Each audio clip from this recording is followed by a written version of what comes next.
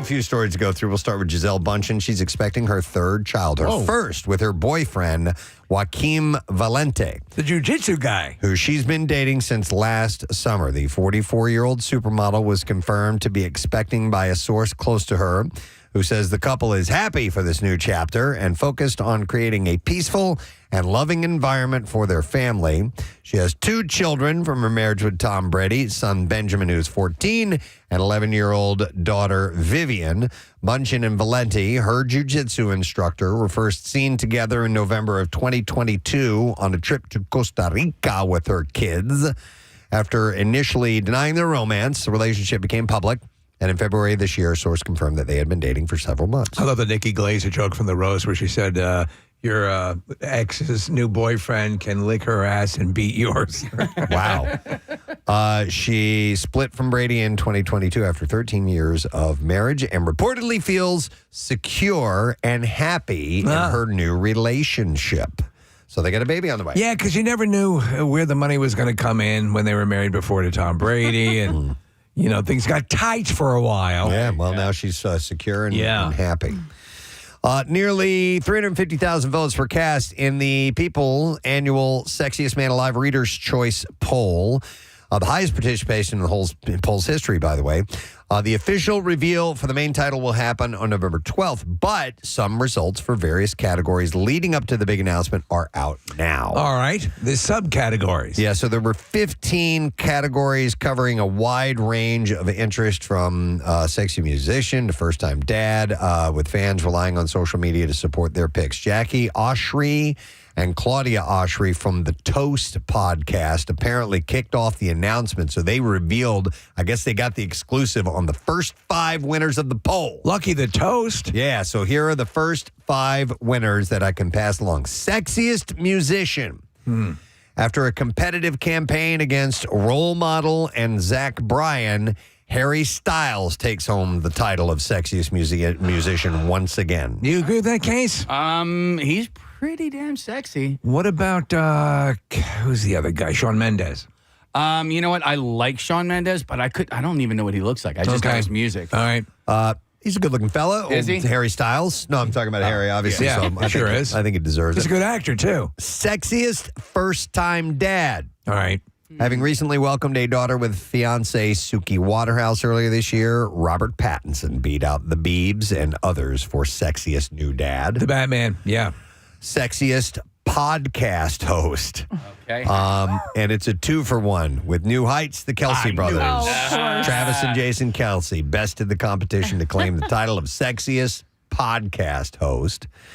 Sexiest supportive partner in sports. Sexiest supportive partner in sports. Wait a minute. Is this just intended to give Travis Kelsey another award? That's exactly what it has He to be. didn't win it. Wow. Competition was fierce for this category, but I got it. Because I'm not looking. Is it the Bears safety, the dude who's with Simone Biles? no. And it wasn't Gleb either. It wasn't Gleb? No. Paralympian Hunter Woodhull, who made headlines this summer supporting his Olympian wife, Tara Davis Woodhull, at the Paris Games, took the top spot. I think I remembered that when she finished and ran over to him.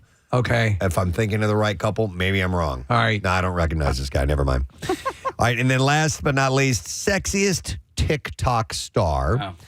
Wait, it is them. It is them. Yeah. It is them. Yeah. Okay, sorry. Sexiest TikTok star, known for his gym videos, Mark Estes, may have gotten a boost to help him secure the title of sexiest TikToker after his ex, Kristen Cavallari, shared that they had, quote, really hot sex.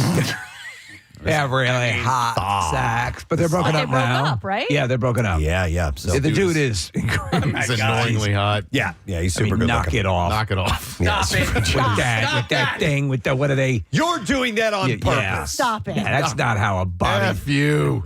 All right, so anyhow, those are the top 5 so far. Preston, can you help me out there? Between his head and his pelvis, is that an actual human torso? It's hard to say, man. So, I mean, you look at a body like that, you're like, how is that even possible? Well, I mean, he's not grotesquely overdone. I mean, he's just he's perfect. He's sculpted perfect. wonderfully. Do you know when people talk about, and a survey of men polled, I think it was Men's Fitness did it, of the body type they would most want, they referenced Brad Pitt from Fight Club. Okay. They don't want a gargantuan kind of guy. They want this kind of physique. This is what my nephew looks like, and I just know that his journey, because he just graduated from college in May, right? But his fitness and body journey started around his junior year in high school with Oreos. No, the opposite, dude. It with like boiled chicken, and like broccoli and stuff like that. But I mean, it is an absolute full commitment. Full commitment. Yes, there's no room for Musketeers bars. Did he eat crackers at all? Just a box of crackers. Boxes of crackers. Wow. He sounds like a fine young man. But you know what? He would also have other things besides boxes of crackers. Oh. Box of crackers and a box of candy bars. Amazing. Candy bars. His diet consisted of nothing but boxes of crackers. I listened to that and I Thank watched you, that Carl. so many times yesterday. I know I It did was too. great. And I have these moments where I'm like, is that somebody faking us out? And then I'm Carl like, was no, authentic. that was authentic. And he was so authentic and so awesome. And I wanted to hear his full story, but we had somebody on the line from Dublin. So. Yeah, we had to move along. Yeah. But we'll never forget about Box of crackers and a box of candy bars. amazing. He sounds like, there's a little bit of Harry Callis, right? yeah. Harry Callis? Who am I thinking of? Not Harry Callis. Oh, no, Harry Carey? Harry Carey. Harry Carey might be it, yes. A little box of crackers. Boxes of crackers. Boxes of crackers. They got a box of crackers. Oh, my God. You know, we have 2 days before Halloween, and maybe we can learn a little bit more about Carl in between now and Halloween. You know, Carl's clearly a listener, so we would yeah. love a call back if he has something, even if it's not pertinent to whatever we're talking about. I We'll hope take Carl it. knows that we're celebrating him, by the way. Oh, my Yeah, God. yeah. He's an authentic character. Love it. People Love fell in love with him immediately Yeah. after that call yesterday. All right, so Carl, call us back sometime. Boxes of crackers. All right, I have some other things. On a more serious note, it's been a year since Matthew Perry passed away, and his family's opening up about how they're keeping his legacy alive. The late actor's mother, Suzanne Morrison, stepfather Keith Morrison, and three of his sisters, Caitlin, Emily, and Madeline Morrison, sat down with the Today Show for an emotional interview on the one-year anniversary of his death. That was yesterday. Case, we have a couple of clips to play from this, so... so they gave this interview, and his mother said, unfortunately she couldn't help him out. Yeah. So she's commenting on that. They I'm a tried. very lucky woman, but there was one glitch. There was one problem that I couldn't conquer it. I couldn't help him. So she reflected also on the final days with him, and his mother said she remembered him saying, "I love you so much, and I'm so happy to be with you now," just before he passed away, as if it was some kind of a premonition, she said. Yeah. She spoke about seeing evidence of his fans' devotion to him at the cemetery where he's buried. She said, excuse me, whenever I'm there, there'll be people coming in to see him still now. And she said they leave really lovely letters to him. And it felt so sad. You helped me get through my teen years, stuff like that. So His sister was talking about how the family was always proud of him and always proud of his efforts to beat this addiction. Even when he was struggling in dark times, we were always proud of him. We were always proud of the fact that he kept fighting and that he made it a big focus of his life to help other people. So the family also talked about the Matthew Perry Foundation of Canada, which he was referring to, which opened this month and will fund research on addiction and support those with substance abuse disorders.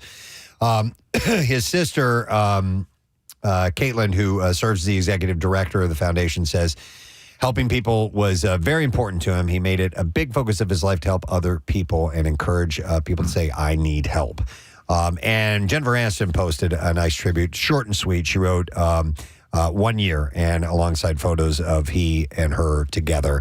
And she also tagged the Matthew Perry Foundation. So hard to believe it's been a year already since him. Wow. All right, some other things. Here's a couple splitting up story. Former NFL player Chad Ochocinco Johnson and selling Tampa star Sherelle Rosado are no longer a couple. It's over. This leveled me hearing about this. Rosado announced on Saturday Nothing is over! that she and Johnson broke off their nearly 2-year engagement. She said, Chad and I are no longer together. Please stop tagging us. He is a free man, ladies. She seemed to be taking well. His responses indicate that he wishes things were different. He posted, bitch. He said, posted a GIF of Arrested Development character George Michael walking with his head down, as well as a photo of a stick figure with its arms out and a message that read, "I love you this much." The couple made their relationship Instagram official. Sounds like he was dumped. 4 years ago, by the way. And let me see here. They got engaged in 2023. They do have a daughter, a 2-year-old Serenity. So my daughter. Unfortunately, that's going to happen. But if he wants to patch things up, he could get her. Boxes of crackers. What do you want, little girl? All right, let's see. What time is it? 6:55. All right. This was really cool. Snoop Dogg is having a good time. He posted a video on Saturday night saying that he just crashed a random party bus, and he hopes they all enjoyed. By crash, I mean he just jumped on it. Yeah. And he hoped they all drove it into a wall. Enjoyed spending about a minute with him before they continued on their merry way. He seems to be there's video. He just pops on the vehicle, shocking everybody on board. And there's a series of shrieks and WTFs heard while the people noticed that he was on board. And then he dances with the fans before lighting up what looks like a blunt and smoking away. Has his own song, Ain't Nothing But a G Thing, blares over the speaker.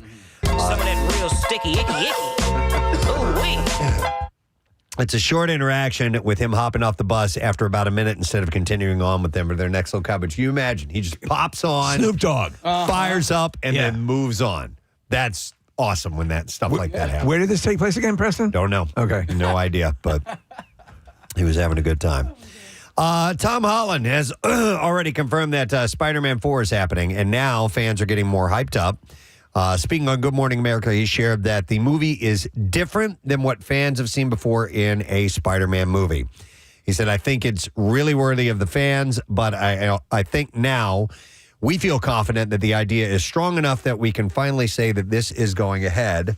He said, the idea is crazy. It's a little different to anything we've done before, but I think the fans are going to really respond to it. It might be that tone that we were talking about yesterday where, Nick, you'd mentioned it like a rebuilding. He's all the trimmings and trappings are gone now, and he is a very basic Spider-Man at this point in a world where he's very much alone. There's a great video our friends at Screen Crush, Ryan Airy, put together about like where it's probably going to go, where it might likely go, and they're bringing obviously Kingpin and Daredevil back into the MCU. So Steve, like that TV show is going to build towards Spider-Man 4, and the point that I really liked about it is it's going to be your quote unquote friendly neighborhood Spider-Man again. Right. He's going to be fighting like street crime and thugs and stuff like that. So it's not like a part of the Marvel multiverse. He's out in space. Yeah. They're doing stuff in New York. Right. Set to hit theaters July 24th, 2026. Steve, I was very excited to see this. With 20th Century's announcement of Alien Romulus sequel, along with 2 Predator films, they also revealed work on a sequel that many people have longed for since the original release, and that is Master and Commander: The Far Side of the World. Wow. Excellent. But not a sequel in development, a prequel. Did you read any of those books, Press? I read the first book. Okay. And there's a lot of them. I did not know this. I read the first book.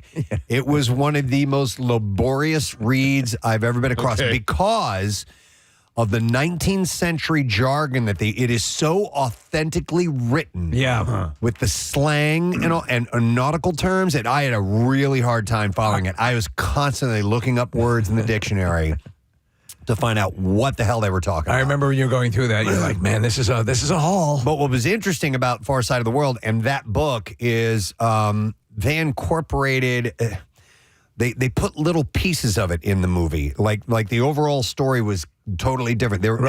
This, I think, the book lasted over a course of a couple of years. Okay. And this was, they shortened it up in the movie. Was and made it a Spider-Man little in the bit book? Spider-Man was not in the book. No. So it was released in 2003, the movie was, and starred Russell Crowe and Paul Bettany with Peter Weir directing. It was based on 3 novels from Patrick O'Brien's Aubrey Martin series, which follows Captain Jack Aubrey and Dr. Stephen Maturin as they sailed across the world during the Napoleonic Wars. And they were on the HMS Surprise. Despite garnering a positive reception from critics and audiences, including 10 Academy Award nominations following its release, the sequels never put out in development. I think it's a perfect film. It is a terrific movie. So well done. So any idea as to, who's going to play the captain? So, no, it's 20th century President Steve Asbell revealed the current project is a prequel. He said, I'm trying so hard. It's the first movie that I've worked on at Fox 20 years ago. And we have a great script. It just needs the right director. Though brief, the comment is much more than anything that fans of the film have gotten in the last 2 decades since Master and Commander. Here's a way to do it. If you're going to do a prequel, take them, sort of make it a mix between that movie and that movie Baby Geniuses, and have the entire crew babies that speak like humans. Sure. I mean, like adults, I should say. I wonder if they've even considered that as a concept. So I have no idea when, but the idea that they're trying to get it underway is encouraging. That used to be the home theater, displayed movie. Oh, the sound they're so fantastic to test out your system. Yeah. Wonderful. All right, one last story, and then we'll move on to the clips. Larger Than Life, Reign of the Boy Bands will premiere on Paramount Plus on Thursday, November 12th. The documentary dives into the evolution of boy bands, and it spans from the Beatles to the global rise of K-pop. Well, that's interesting. And there's special spotlights on the iconic boy bands of the 1990s and 2000s. So NSYNC, 98 Degrees, Backstreet Boys, Hanson, New Edition, New Kids on the Block, the Osmonds, and 17 are all featured in the documentary. They're missing O-Town. Which is told by the artist managers and other key music players. A.J. McClain, Chris Kirkpatrick, Donnie Wahlberg, Donny Osmond, Lance Bass, and Nick Lachey are just some of the band members you'll be hearing from. That could be really good if done right, and I'm sure that they will do it right. All right, we better get to clips. Let's do that now. The 4th season of Only Murders in the Building hits close to home for the comedy trio who are the subject of a movie and a murder. In this clip, Selena Gomez talks about Martin Short and Steve Martin behind the scenes. Truly, I don't believe I've ever worked with 2 more professional people, especially the amount of respect they give everyone on set. Any delay we cause also delays the crew's home life, and they're working many more hours than we are. So I just think there's a professional respect from crew to actors, actors to crew, going all sorts of ways. Yeah! Only Murders in the Building, now streaming on Disney Plus and Hulu. Here's our next clip. Wizards Beyond Waverly Place is a prequel to the early 2000 Disney Channel sitcom. Obviously, Selena Gomez was in that. David Henry, who returns to play Justin, is also executive producing the reboot, and here he shares his goals for the series. Yeah, I'm really excited for people to see this because it really is a balancing act between the spirit of the original show in a whole new way for a whole new demographic. My hope is that this show will be a big hug to the original fan, but at the same time an invitation to create what they might have had, which is a fun experience with their parent. Bullshit. All right, Wizards Beyond Waverly Place premieres tonight, and that is on Disney Channel, by the way. All right, there you go. That's your entertainment report. Yeah. For tonight. Yep. All right, so we got a bunch of stuff going on today. We are going to have writer and creator of Mayor of Easttown in our studio this morning, Brad Ingelsby. We've had him on the program before, talking about the new show, which is a kind of a follow-up to Mayor of Easttown. It's not a direct sequel, but it's kind of in that same universe. We'll ask him about the details on that. What's happening with that?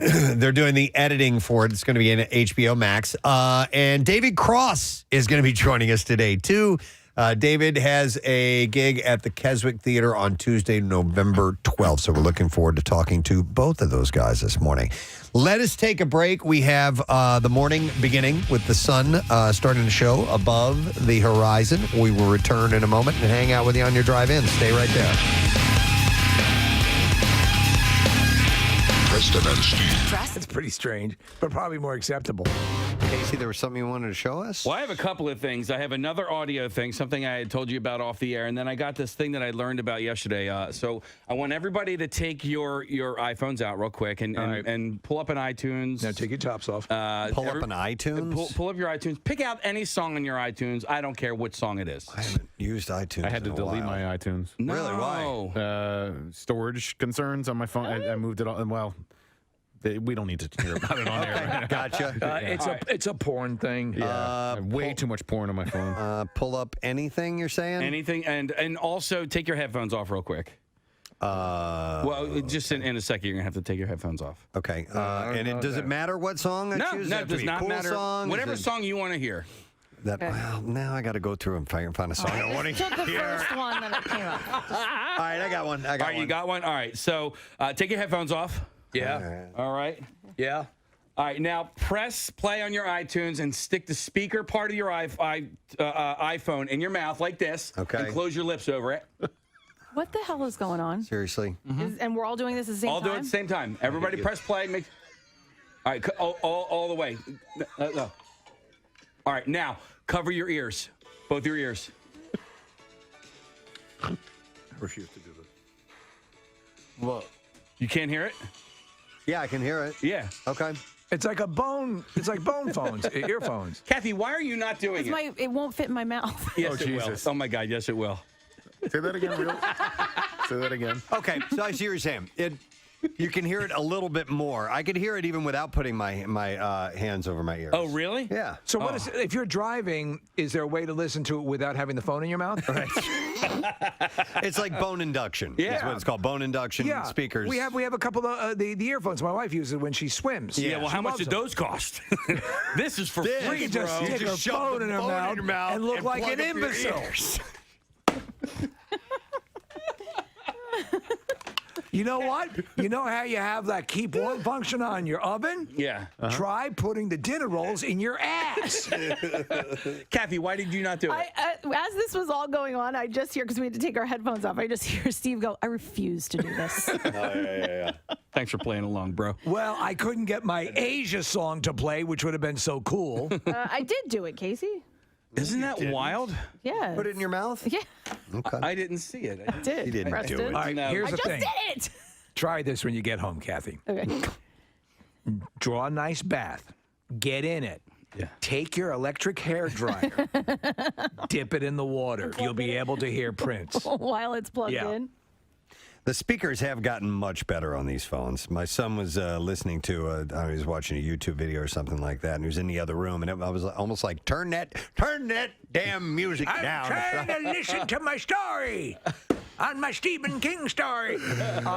But it's gotten, you remember the old phones, like if you, for some reason, didn't have a Bluetooth speaker or something to hook it into, and you tried valiantly, exactly, to listen to something through it. It was just terrible. It's gotten much better. They're definitely a lot louder. I'm listening to Pearl Jam. Listen. It won't fit in my mouth. Yes, it will. Oh my God, yes, it will. It won't fit in my mouth.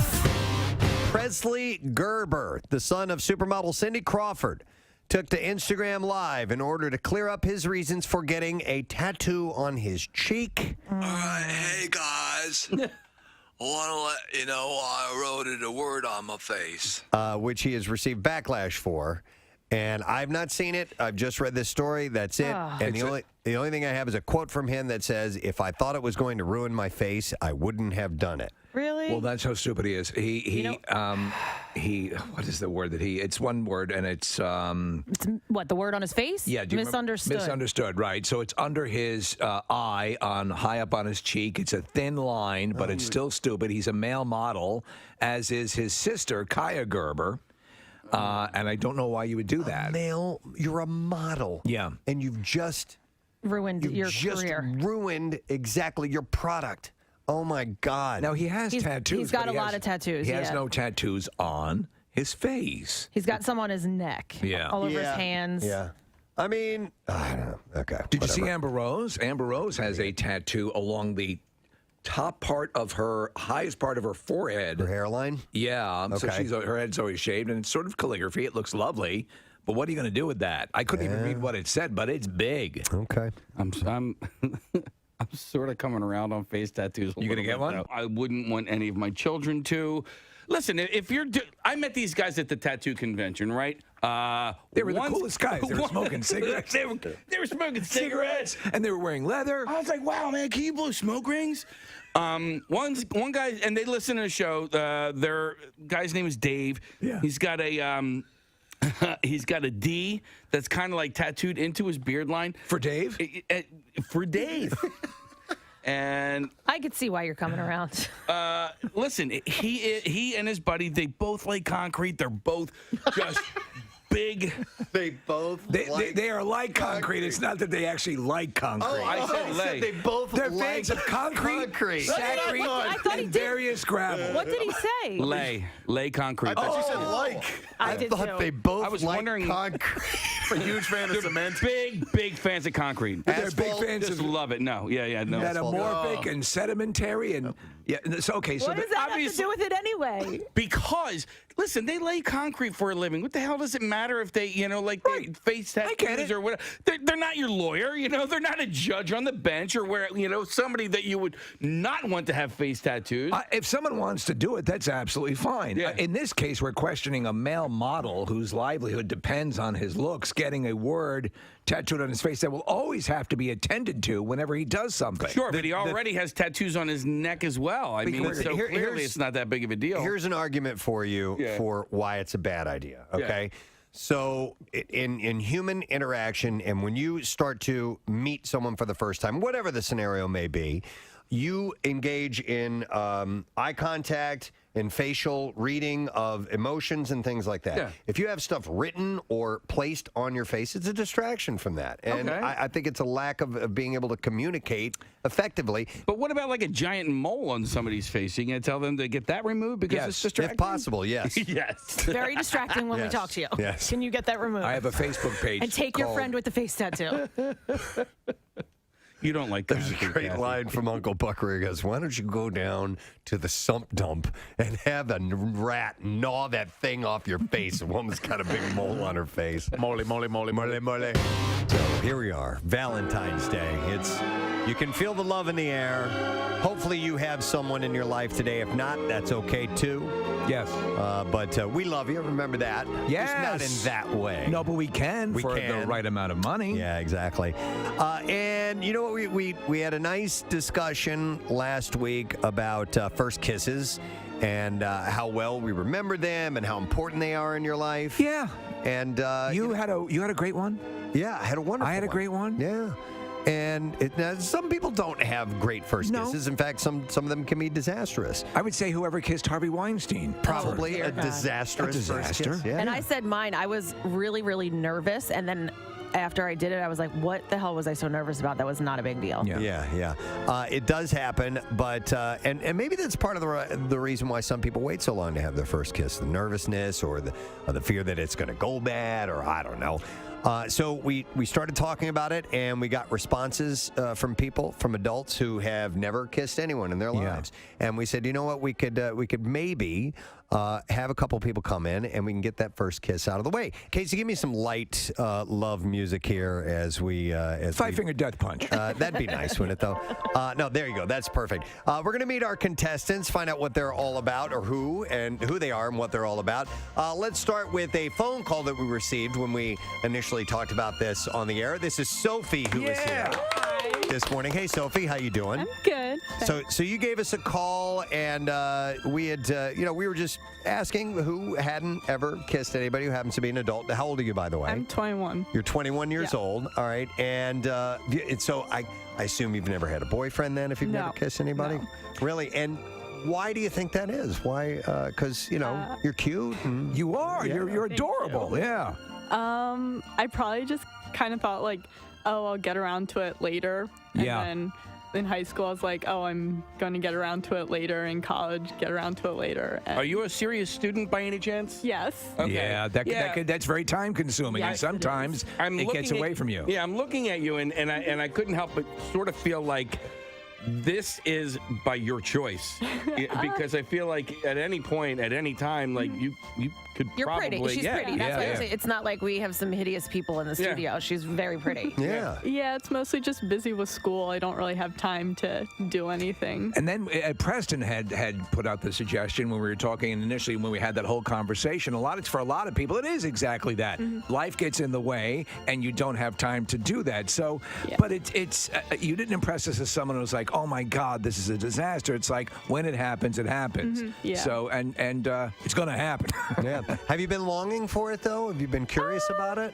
Yeah, on and off. Yeah. Like I'll go through times and be like, maybe soon, and then I'll be like, nah, I'm busy. Okay. What about nervousness? Does that play into it at all? A little bit. Like after partway through high school, you're just kind of like, okay, like. When you hang with your friends, are your friends in a similar situation, or do they have relationships and boyfriends and whatever, girlfriends? Yeah, they do. Okay, all right. So, like I knew somebody who was with a girl who she had kissed people, but she wasn't very well versed in other things, right? And that ended up no, all of it, Steve. I mean, hand, oral, all that sort of stuff. But she was a little bit older, and it really.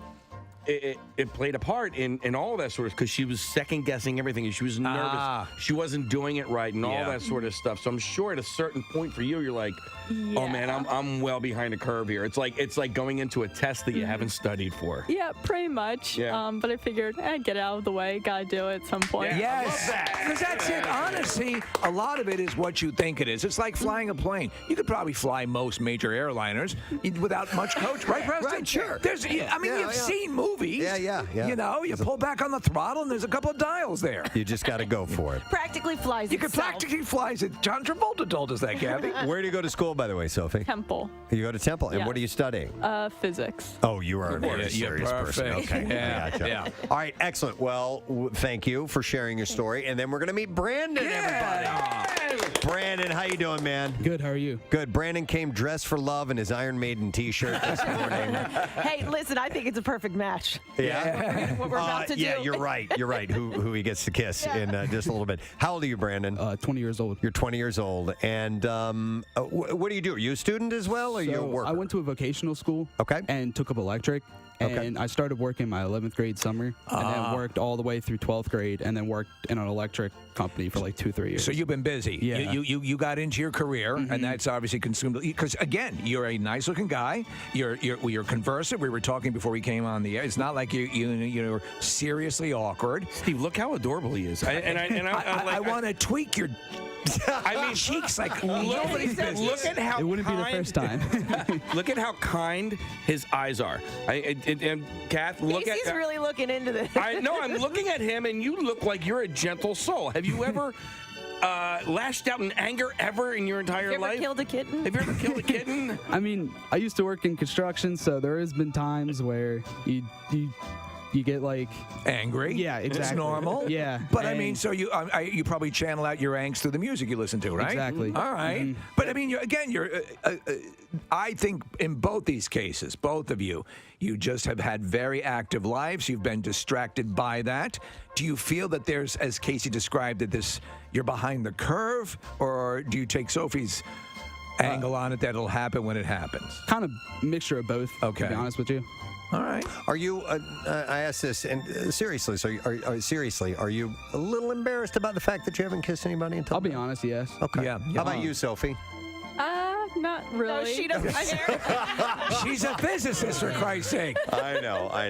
Well, listen, I totally understand that. I remember at the time when and I was younger than you were, but I remember I felt behind the curve because me other too. people had kissed and I had not done it. The truth of the matter, Preston, as we discuss this, you're one of many, many people who think they're the only one. Oh, yeah. And the truth of the matter is you're not. No, you're in plenty of company. Yeah. All right, so here's my question for both of you guys, because and I'm a little nervous now because I have. You're gonna have to kiss me. No, Steve. I have 2 kids in 7th and 8th grade. And you MMR. Thank you, Kathy. Here it is. Today is the 29th day of October, so we are right on the edge of Halloween. Yes. And everybody hopefully is all prepped and got everything they need, all their supplies, and their decorations are set to go. But one thing you may want to do leading up to this is get yourself really in the full mood for it and watch some scary movies. This is my time of year. It's your jam, dude. It's my jam. Yeah, as It's to my quote jam. Gary Lauer, it is your jam. So Steve has some suggestions for Halloween viewing. I do. I grabbed some suggestions and I streamed some of these out to people, and they seem to respond very well to them. And I went for movies that are, a number of them are within the past 2 years. So most of these are fairly relatively new. So, question. This is not necessarily The greatest Steve list. Morrison's No. greatest favorite horror movies of all time. Because This you'd is end just- up with the same. Yeah. It's pretty similar. These are finds, things that I found. Love it. That are hidden gems you may not be aware, off the beaten path, as they say. Okay. And are available, most of them right now, for streaming. You may have to pay for a rental fee. Some of them are, if you have things like Shudder, you can find them up on that. And they appeal to all sensibilities, from the grotesque and violent to the subtle. So, shall I begin? Yeah, what you got, man? A movie I found kind of out of nowhere is called Beazle. This is from this year. And I'll give you a little synopsis of it. Over 60 years, 3 guests of a cursed home discover an eternal witch who lives beneath the home with an insatiable thirst for living souls. Now, this handles this. Preston, you know how you talk about how Paranormal Activity shows a home, and it looks like a regular home. Well, this looks like a regular home, but there's a witch in the basement. And there are shots like in a regular standard bedroom that would look like your bedroom, that are kind of freaky, and it has a sort of a found footage feel to it, though it is not fully found footage. Okay. But I really enjoyed it. Beazle, Beezel, and you should check that one out. Is Beazle the name of the witch? The witch. Okay. Yeah. Cool. So the next one is in a violent nature, and some people are split on this. I love it. When a locket's removed from a collapsed fire tower in the woods that entombs the rotting corpse of Johnny, a vengeful spirit, spurred on by a horrific 70-year-old crime, his body is resurrected and becomes hell-bent on retrieving this locket. This movie, 80% of it, 85% of it, is shot over the shoulder of the killer. This demon, this Jason Voorhees type entity. So, and he is just walking. He is like the Terminator. He is unstoppable. And because you see it that way, you're kind of like rooting him on. Or this thing, it puts you in a weird dynamic. Weird, yeah, it is weird. But he is, the whole way that it's shot, the way that they managed to pull this conceit off through most of the movie is really good. It's from writer-director Chris Nash. And again, very inventive. It has probably one of the most insane kills I've ever seen in a movie. Oh, really? I mean, and look here right now. The scene that's up on the screen in the studio. He's walking up on a girl practicing yoga, Kathy, and he presents her with a new way to bend her body. Oh my God! That is kind of amazing. What's the split? Why? What are the criticisms of this? You said people are kind of split on this. The thing of third person over the shoulder. It's unique. It's different. unique. Nobody's used to seeing anything quite like that. Right. You're a Stephen King fan, and as am I. So the thing is, all I ask is take a shot, be inventive, do something different. If you fail, you fail, but I'll always give you credit for trying. Okay. This one, to me, tried, and I liked it a lot. Okay. It is in a violent nature. Up next is The Well. So The Well is from 2023. Again, here you have this Laura Rivera, who plays Sienna in the Terrifier movies 2 and 3. She is an art restorer. She goes and travels to these estates and restores artwork. She goes to an Italian villa, a castle, where she's asked to restore this painting in this large room, like a dining room, a great hall. And as she starts to restore the picture, a horrific scene is revealing itself to her.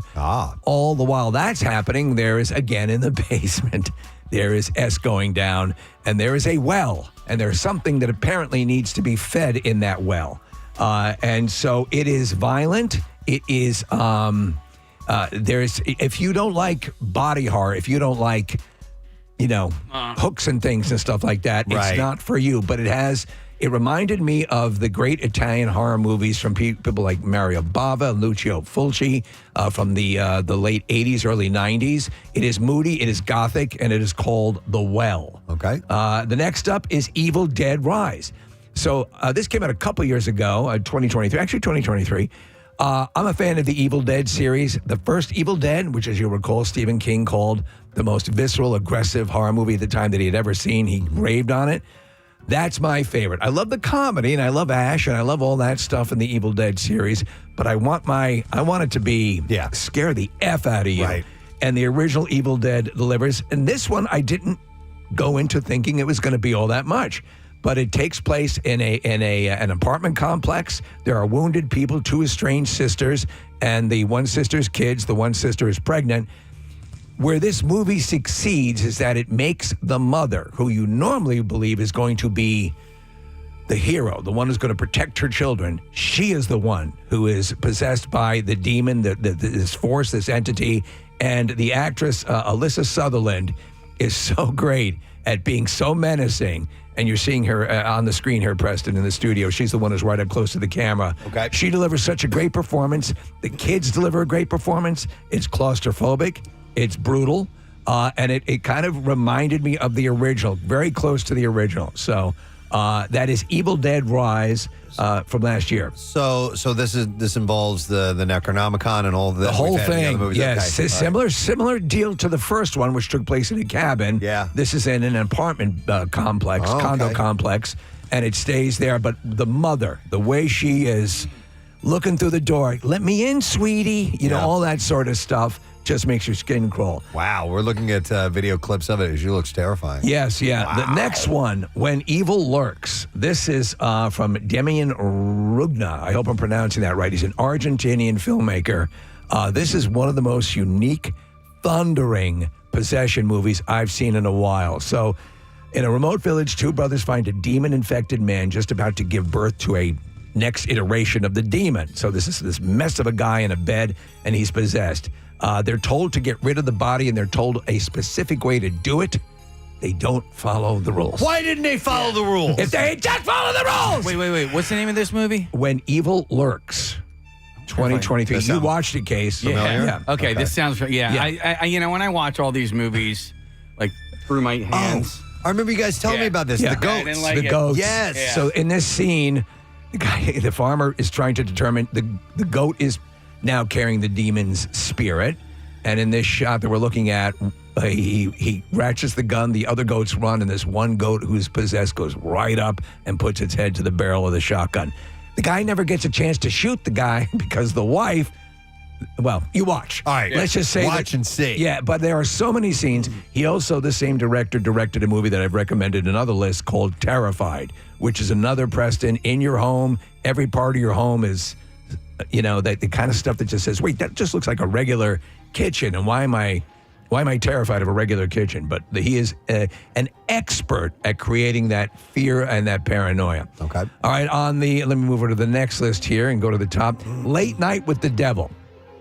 So Johnny Carson rival Jack Delroy, he hosts a syndicated talk show. He's never been quite competition for Johnny Carson, but he's had his moments. But his career really starts to falter when his wife dies of cancer. And so he plans a stunt show for October 31st, 1977. He brings on a possessed girl, and supposedly, not possessed, but she can call up a demon who she communicates with. And there's sort of a paranormal investigator, psychologist, this whole cast of characters. It has a very 1977 feel. It's shot in that frame, that TV sort of framing. Yeah. And it is found footage, Preston. Basically, this was uncovered. And they're going to do this stunt. And what you find out is Jack may have made some deals, a la pacts and promises. Okay. That makes this event, which is going to be this stunt broadcast, a lot more serious. Ooh. And so things happen that are much more aggressive than you might originally think. This looks interesting. It also involves a thing called the Bohemian Grove, which is an actual thing in California. Started out as a retreat for their working people. They would go into the woods, and they had these cabins and so on and so forth, and it kind of got adopted and co-opted by the elites, the power brokers. And so there's always been rumors of satanic rituals and things in the woods, and it turns out Jack might have a connection to that, and it also turns out Jack's wife might have died. You just watch. Okay. Yeah. Okay. All right. We're looking. I like the tone of how this looks. Yeah. And I like the idea of this being A lot of horror stories are kind of isolated to just a handful of people. Right. This looks like this is big. Right. And Okay. David Dastmalchian, who is a great character actor and a great horror guy. He is, you've seen him in tons of stuff. He gets a chance to be the lead, and he well deserves it. Next one up is called The Black Phone. So this is very Stranger Things, very Stephen King. It's about Finney, a shy but clever 13-year-old boy. He's abducted by a sadistic killer. He's trapped in a soundproof basement, can't scream, no one's going to hear him. And he sees a disconnected black phone on the wall. Now, this guy called the Grabber, played by Ethan Hawke, who's just insane, and he's a fantastic performance. The same guy who was the father in Boyhood is this menacing. What's this called again? It's called The Black Phone. I did watch this one too, Steve. Right. So when the kid's in the basement trapped, the phone starts ringing and he picks it up. He's communicating with the past victims of the Grabber. Wow. And they're trying to help him get out. Oh my God. So it is supernatural. It is real world, serial killer. And it is very well done. And again, just to see Ethan Hawke, I mean, really sell it as the Grabber is worth the time you spend with it. Okay. Next movie up is Talk to Me. This is an Australian production from directing and writing brothers Danny and Michael Philippou. And a group of friends discover how to conjure spirits using an embalmed hand. So when you shake the hand... right? I've talked to this. I've seen, and I saw this, right. and I thought it was an interesting looking concept. I know nothing about this movie. It looked really weird. Right. So the kids find out, they find this thing, you say, talk to me. And when the hands are locked, the person who's locked on the handshake has this transportive sort of thing happen. So let me give you the actual. A group of friends discover how to conjure spirits using an embalmed hand. They become hooked on the new thrill. It becomes like a drug to a lot of them. There's only 90 seconds you can hold on to. If you start to exceed that, bad stuff happens, and it does happen. So you're dealing with a whole bunch of wounded characters who end up... It's one of those things, Preston, where you keep getting deeper and deeper and deeper, and the lead girl has all sorts of horrific stuff happen to her family, all for this moment where the kids are getting this rush with this embalmed hand that there's a lot, and there's some really wild imagery in it. So that's Talk to Me. Okay. This next one is really wild. It's different. It's the most different in the list of horror movies because this one takes place 45,000 years ago. It's called Out of Darkness. A small boat reaches the shores of a raw and desolate landscape. This is back, and as I said before, maybe not the dawn of man, but mid-morning. Okay. And these are, so they're primitive man attempting to survive. They have a language, and they used apparently linguistics experts to try to approximate what the language would be like at that time. Okay. They're tribal. They're moving along, but they're trying to move to an area where there are caves so they can be more protected. What it does is it gives you two things. It gives you a feel for just how important the daytime was to get things done, because when night fell, that's when all hell broke loose, just in the environment. Add on to that, as they're making this journey, they realize there's something in the woods following them at night, and it is stalking them. And they've encountered other things, and they're fairly hep to that, but they don't know what this thing is that keeps following them and picking them off one by one. And as Out of Darkness, it is really unique. There are subtitles because they're speaking what they approximate as the language of the time. Right. And it's really well done. So that looks wild. Yeah, Out of Darkness. Yeah. Okay. And the final, I'm going to give to our friend M. Night Shyamalan. I love this movie. He produced it. It is supposed to take place in Philadelphia. Devil. You've seen Devil? Yeah. Devil is a movie that not a lot of people have given time to. Yeah. And what seems to be a normal day, 5 people become trapped in a stuck elevator. The group is made up of a mouthy mattress salesman, older woman, security guard, a mysterious young man, and a quiet veteran played by Logan Marshall Green, who's great in a lot of stuff. And as this is rolling out, the elevator gets stuck. The security team in the building is trying to help them. They're communicating through the intercom and the camera, and then the intercom goes out. And they're communicating back and forth. And then you have Chris Messina playing the detective. He's wounded. He lost his wife and kid in an accident that occurred on Bethlehem Pike. They keep referring to Bethlehem Pike. And so they're all investigating this. What really makes this work for me is one of the security guards is this Mexican gentleman who he's starting to recognize things that pertain to legends that his grandmother would tell him about how the devil would come and claim the souls of people who are unrepentant and what you should look for. And he's seeing signs of this happening all around the building. There's a suicide at the beginning of the movie that's related to this. And it all kind of weaves together in a very cool way. And I forget the director's name, but he did a great job. Shyamalan wrote the story. And I think, what did you think? Did you enjoy it? Yeah, that was great. Yeah, it's a great Absolutely. movie. So I really enjoyed it. And the claustrophobia and everything in that elevator is conveyed really well. And the resolution is pretty amazing. So nice. That's the final film, I Devil. love that. Yeah, so these are more off the beaten path or Yes. new discoveries. This is not, The Exorcist and Halloween and all these other great movies, which obviously are making the rounds. You're going to find those really easy.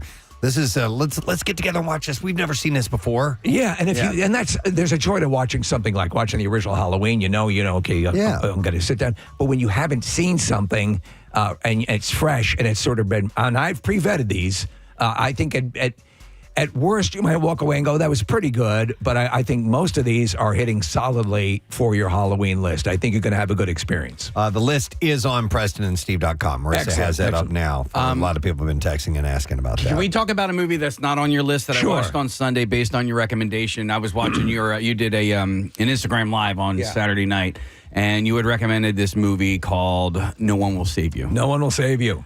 I recommended this to you, Preston. Is it scary? So this Kathy, it's not a horror movie. It is definitely sci-fi and suspenseful. With horror elements. Yes. And I describe it as this. You take the last sequence in the movie Signs. That's where this movie begins. Oh. So, but it's one woman in a farmhouse. She has been, we learn she's kind of been estranged from the neighborhood, her town, because as a kid, she caused the death of a friend. Yeah. It wasn't her fault, but for whatever.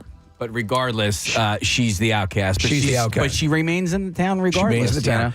During one night, she a crop circle or two on her lawn. She's noticing this weird pattern. She goes to sleep, and then all hell breaks loose. The aliens land, and they are.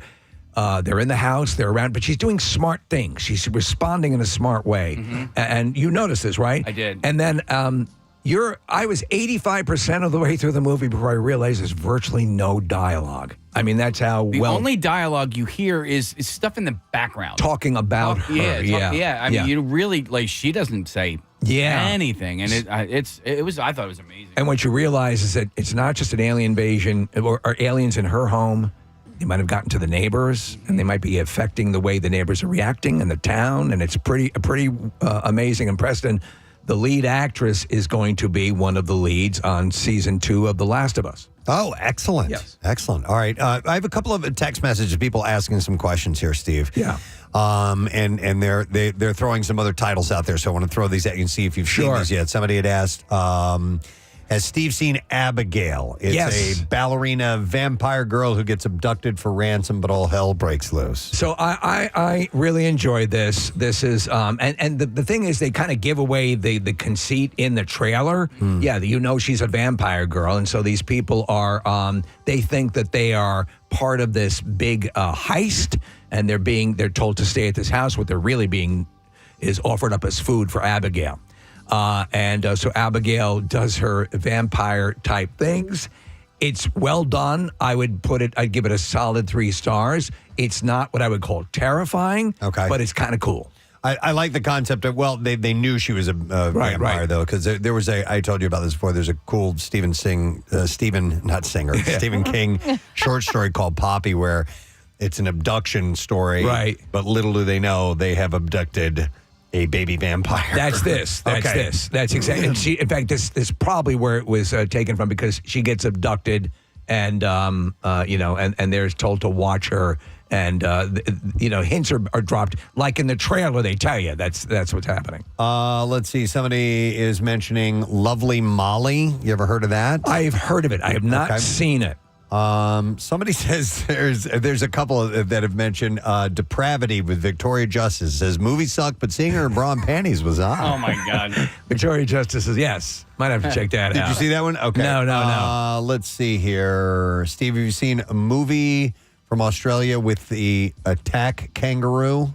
Yes. Yeah. I don't know what that is. Kangaroo Jack? Yeah. No, it's not Kangaroo Jack, but I forget the title of it. But yeah, not too good. Apparently, there's a Black Phone 2 next year coming out. They're going to do a sequel to that. Yeah, I'd be curious for you to see the first Preston, and just see what you. It had a very Stranger Things feel to it, and Stephen King. You could take it on two levels. Just the story of a serial killer, but when you add the paranormal element of the victims reaching out from beyond to help this kid, that's another layer. Somebody also mentioned that they're going to do an origin story for Talk to Me as well. Right. I'd like to see that. We don't know where this mummified hand came from. How do you feel about, a cool horror movie comes out and then immediately they want to sequelize it? Not always a fan of that. Yeah, right. Not always a fan of that. There were two other movies that I put on the list because people had asked me about. I had mentioned to various directors that we've had in here. There was a movie from years ago. Let me see if I have it here. 1 second. I apologize. It is Don't Be Afraid of the Dark, not the Guillermo del Toro version, which is solid. It is the original one from 1973, I believe it is. It's with Kim Darby. And this, again, Preston, limited budget, 70 minutes long. Her and her husband, Jim Hutton, who is Timothy Hutton's father, they move into this house. He's a career-driven guy. She's fixing up the house. She goes into the basement. The handyman is there, and she points to a kind of a plate over like a boiler, a furnace, an opening. And I forget exactly how it happens, but she wants the plate removed. And when that happens, these little creatures come up. And what makes this so good is the paranoia, the fact that she's sure she's seeing these things. No one believes her. Yeah. And the fact is, they're not trying to kill her. They've got something more horrific in mind for her. Yeah. A couple of people are texting in about the movie called Rubber. About the tire? I don't know. Yeah, I believe that's what it is. If it is a tire? Yeah, it's a killer tire. Yeah. Are you serious? Yeah. Yeah. I enjoyed it. Did you? Yeah. It's dumb and it's fun. Okay. Yeah. People are texting in now, about some perennial favorites, and a couple of mentions are Cabin in the Woods. We had talked about that. Cabin in the Woods is great. It's a really good movie. Because it is not only is it deconstructing, it's also doing a great job at being those movies. Yeah. Let's see. How about some of these are jokey, but let me see here. The Bear Bitch Project. I saw one with a rabbit, which the Bunny Witch or something like that. Oh, really? Yeah, they've done a number. They've done a bunch of spinoffs, a number of iterations on the Blair. So for my money, the original Blair Witch is the one. Though the Book of Shadows, the sequel, which Preston, that was pretty good. It was interesting. It was interesting. They took it a different route. Yeah. I think, again, going to the earlier part of this conversation, if you're going to try, go for it. I'll never fault you for the worst thing you can be in a horror movie is derivative and going to all the common tropes, or at least do them in a different way. Being lazy, I guess. Somebody asked about a title. Like, hey, is this the title of a movie? A Serbian film? It's in caps. Each word is capitalized. No, I don't. I'm not familiar with a Serbian film. Where would you put Midsommar as a horror film? Yeah. Okay. Yeah. Midsommar to me is like Children of the Corn. You're in a collective. There was the what was the other one? Tom Tryon wrote about Cornwall Coombe, I think it was. It was a Betty Davis was in the made-for-TV miniseries where it's It invariably turns out like it's a witch's coven or something like that, and they have their rituals. And like Wicker Man was that. Wicker Man, they discover this whole town that performs this sacrifice. I like them when they're done right. Yeah. I even like Children of the Corn. I thought it was, by the way, we're up to like Children of the Corn 9. There was one, Steve, from way back when, 1970s, and the lead was a very famous female actress, and she was the the matriarch of this group of all women in this town, and they would use scissors to cut off the tongues. Ooh, right. Wait. And I know you know it. It was a very famous actress. One of the all-time greats was the lead. Was it Betty Davis? It might have been. The Dark Secret of Harvest Home? That might be it. Yeah, because 1978, Preston. Yeah, that sounds about right. And they did that. They muted the guys. Yeah. She was the old grandmother type matron who, everything you can imagine is going to happen. Movies like that freak me out. The whole community. Well, Midsommar, yes, which is God, very well done. Oh. But there's about 9 times in that movie where like, I'm out of here. Oh yeah. Oh, you didn't think this was a? That wasn't enough. That's not a red flag for you. You're cool with that? Yeah. Sorry, I gotta go. Yeah. I thought the bedding was uncomfortable. Yeah. I'm leaving. Yeah, that movie messed me up. That first sequence, Preston, by the cliffside. Oh my God. It's like, what in the F? Yeah, it goes to some weird places for sure. All right, well, listen, that list for your viewing pleasure is up on PrestonandSteve.com. Hang on a second here. Duncan does want to mention a Serbian film. Okay. Let me go to him real please. quick. Hi, Duncan, you're on the air. Go ahead, man. Good morning, guys. Yeah, I just wanted to mention Serbian film. I'm pretty sure is banned in most countries. It is truly horrifying for adults. Like, if you do watch it, it'll mess you up for like a month or so. It's basically child porn, so don't watch it. Don't watch it. No. It's snuff movies. There's legitimate reasons why it's been banned, and we should stop talking about it. Okay. It shouldn't get any publicity. But I was like, that is a horrifying film in general. Yeah, All right, thank you, Duncan. But discuss it. it's dramatized, though, right? I mean, it's No. It's not worth talking about any further.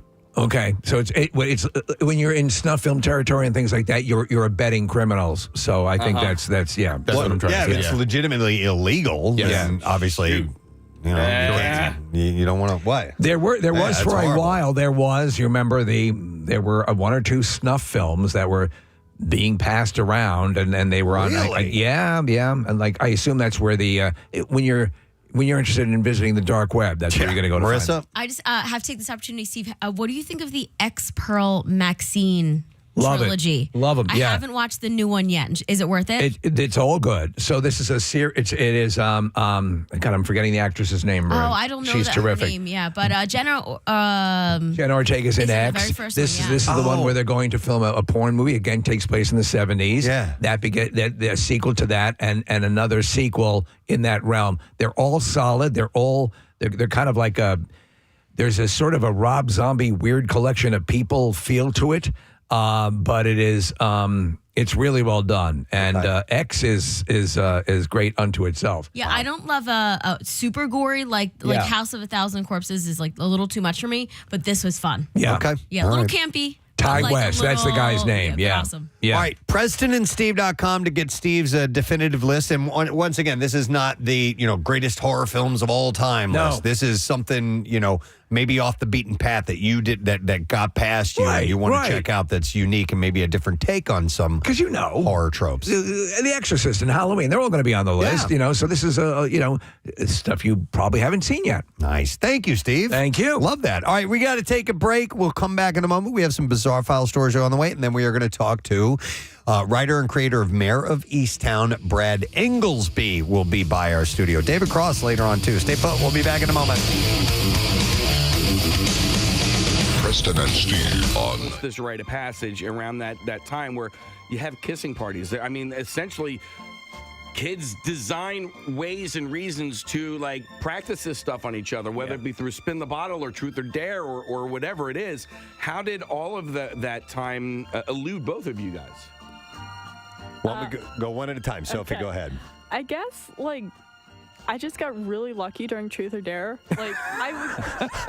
You won every goddamn game. Yeah, that's it. Yeah.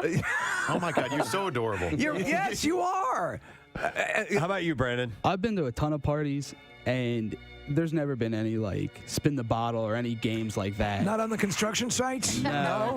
No spin the bottle? No spin the rivet? You act like everybody played that. I never played those games. No? No.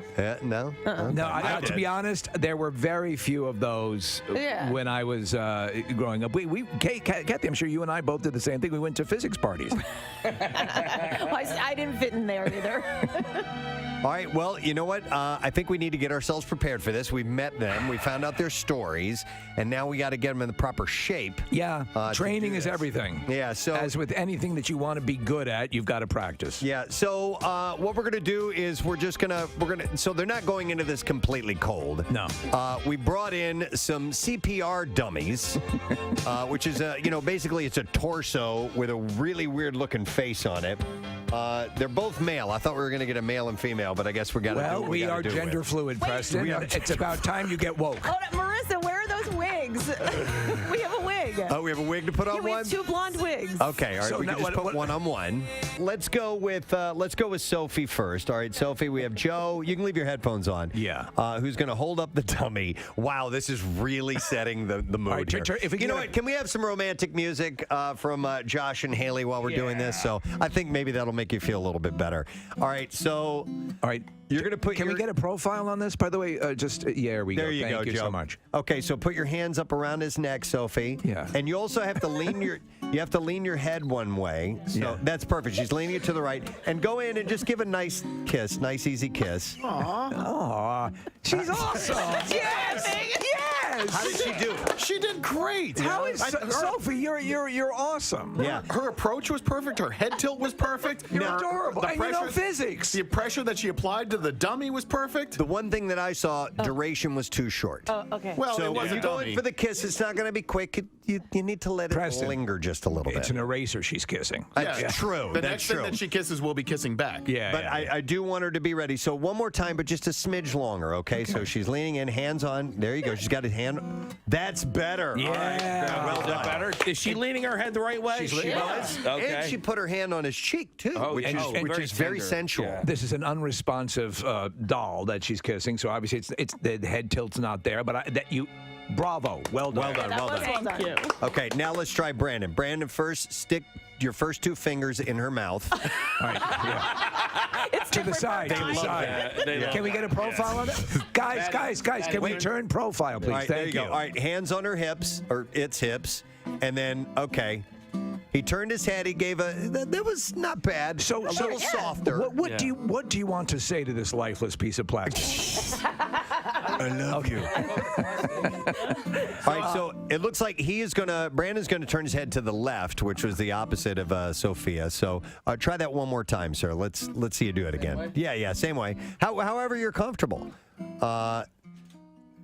Okay, he got it done. Do you like? I think. I don't know. Here's what I would say. I think he rushed in towards the head a little too fast. I think your approach needs to be a little slower, a little more gentle. And it's going to be a human the next time around, so it'll be a slightly different approach. Nick, and she's going to give you a bit of guidance, but just come in a little more slowly in your approach. Nick, I think I can. So you're leaning in, and she's going to speak to you. Okay, start to lean in as you're going to kiss. All right, and she's going to speak to you. Are you turned on? Okay, that was Nell, Jodie Foster, who's very attractive. I love how you guys are so delicate with Sophie, but not with him. No, by the way, his first kiss was absolutely fine. Just a little bit more, because I think I hate to say this, and this is probably a dumb thing to say, when you're leading in on the kiss, the onus is on you to just be a little bit more, Tender? Yeah, I know. Listen, tender.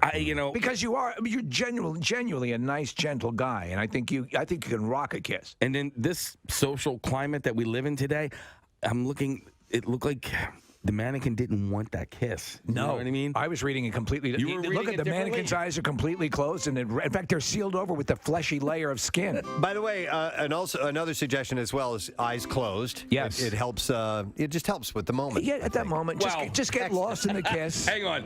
You have to go in with your eyes open, but the second your lips touch the other lips, then you softly close your eyes. Otherwise, you're going to headbutt your partner. Yeah. You know what I'm saying? Yeah, you don't have to get up on the turnbuckle and jump on them. Yeah. When you're close enough and you know your lips are going to touch, that's when you can close it. Yeah. All right, so let's go one more time. One more time, Brandon, if you wouldn't mind, please. All right, Eyes closed, lean in. Nice. Better. I'm glad That we was did good. that. Yeah. Damn good. Well done. Okay, and we're getting this wonderful romantic music from Josh and Haley here.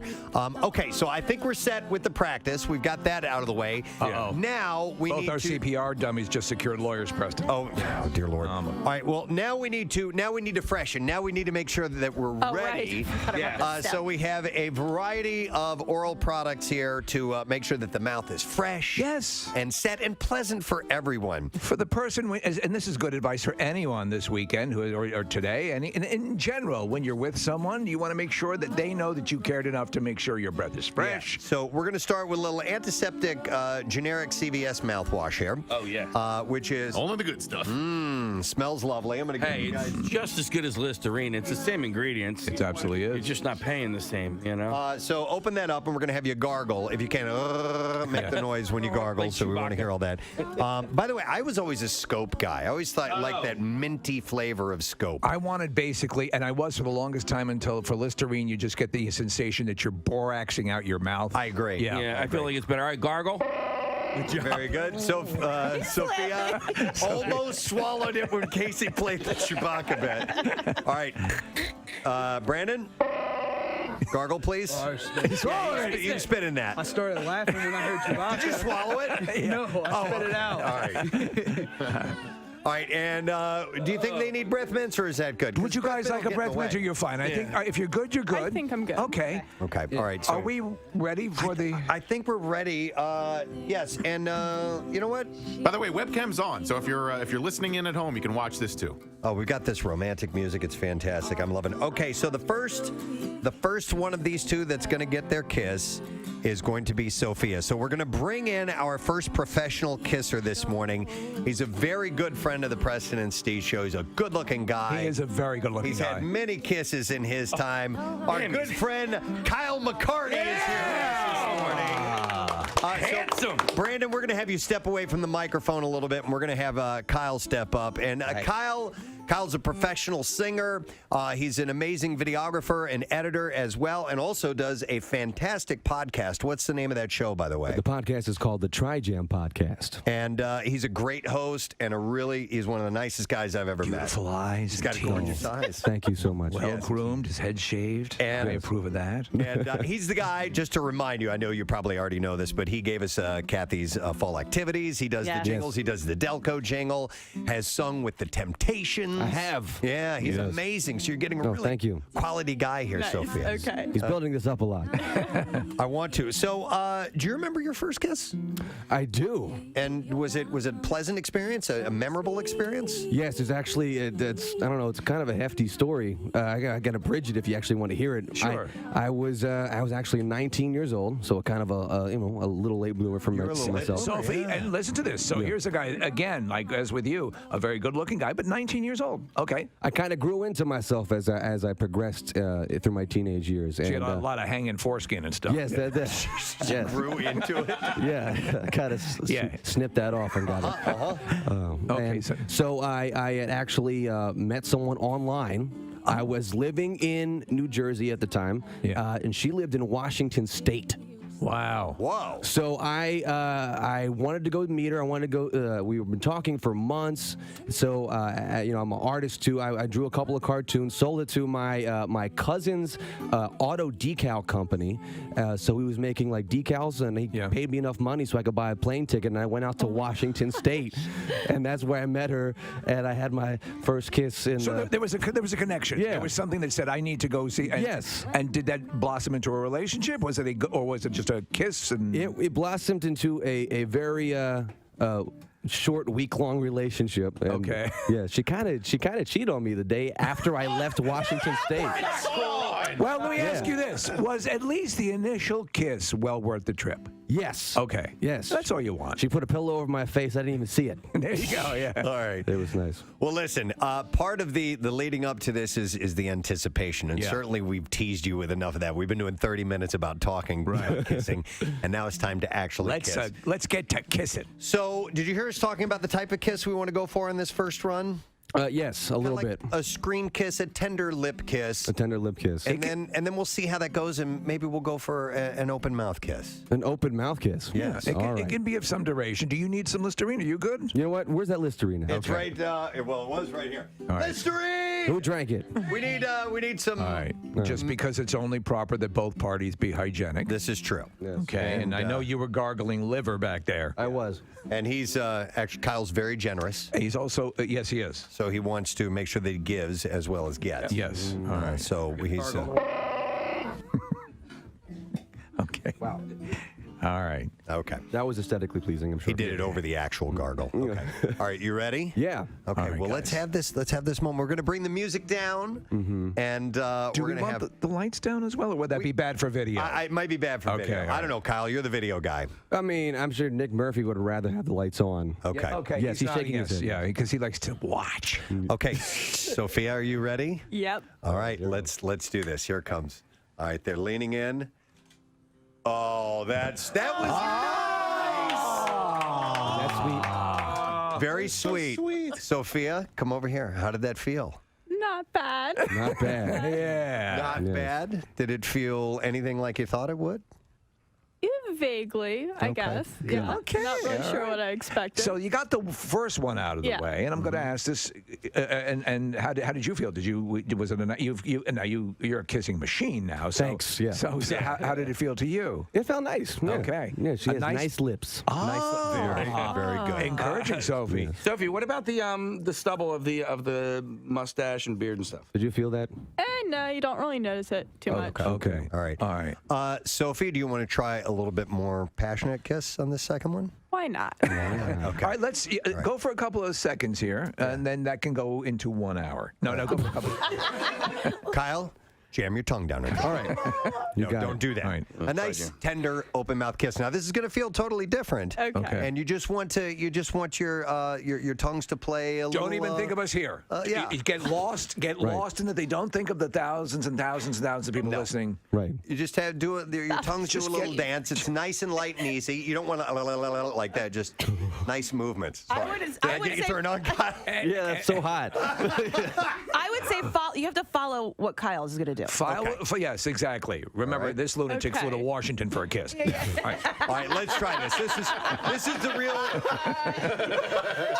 And guys, have Kiss ready to go after this. All right. From we're not even here. We're going to be absolutely quiet. Go for it. All right, here we go. This is the real deal. They're leaning in, mouths open. Oh, yeah, keep going, keep going, keep going. And whenever you're ready. Oh, yeah! How about that? Woo!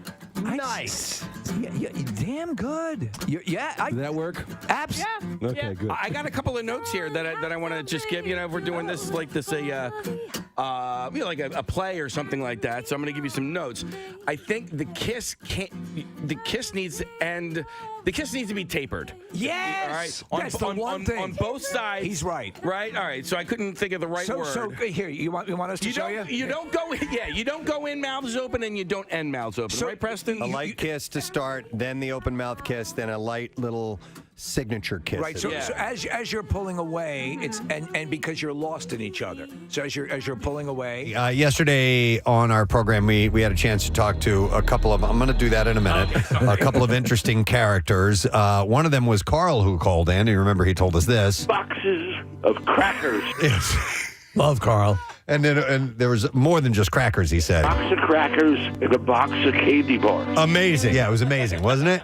But then we had to end that phone call early, which was hilarious because we had Jackie Bam Bam. Now you can hit it, Casey, at the Portal. The Portal. Yesterday. Traveling around the world. And we met a lovely young lady, our first call in from Dublin, and her name is Beth. And Beth is actually...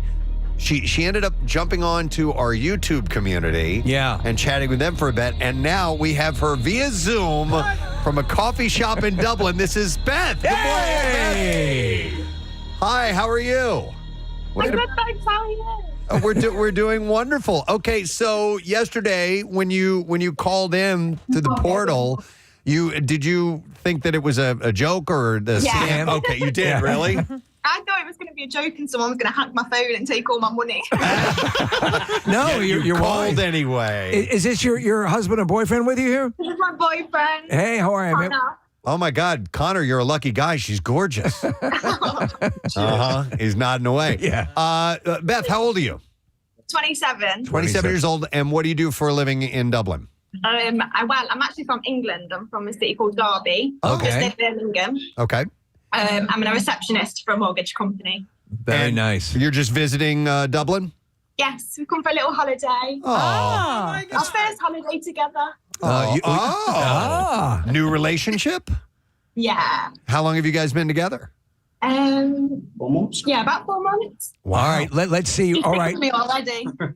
Everything's okay. So let me ask: do you each know each other's favorite coffee and the way you each take your coffee? Yes. All right, that's a good first step. He's really easy. He's just a black Americano. Oh, all right. And how does she like it? She wait. A latte or an iced latte, and with vanilla syrup and oat milk. So you mean she's high maintenance? Yeah. That's nice. How long are you guys in Dublin until? We've come for 2 nights, so we fly home later on today. So we go home today. All right, so you guys, because you're not from Dublin, you wanted to go to the portal, like, because I figured, I mean, that for you, for being from England, like you go, like, oh, that's in Dublin. We got to go check that out. So was that the first time that you went, and then you just see this clown and dressed in pink? Yeah, we were for about 2 minutes, and then we saw a jacket, and we were like, "What's this?" I was like, "What's going on?" It was all dressed up. Beth, have you ever visited the United States before? No. You see, if you come here, obviously you know Philadelphia is the city of brotherly love, and so when you were talking to us, and when you're talking to us right now, you know. Just to say, a lot of people are listening, so we do very well here in Philadelphia. So everybody's so nice; they're all so welcoming. And on the YouTube channel and community, you were interacting with some of the listeners. That was a good experience for it. Yeah. Yeah, and so lovely. Thank you so much. Did you happen to have a moment of panic after you got off the phone with us, going like, "Oh my God, what did I do? Now I got to go find out what's going on here." And how did you end up finding out the YouTube channel? Were we able to impart enough information to you? No, there wasn't. I Googled the number. Googled the number that I called, and it came up with you on Google. So at first, even after I hung up and spoke to you guys, I still thought it was a scam. I was like, surely not. Then I Googled the number, and I found you guys. And then I looked to be on YouTube. Then I subscribed, because you were still live by the time I found you. So I subscribed, but then I had to wait 45 minutes to message in the live chat. And then I finally messaged in the live chat, and then you came off, and I was like, no. By the way, I hope this does. I love listening to you talk. I know. It's so wonderful to hear this accent and hear you guys. And my wife and I had a wonderful trip over to England and to Ireland as well, and we had a wonderful experience with the people as well. But there's something I find so lyrical and wonderful about the dialect. So and also you're breaking the stereotype because you have lovely teeth. By the way, both of them. Both of them. Look at those smiles. Both of them could be models. Although he was picking at his just a second ago, really close up on the. So I want to hear from you both. Who you root for when it comes to a football club? You want to, what your favorite, like in the United States? That's not him. He loves football. All right. Support my local team, Derby, but I'm a big fan of American football as well, and I follow the New England Patriots. So that was the wrong answer. So, how about the Philadelphia Eagles? Philadelphia Eagles should be your new. Like if you're looking for an NFC team, for example, Philadelphia Eagles, you can't go wrong. Yeah, no, I do. I play a lot of Madden, so I've got my superstars in Philadelphia, so that's always good. You play Madden? Yeah, we were actually over there to watch the Eagles play a couple of years ago, and it was phenomenal. We were stunned at how many NFL football team jerseys and fans there were around. Do you get the sense that it's really catching on and catching fire over there? Yeah, it's growing massively, especially because obviously all the Wembley dates, and you're playing at Tottenham now as well. So everyone's really getting into it. Yeah. I've gotten into rugby over the last 3 or 4 years. Are you guys rugby fans? Are you a rugby fan there? It's more football for me. No my family supports rugby, but it's more football. And Beth, you're a sport of choice?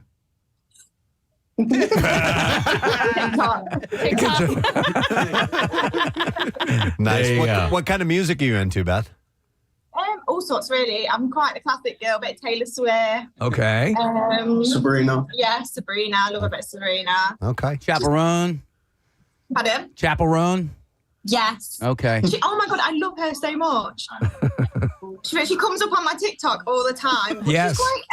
She's quite rude to the paparazzi, isn't she? Have you seen the videos? Well, they've also in turn they've been rude to her. So Yeah, they have. I'm gonna just say this out loud. I don't know if we can do this, but we got to get these two guys here. Yeah. We have to fly them to the United States. We have to find a way to plan and pay for a trip for you guys to come and visit us. I would love that so much. I'm sure you would. I was just about to say, I might have to come to you you guys and see you all. Yes, come on the we're air gonna make here. this happen. I think we can find a sponsor or something like that to help us out with this. Sponsored by Nick's credit card? Yes. Yeah. I got the credit card. Yeah. Have you guys? Yesterday when she was speaking, she was shaking. Oh, yeah. So excited. Yeah, I was so excited. And then I actually found you on YouTube and I was like, oh my God, they're real. I can't believe it. It was so funny because the first thing Jackie sees you in the portal and he goes, yeah, she's right there, and she's hot.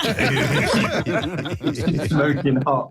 She's smoking. Yeah, that was it, smoking on you. I would say that sport and music are kind of universal languages. So we have a lot of soccer fans that end up going to the British Isles to see Wrexham has become huge in the United States because of Ryan Reynolds and Rob McElhenney, and I don't know if you guys are interested in baseball at all, but there's been baseball games that have taken place in England as well. So we'll find a way. We'll find an excuse, maybe Philly sports trips or something like that, and we can bring you guys over to see a concert or see a sporting event. Yeah, how amazing. And if you guys ever come here, you'll have to let me know. All right, absolutely. Let's make sure we have all your contact info and everything. And now that you know it's not a scam. Yeah, well, she scammed us out of a Now trip. I know that you're real people.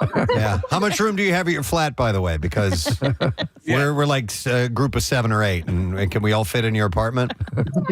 Yeah. All right. Okay. It's a 2-bed, but we'll make it work. All right. All right. Well, it's great to have a more in-depth conversation with you, Beth. And what was your name again? I'm sorry, I didn't catch it. Connor. All right, Beth and Connor. Excellent. All right, well, thank you guys, and maybe we'll be in touch. Maybe we'll make this happen. Yep. Thank you. All right, take care, guys. Thank you very much. All right, Beth and Connor. Very sweet couple. Absolutely. If I were him, I would lock that down. Yeah. And they're both good-looking people. Yeah. They're equally matched. I mean, yes. I would say. Well, I don't know. To Kathy? me, it is my Hallmark Christmas movie system. They have to be equally matched. Yes. The man, usually the widower, who has one daughter, he has to be sort of chiseled, and then the woman has to be girl next door hot, and then it works. I mean, I think that's them. That's them. I think The that Hallmark is them. movie. All right. Well, listen, we do have to move along. We got to do the Bizarre File, and then we have a guest coming up, so let's get on that right now. WMMR presents Preston and Steve's Bizarre File. Brought to you by College Ave. You can take the stress out of paying for college with a private student loan built for your family's budget and goals. You can get college covered today at collegeave.com. A French man took his own life after his beard transplant in Turkey was botched by an estate agent who was posing as a surgeon. This is such an insane story, but you've reported on how many people are traveling to Turkey for cosmetic surgery. Specifically, yeah. So I think that maybe some scam artists are starting to get wind of that, and they're starting to, have fraudulent things set up. I've never heard of a beard transplant, though. So a guy named Matthew Latour traveled to Istanbul in March for the transplant, which cost him $1,300. But the treatment he saw him lose 1,000 grafts of hair while having 4,000 transferred from his head to his face. Following the operation, the business student's beard was left irregularly shaped, growing at an unnatural angle and, quote, hedgehog-like, his father said. In addition, Latour suffered burns after the procedure and was having trouble sleeping due to discomfort. He later discovered that the man who performed his transplant was not, in fact, a qualified surgeon, but an estate agent. As a result of his botched operation, Latour fell into a vicious cycle and suffered from dysmorphic disorder, which is a condition where people obsess about defects in their appearance. Am I wrong to assume that there is a great deal of similarity between the schooling an estate agent and a cosmetic surgeon have? That there's what? A lot of A similarities. lot of similar schooling, yes. Yeah. Probably. You could cross the gap probably easily. just, A Belgian specialist who was attempting to correct the procedure said that his scalp would never recover in the patch where the grafts had been lost. And he ended up taking his own life 3 months after that, going to Turkey for the transplant. His father's now campaigning to improve awareness about the risks of seemingly inexpensive health tourism.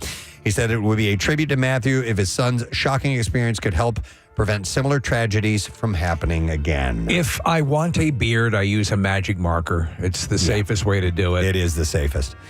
A woman in Kansas died. This is a terrible story after she backed into a moving airplane propeller while taking photos. I know.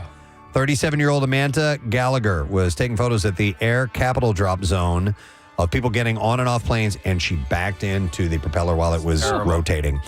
She was unresponsive when the EMS arrived and was taken to the hospital. She later died from her injuries. They've set up a GoFundMe with her funeral costs. That one scene from Raiders of the Lost Ark scarred me as a kid. Scarred that guy. Yeah. No, you're probably right. He probably had it worse. Planes and horses. If I walk by them, I'm like a mile away. Dude, the worst is if you are walking past a helicopter piloted by a horse. Yep. All right. Yeah. Let me see. This is a less visceral story. Allison Garrett, a young woman from the U.S., explained that she and her classmates had been tasked with completing an assignment which involved writing a review on a film that they had watched. And she decided to produce a paper about David Fincher's 1990 smash hit, Fight Club. Right. The movie follows the journey of an unnamed white-collar worker suffering from insomnia who strikes up a friendship with a soap salesman, and it goes on. But there's one line which came out of Pitt's mouth, which really takes the cake, of course, and Allison decided to use his words of wisdom to make her homework a whole lot easier.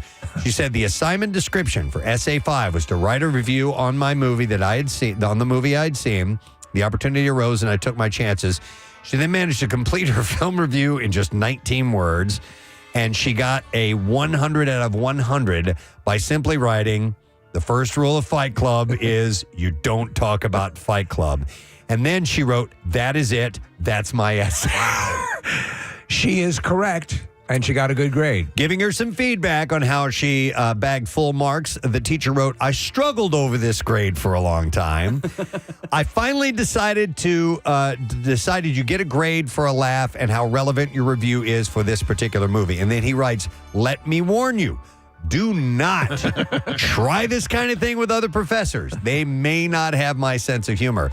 And after her tweet went viral, she shared some updates explaining that she passed the class with an A, and that her teacher apparently almost lost his job because of the popularity of the post. Oh, yeah, I could see that. She said, I took this professor again this semester, and she said, I walked in, and he said, hey, Allie, I just want to say that your tweet almost got me fired. Oh, man. But if you're going to go out like that is the way that it should be. I told you years ago I was taking a religion class, and I had not studied for the final at all. I didn't care about the class, and they came. I just wrote on my paper, don't sit under the Bodhi tree with anybody else but me, Buddha. And that was it. I mean, I handed in the test, and she gave me a passing grade. You gotta love it. So she had a sense of humor. She realized this is not my jam. Reflecting on the contents of her essay, she added, I cannot say that I'm sorry because that would be a lie. Am I proud? Yes. And a host of social media users were beaming with pride after her boundless I love that. effort paid off. Steve, another story from you I think was my favorite when you wrote as a final or as an assignment to your teacher, you just simply wrote, your Singapore contact is dead, act natural. Well, they did that thing, Preston, where they ask you, write down the grade you think you deserve. Yeah. That was it? So I walked up, and then he laughed. Act natural. Your Singapore contact is dead. Act natural.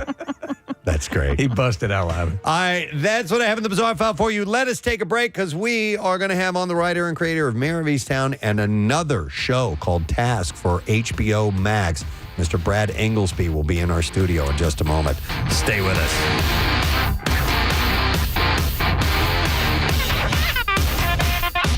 Preston and Steve. A slow kiss, another kiss, and it winds down. So are we doing this one more time? Is that what you're saying? Yeah. Would you like to try one more time? Sure. I love her. She's awesome. You're hilarious. She's awesome. Okay. All right, Kyle, you cool with one more? Absolutely. All right, Okay. so a light lip kiss, tongue kiss, lip kiss. All right, you ready? Okay. All right. All right, here we go. There's a little kiss. Slowly. Now the tongue kiss. And now a little signature kiss on the end. That was the best. Wow, guys. Nice job. That was very special. So, you apply the laws of physics to. You should absolutely. Honestly, you're great. There's no issue here, and in your own accord, when you feel you're ready, I mean, guys should be beating down the door for you. Yeah. Thank you. And you can tell them all about Newton's third law and everything. Yeah, and you're smart. That's even a better turn on. Kyle, thank you, man. That was no very problem. cool. We appreciate it. Yes. Kyle McCarty. Yes, what a good man. Facial kisser. And Sophie is now over that hurdle. Yeah, and a nice hug. That's wonderful. All right. Sophie, we're going to switch up. We're going to put Brandon where you are. So let him take your headphones. Good job, Kyle. And then we're gonna get this done for him. Same way. And you know what? You get the benefit of going second. You've seen how it's done. We don't really need to coach you because we did all that with Sophie. So you think you're ready to give this a try? Sure. Okay. Remember, you're a good guy. You're a hard worker. You have a pleasant way about you. You're going to kill this. You're going to go great. All right, we need our professional kisser to come into the studio now. It's yet another worker here. She is a production assistant on the Preston and Steve Show. She's been working with us for a while. And what's wonderful, Valentine's Day is her favorite holiday of the year. This is Mars. Her name is Damara. And she is going to be your first kiss, Brandon. So good morning, Damara. Hey, good morning. Nice to see you. What do you think about all this? I think it's really cute. Yeah. I'm actually like a little bit nervous. Are you really? Yeah. It's because you have Valentine's Day is your favorite day. You embrace love. You're very much into we've talked about this and vampires and the sexuality and all of that stuff. The romance and the gothic romance involved with that sort of stuff. So this is something that's very important to you. Do you remember your first kiss? Okay, I really tried to think about this, and I don't remember my first kiss. I had a boyfriend in 6th grade, and maybe we kissed, but like, I don't really remember. Really? There's been a lot of people. There's been a lot of people. All right. Okay. My bad. We're a little different then. You gotta understand, she's so cool, Damar. She's just a unique individual, and we love her to death. But listen, but you march to the beat of your own drum, which makes you that much more special. I mean, so we were all surprised to find out that your favorite holiday was Valentine's Day. We assumed it was going to be like Halloween. Damara drives around with the skeleton in the passenger seat of her car. Which I just realized that was her maybe like a month or two ago. I said something to Casey, and I'm like, you know she has a skeleton in her front seat, right? Casey was like, yep, drives with it every day. And she posted a picture last night of her chewing on raw meat. For Valentine's Day. Don't worry, I brushed my teeth today. Certainly a unique character. And also, I guarantee you this, Brandon, you will never have anyone in your life from here on out that has a more unique makeup application than she does, and you're getting this for your first kiss. So Damara has very, very unique eye makeup that she does. It's really every cool, day. very precise. And It has hearts today. In fact, she did it once to you. She did. Yeah. She did like a corpse face on me. You're pretty rocking. Damara, you want to give out your Instagram account while we're on the air? Oh, yeah. I mean, my radio account is radio.dmp. That's not the one I'm talking about. Oh, my God. Yeah, my modeling and everything else where you can see the raw meat picture. That's, it's ossuary_angel. Thank you. Spell that for people. It's OSSUARY_ANGEL. And by the way, I had to look up ossuary. I was Yeah. curious when I saw your screen name, and that means what? It's a cemetery, but it's like basically a cemetery underground, and so it's like a crypt where you can see like the skeletons and corpses. How's this sounding to you, buddy? It's pretty cool. Because he's into metal, right? Yeah, look at him. He's wearing an Iron Man shirt with a corpse on the front of it. Eddie is the corpse. Yeah. Did we score for you or what? Yeah. Nice. Is that like the catacombs in France? Is that an ossuary? Yeah. All right. Okay. Okay, so did you watch Kyle and Sophie? I did, Okay, yes. so I think we should follow that same thing. First time, just a nice little tender kind of screen kiss, lips only, and then we'll see where we want to go from there, okay? He's a nice guy. You just hear him, and he's just a warm and gentle guy. So I think this is going to be very special. So, all right, Brandon, you ready? Ready to finally She do need this? to freshen her breath first, though? or- Would you like to? Yeah. would you like some raw meat? Raw meat last Let's night. get Josh and Haley with some guitar music, just some romantic acoustic music. By the way, they're going to be performing tomorrow night at Scanlon's Saloon in Manayunk from 9 till 2 a.m. It's nice little acoustic guitar music. And they play romantic music, but they play fun music as well. So Yes, But this morning we wanted some romance. Okay, you ready? All right, let's get this underway. All right. Here we go. First kiss for Brandon and begin. All right, they're leaning in. Oh, that's a nice kiss. Nice. Yeah. It was a little bit short, and Mars did this really nice thing where she took his face in her hand. Yeah. And very nice. How did that feel, by the way, Brandon? Cool. This dude's chill, man. He's totally chill. This is great, though. You feel comfortable and supported here. That's cool. And then the hand thing on your face, did that make you feel a little bit more relaxed? Yeah. All right. All right, so let's go for something a little bit more passionate. You ready to try this out? And remember, take some time and turn yourself over to it. It's all a right? dance. Yes. Yeah, exactly. It's a dance. Okay, whenever you guys are ready. Here we go. Mars is smiling. Here we go. This is a bigger, better kiss. Oh, they're doing it right. Ah. That looks. Really? Wow. Yes, they are. Oh my God. Wow. Yeah. Oh, wow. Wow. Yeah. There it is, buddy. Look at that smile. Look at that smile. Yeah. Yeah. That's what we wanted. Oh, you can go home now. Guess who's going to be king of the construction site? Oh my God, Brandon. You got boner?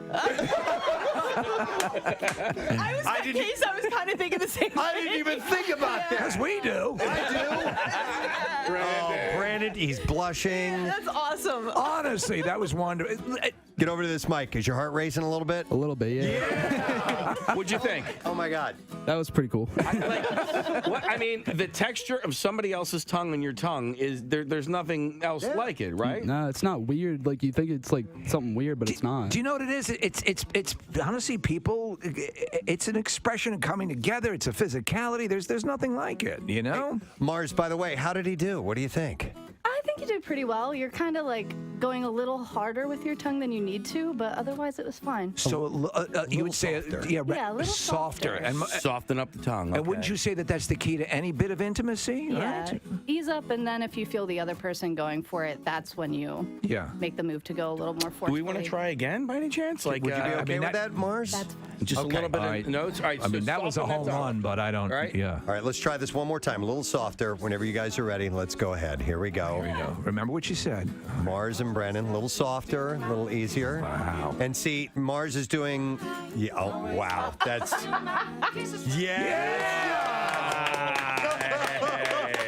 A little better this time, Mars?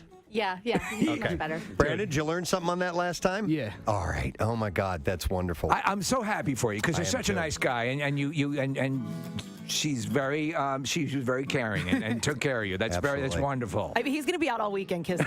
Yeah, We need an I think so. update on Monday. I think He's you're going right, to kiss the Kathy. security guard on the way out. We broke the dam, man.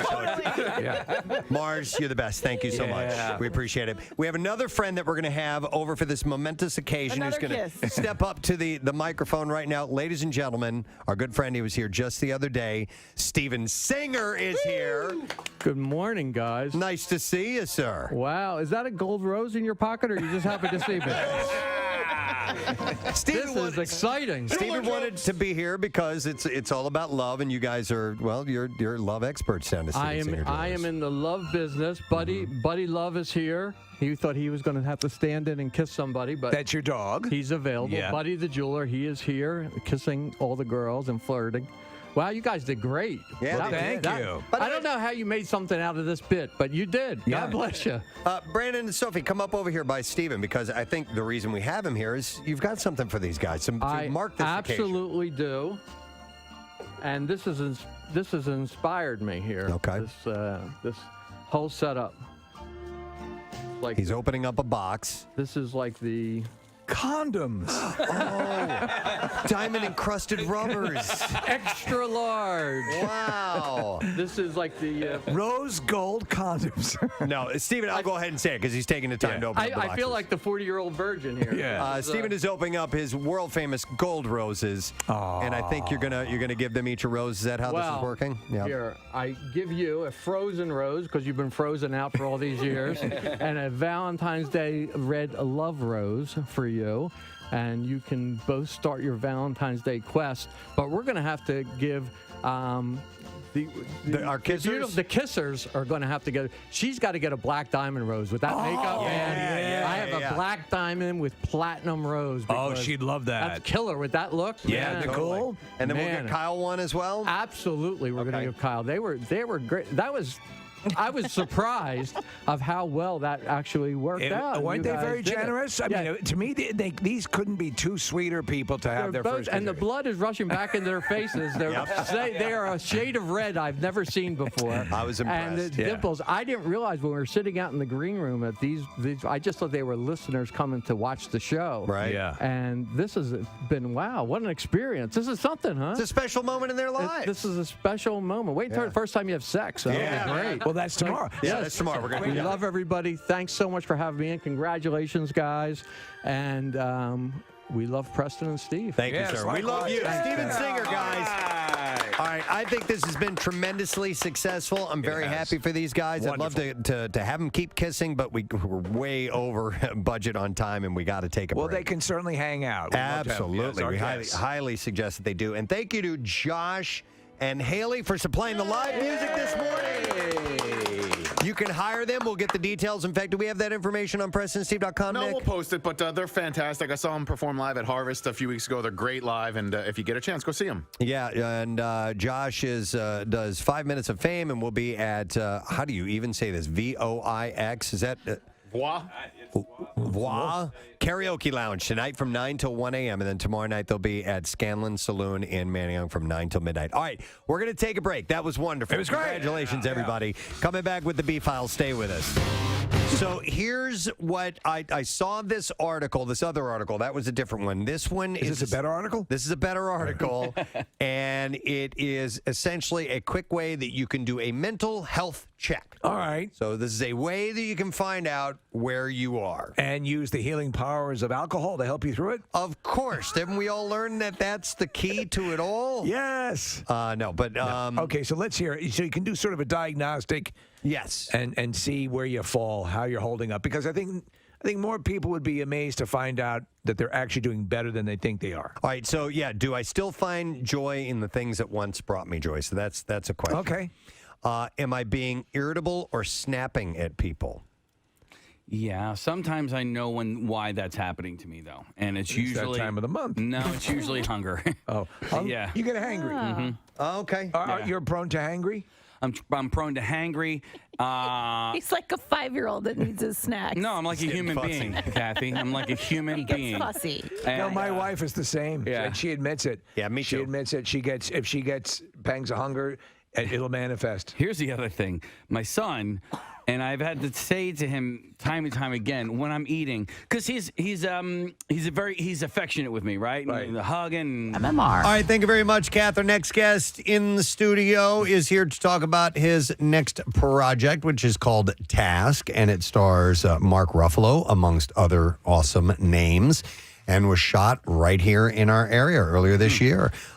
You know him as the creator of Mayor of Easttown and The Way Back, and we've had him on our program. He is a Berwyn, Pennsylvania native. Yeah. Brad Ingelsby is here with us this morning. How you doing, Brad? I'm doing wonderful. Appreciate you guys having me back on the show. Of course, man. Absolutely. I was thinking about Mayor of Easttown because lately I've been going back and rewatching some things that I really enjoyed the first time around. And Mayor of Easttown, when that hit, it was one of those where we were all talking to each other. Well, I think it was the boyfriend. That Yeah. did it. I think blah, blah, blah, this and that. And it would change per episode. And the interesting thing about a storyline like that, a whodunit, is once you already know who did it, it's kind of tough to go back and be completely surprised by it, but it is interesting to go back and see what you may have missed out along the way to pick up on. Is Task, now it's written here on my sheet of information as the kind of non-sequel to Mayor of Easttown. Right. How is that description correct? Yeah, it's not a sequel. It's definitely not related. The narrative isn't tied in any way to Mayor or any of the characters, but it is set here again. And so the show takes place kind of more outside one community, I would say. If Mayor was the story of one community, Task is a bit more of a sprawling story all around Delco. So we're sort of in rural communities, we're in Delco, we're in the city, so it's a bit of more of a sprawling show. But I think it still speaks to the area in the same way Mare did. Yeah, and I'm a Delco native, born and raised, and I don't know if I'll ever leave. So when this was shooting and filming around town, I was getting messages and text and DMs all the time. Was this were you guys doing stuff at Our Lady of Peace? Yep. Okay, that's what I thought. Yep. You guys have were a couple there. scenes we shot there. We were there a bunch actually. We were actually on the Mulchworks, and they're wonderful over there. And then some of the movie was shot there as well. That's right. It's very exciting. You write what you know, and so you mine your experience. You talk about community, you talk about Delco, and that's the thing with Mayor of Easttown that I thought was so great. I love stories that are rich in rich characters. Yes, and your script amazing because everyone. You didn't have to be from Delco. You didn't have to be from the area to know this is this kind of person or this is, and then you also do the smart thing that smart writers do is your expectations of a character get inverted. Yes. It's like, oh, he's this person. I love that. Who were some of your creative influences with script writing when you were starting the craft? Yeah, I think, Steve, well, first of all, I really appreciate you saying that because I think that's kind of the one thing I can do is write characters. The plot stuff is not my strong suit. I'll argue that. I like to write characters. That's really what I was raised watching. And so the movies of the 70s, the Scorsese movies and the Coppola movies and the crime movies, those are the movies that I really grew up watching. I want to ask about, because you're saying write what you know, who in your life hid ice cream and frozen vegetables? That was genius. No, I actually conjured that one. I made that one up. I can't point to one person who did that. That was pretty. That was good. That was in Mayor of Easttown. That was awesome. I'm amazed by people who can write characters. How deep do you go into people's lives of these characters that you create out of thin air? Backstory. Do you go back to their childhood with each and every one of them and say that they were raised in this environment? Here are the things they learned along the way, and you may not convey that completely in the storyline, but it influences who they are. 100%. I think that's a really smart observation. Is that even if you don't see the details in the show, all that history informs the dialogue and the way that these characters look at each other and the nicknames they use. And I think when you start a story, what you want to do is go really into the background of each character, understand the how and why of how they talk to one another, why they talk to one another, all of their beliefs.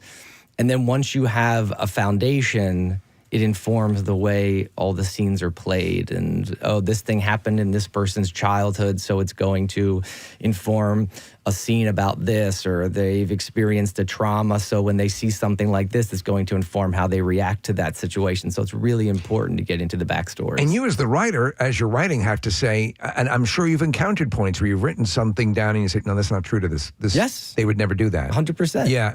And how do you know that? You got to set up guide rails. Yes, well, exactly right. And I think the guide rails are the backstory. This is what's happened to them. This is where they grew up. These were their parents.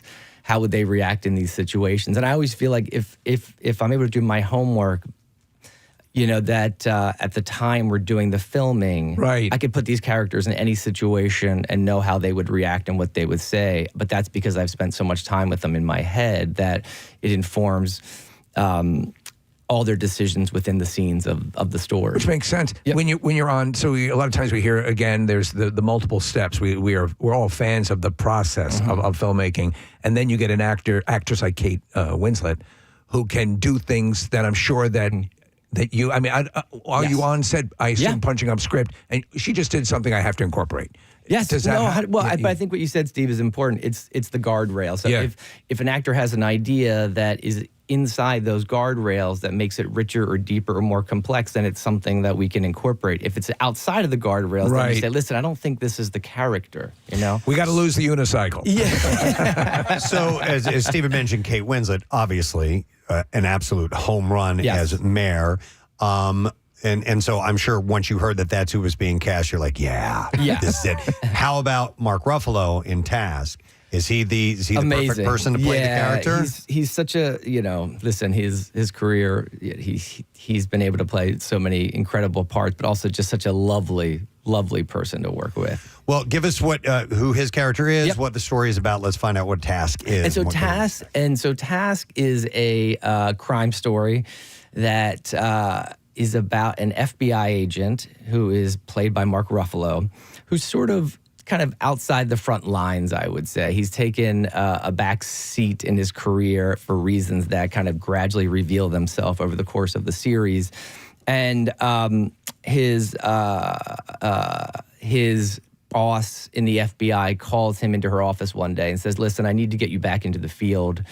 Is he in like the Philadelphia field office? Yeah, he's in Newtown Square office. Okay. And he's actually working at the career expos. He's handing out flyers to kids who are interested in the FBI. So he's in that part of his career. He's in that part of his career. Okay, I love this. I love that kind of character. And so she says, "Listen, I need you to look into something. I need you to head up a task force." And a task force is really just a collection of law enforcement officers in the area. So he gets partnered with a detective from the county, a Chester officer, and a state trooper.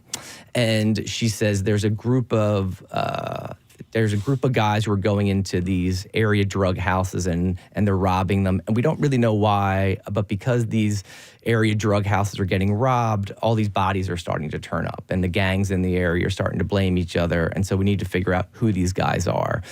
And then we cut to the other side of the law, and we are with the, bad guys, although I use that term loosely. I don't think this is a show with the bad guys and good guys. Is it more like a Rashomon kind of feel? It's not Rashomon. It's more, I would equate it to like Heat. It's like Heat. Okay. It's Al Pacino, it's Robert De Niro. Now, I would say Heat was L.A., really high-end, high-line crews. This is like a working class story of Heat. It's an FBI agent and a robber, and we gradually understand the how and why of each of these characters. But if Mare was a whodunit, I would say Task is it's a collision course. And each episode we bring these guys a little closer together, And if we've done our job right, we like each of these guys in such a way that the collision is really scary because we're scared as to what's going to happen to these guys and these characters. I think a villain, quote unquote, that you can understand. Yes.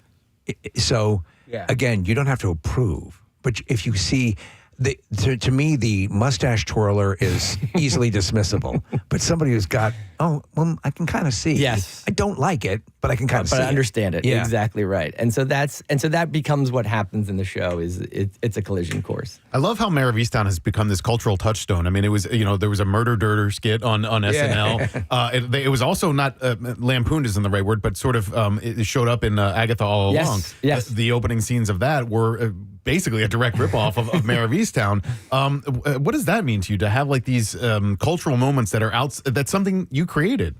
Yeah, listen, I think it's something that as a writer, I think you always want, Nick, right? It's like, I think when I started writing, what was appealing to me is to be able to touch people emotionally or to write a character or a world or a group of characters that were able to illuminate people's lives in a way and make a connection. And it seems like Mare has done that. So I'm just incredibly, happy and grateful. Did you start doing that in Little League when you were playing? I was on the bench a lot, Nick. So I think I did. It's funny for me to have you here and I applaud all your success because I've known Brad since he was a little kid. He played baseball with my middle brother, Adam, and you played with Con Aquilante and Blaze DeSanto, and your older brother is now the head basketball coach at University of Delaware. Your dad played at Villanova University. So, your history is fascinating, but so is your family's. Yeah, exactly. A lot of sports history in the family. I grew up that way. I didn't get the genes, guys. I wish I did. I didn't get the sports genes.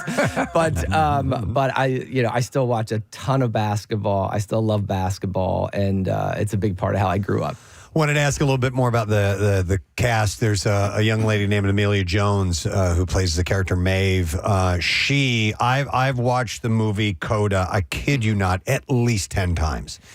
She is the lead in Coda and blew me away in that. She's is she Irish or English? She's English. English, yeah. I mean, wait till you see her in this. I think she's an absolute She's incredible actress. Okay. I think, I'm in the edit now and I'm watching the episodes, and every time I watch her act, I think she's absolutely incredible. Can you reveal a little bit about her character? So Maeve is the name of her character, and she plays the niece of one of the burglars, the guy who's robbing the house, actually the lead guy, and they live together. And so she gets kind of unexpectedly swept up in this situation and has to deal with the repercussions of what happens in the opening episode and kind of has to pick up the pieces. But Amelia is an absolutely incredible actress. Can we watch it all now? Yeah, can we? Because it sounds terrific. I wanted to ask you about, you're writing about, again, what you know, and I seeing the way back and peripherally, those are things that exist within your world. Is the notion of a samurai movie in feudal Japan or anything on your radar? Because I think something like that eventually, as you put more and more things under your belt, how I'm always fascinated with someone who has not lived anywhere in a particular world, but can embrace it and then do something.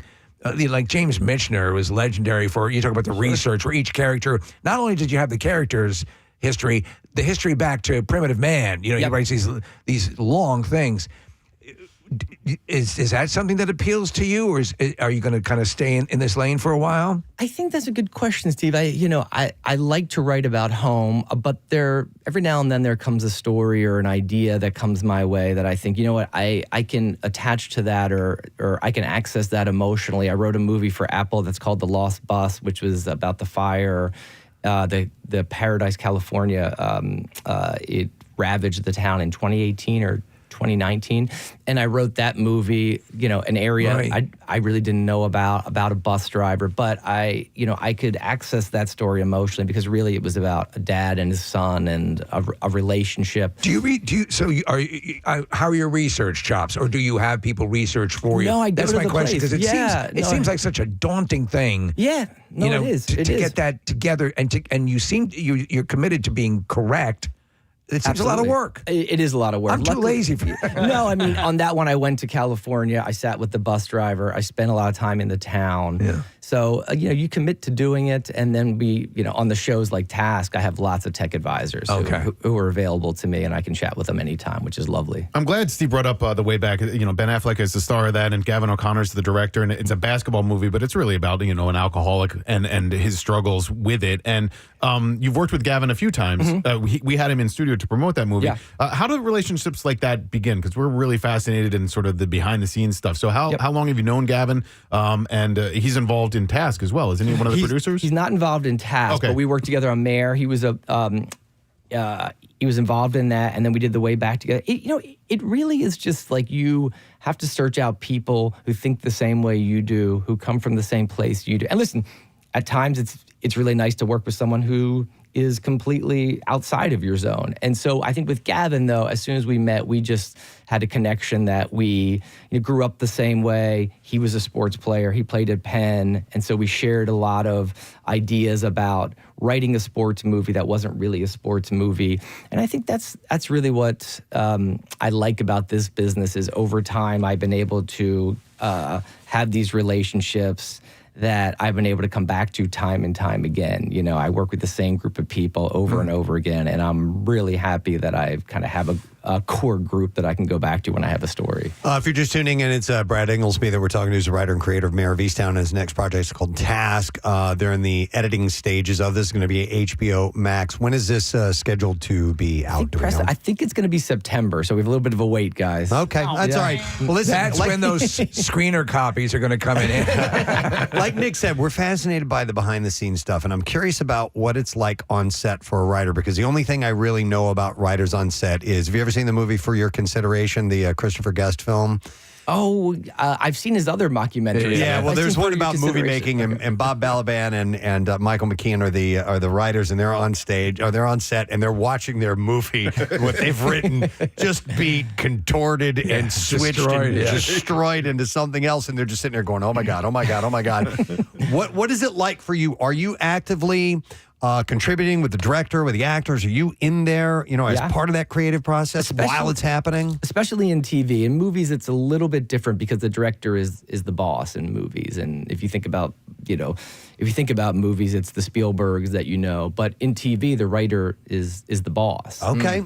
And so when you're on set, look, I like to be a collaborator, but I also like to have I like to be vigilant about the emotion of the story. So this is your story. Yeah, and I know where it ends. I know where it has to end. As like you said, Steve, if you have the guardrails in place, then I know when an idea is outside of the guardrail. Hey, I don't think that's going to help us achieve what we want to achieve. And you're the keeper of that. So, I mean, that's you. Well, exactly right. And you have to be vigilant. I think sometimes it's hard because actors have ideas and you want to be supportive, you want to be a collaborator, but you ultimately know where the story has to go. It's interesting you say TV because I don't think of this as TV. It's more film-like. Yes. What it has become now with the streaming and with these big budget studios on board. Well, you're watching a very long segmented film. Yes. You remember years ago, it was the pariah. I don't want to do TV. Yeah. And now where everyone flocks, Kate Winslet. Kate Winslet. Yeah. Mark Ruffalo. To get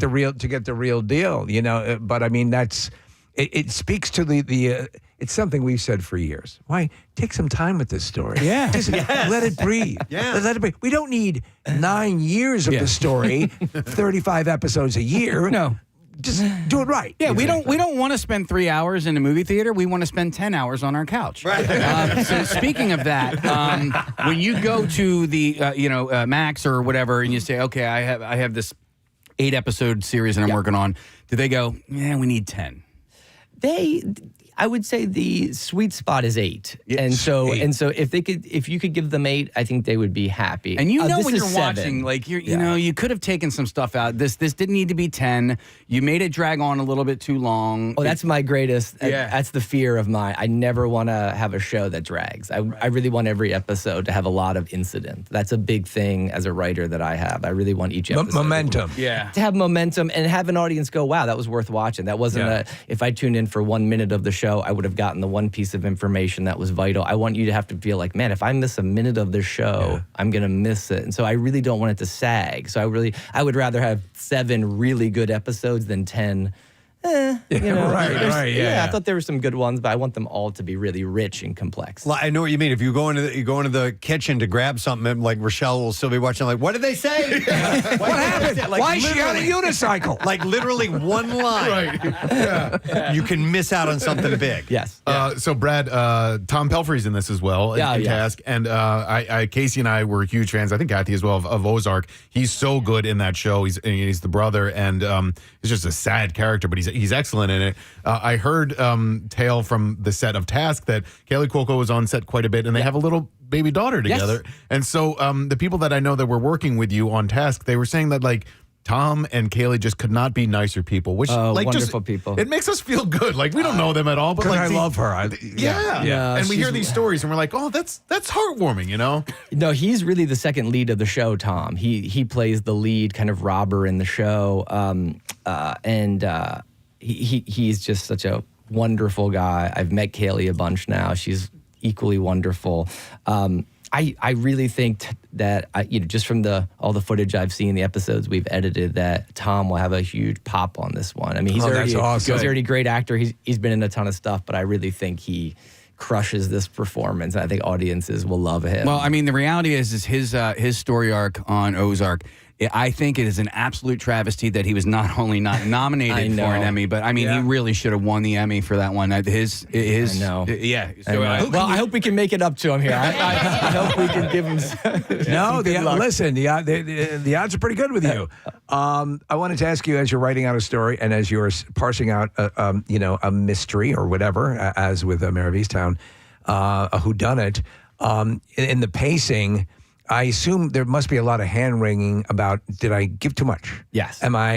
Because you got to throw in your MacGuffins, and you got to, how is that process executed? Index cards and this and that? Or torturous process. Torturous, yeah. I think that's a lot of notebooks and throwing away notebooks. And, this is less a whodunit, so it was less about, are we leaning into this character too much or too little? But it was about trying to preserve the momentum and have each episode have that kind of engine that would keep an audience around, and also what are the surprises. Audiences are so smart these days. When they come to a show, they're ahead of you. So how do you take that expectation of an audience and subvert it? How do you expect what they expect and go, all right, so listen, we'll keep you in the genre, but we'll do something different. What are those choices you make that an audience can go, well, that was different. That was unique. Oh, that deepened my relationship to the characters. How do you use what you know about the genre? And that's important, I think, nowadays with so much content available. How do you separate yourself? I was talking about that. I did my horror movie list a little while ago, and we were talking about it. And to me, if you just try. Yes. To the creative team, I'll always give you credit for that. Don't be lazy. Yes. That's the one sin. I totally agree, Steve. And there is a lot of laziness out there. And I think if you can just look at each scene and go, how do we make it a little better? Yeah. How do we deepen our relationship with the characters? What's a look we can steal here and there to make the relationships stronger? And I think that's what I'm constantly trying to do in the edit, is just make it a little better, a little better, a little better. And if I can do that, I feel like I've done my work, Well, I'm excited for Task. We could use another great show to watch, and we've only got 11 months until we'll I know. be able to see it. Are you, before we wrap, Brad, is there anything else that you're working on that maybe you can nod to a little bit? Or So I wrote 2 movies for Apple. I did The Lost Bus, which is, I think it's called Paradise now, actually. Okay. They're changing the title. And that will be, so that's a movie with Matthew McConaughey that will come out, I think, in the spring, although a release date hasn't been officially announced. And then I wrote another movie for Apple that I think is going to be called Echo Valley, and that is with Julianne Moore and Sydney Sweeney, and I think that'll be. She's the it girl right now. You throwing these names around. Hey, listen, is that a crime? It's a crime thriller, and it's all takes place on a farm, and it's about a mother-daughter relationship. How many of those scenes require a radio station for them to film? Yes, Sydney Sweeney scenes. Yeah, yes. I mean, thank you for making these locally. By the way, like, it's really cool to have the jobs locally, to be shot locally, for us to watch these scenes and say, oh, that's Mulchworks, like for us. That's where I get my mulch. Listen, I'd love to do everything locally if I could, really. I mean, it would make my life a lot easier. I love shooting around here. I love giving the jobs to people around here. How about Mulch the movie? Come on. There you go. Never been done before. Yeah. Talk about doing something new. Yeah. Taking a chance. Mulch the movie. Oh, my God. All right, Brad. Exciting news. I'm sure we'll chat again down the road as we get a little bit closer to this, but it is great to see you. Thanks for being here. Of course, guys. Of course, appreciate you having me on. We will remind you about Task when it's coming out. Let's give some love to Mr. Brad Ingelsby. We'll take a break. We'll come back in a second, and David Cross will be joining us. He's going to be in town in a couple of weeks at the Keswick. Stay put. We'll be right back. Preston and Steve. On 93.3. All that stuff. I'm like, dude, when I'm eating, don't touch me. Yeah. Don't touch me at all. And because we sit next to each other.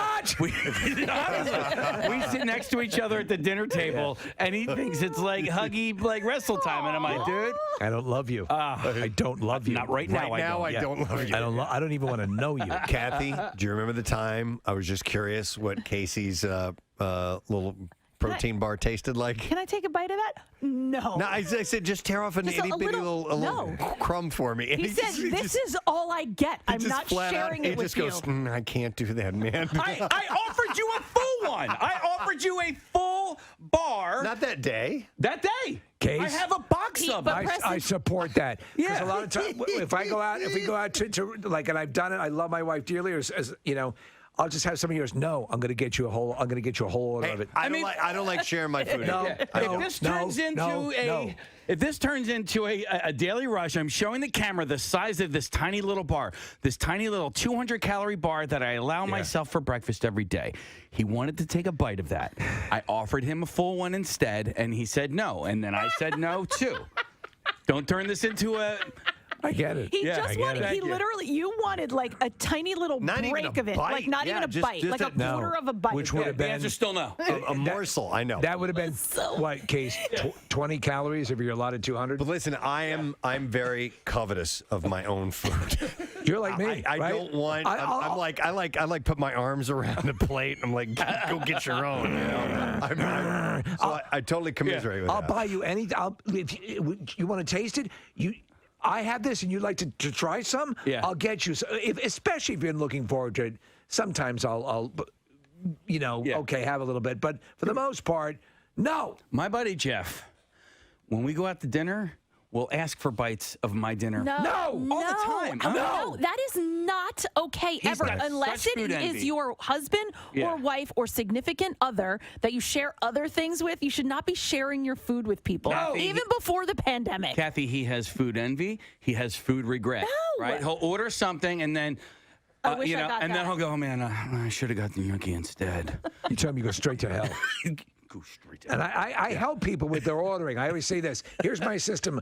Claire will ask me, my wife will ask me, what should I get? All right, assessment, hunger level between 1 and 5, 5 being the most. Right. I'm very hungry. Then go with something you know you like.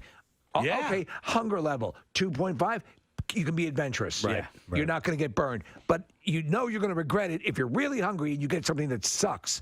Kathy's motivation, though, is different than about not allowing someone to take some from their plate. Germs. It's a Hers gross is a germ factor. thing. Yeah, But a it's germ thing. weird. Why would you ask for a bite of my food? But you could, the frig out of you here. could cut it off and put it on their plate, and no germs have been transferred.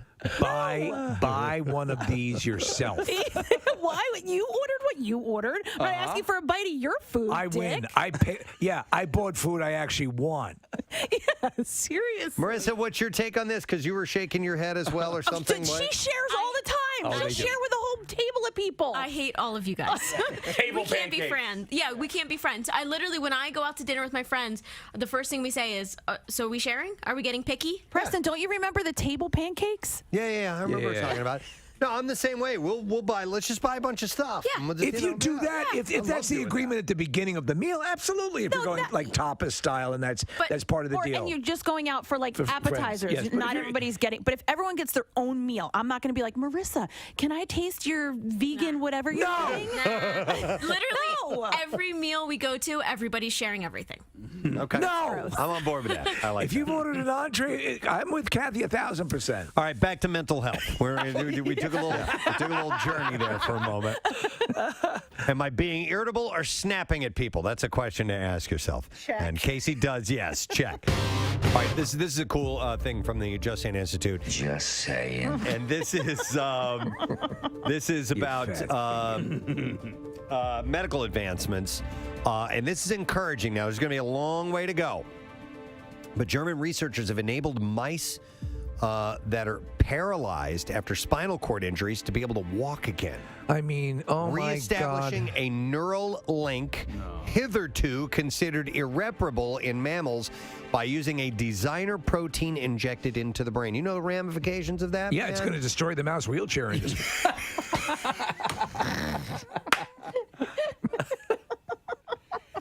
People may lose their job. Yeah. But listen, people are going to be able to walk. It's gonna be cataclysmic. Mice are going to be able to walk again. Let's keep our eye on the ball here. Now listen to this. Spinal cord injuries in humans, often caused by sports or traffic accidents, leave them paralyzed because not all the nerve fibers that carry information between muscles and the brain are able to grow back. But the researchers from Ruhr University Bochum managed to stimulate the paralyzed mice nerve cells to regenerate using a designer protein. Dr. Turdballs is very encouraged. Right. Which is pretty wild. So when I thought I had ALS, I was having these muscle spasms, are called fasciculations, and it really scared me. And so I went to a couple of neurologists, and one of them explained to me the way nerve cells work. And I may be a little bit off base on this, but for the most part, the nerve is a single cell. It's one thing. Yeah. And once you lose that, there's no way to regrow those. That's the thing. You can't regrow nerves. And so that therein why those, when you have nerve problems, that's why how final it is usually. This has been the holy grail. This has been the thing. Now we have things that are prophylactic, or I should say, a separate like exoskeletons, mobile exoskeletons that could allow people to walk with these like a war machine. Yeah. To at least have some ability. Yeah. But if you could regain, and if you can regain that ability to walk, then as you get older, or people who have just natural deterioration, I assume you'd be able to refresh that ability as well. So people have balance issues. The main doctor, Dr. Turdball, was it? Said with a relatively small intervention, we stimulate a very large number of nerves to regenerate, and that is ultimately the reason why the mice can walk again. The paralyzed rodents that received the treatment started walking after 2 to 3 weeks. That's amazing. The treatment involves injecting carriers of genetic information into the brain to produce the protein called hyperinterleukin. Mouse-walkatosis. They're going to have to change that when they get the humans, though, right? Hyperinterleukin globin. Interleukin gluten galbin 6. Yes. The team is investigating if the treatment can be improved, and he said that we also have to see if our methods work on larger mammals. Right. We would think of like pigs, whales, dogs, or primates, for example. And then if it works, we would have to make sure that the therapy is safe for humans too. But that will take many, many years. So probably not in our lifetime. But never say never. Yeah. That's what James Bond taught us. And I think that this is, a lot of times people will, everything starts a geometric progression. I mean, knowledge fires off additional knowledge. Everything goes out in waves. So I think this can increase exponentially. I wouldn't be surprised if we're looking at something. These things come and people say, I never thought we'd get there. I'm always amazed, like when they said, travel at the speed of light. Yeah. Never be achieved. And it still seems like impossible. However, they're starting to do things where they're sending particles at the speed of light. So, we'll see. You never know. Yeah. We're also going to have a bunch of really, athletic mice. Right. I thought that was pretty great news. That is good news. So, every baby steps or mouse steps. Mouse steps, if you will. Speaking of challenges, of online challenges, there was one, Steve. It's called the Skull Breaker Challenge. Oh, this dumb thing. Yeah, I saw this a few weeks ago. There was a video somebody had posted a clip of these two girls doing it to. It's all over TikTok, yeah. Yeah, but this was a couple of weeks ago. That right. Supposedly, and the story was the girl was like special needs, and they were bullying her, but anyway, so that turned me off to it immediately. But yeah, anything that talks about breaking your skull and a challenge, I may want to pass on. But you've seen what this is? No, I only saw the.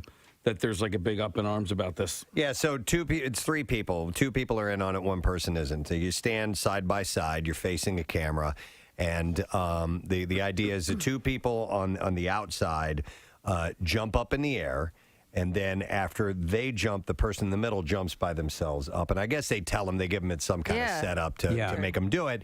And as the person in the middle jumps up, the other 2 knock their feet out from underneath the person in the middle. And I mean, like why? Face plant. I mean, we're talking. That's not cool. Broken neck, broken, nose, whatever. Really nasty falls that can happen. And that's apparently a thing right now. Oh man, a local kid got injured having this happen. Well, and skulls have been cracked. Yeah. So that's part of the deal. And I mean, you're doing it on concrete and stuff like that. Yeah. I'm honestly sick of these goddamn things with eating Tide and all this stuff. And it's like. Come on. Yeah. Well, I mean, have you guys seen the invisible string trick? That one? Describe it. All right. Okay. So I wasn't sure if you've seen it. No, or I have not. No, you take somebody, you sit them down in front of you, and you act like you have a string. Oh, I have seen it. Yep. Okay. It's a little bit funny, right? It's kind of funny, yeah. All right. So go ahead and finish describing how this works. So you walk up and you say, all right, I'm holding the string, and you act like you're putting the string into their ear and then pulling it out the other side, and then you ask them to hold one side of the string. It's a joke. They don't think there's really a string there. It's just play along, follow me, do this for me. All right, so you're holding one side of the string, I'm holding the other side of the string. Okay, now yank that side of the string really hard, and so when they yank it really hard, your hand slaps them across the face because it's holding onto the other side of the string. Yeah. So it's similar to that is funny, but you're not gonna smash someone. There's one that involves also with the AFV has videos of it constantly with trying to catch the dollar or the card against the wall with their forehead. You've seen that. Yes. My son tried to do the string one to me. Right. And I go, I've already seen it. And then he's like, no, you got to do it. I go, but I've seen it. Yeah. I've seen, He wanted so bad for you to do it. Oh, so guess what he did? He just slapped me across the face.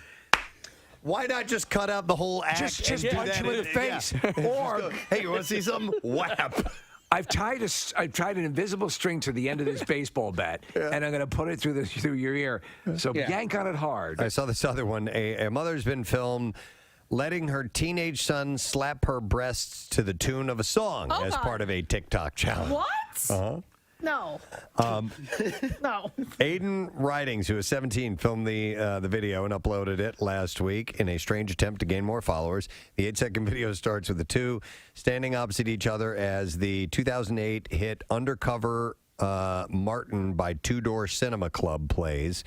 The teenager dances to the tune before hitting one breast after the other in quick succession in time with the beat. This is his mom, mind His you. mom? Yeah. No, Yeah. this isn't okay. No. You did This is not okay. You wouldn't let Jace do that, Kathy? And the mom let him do that. Yeah. Let Jace do it to the No. baby shark.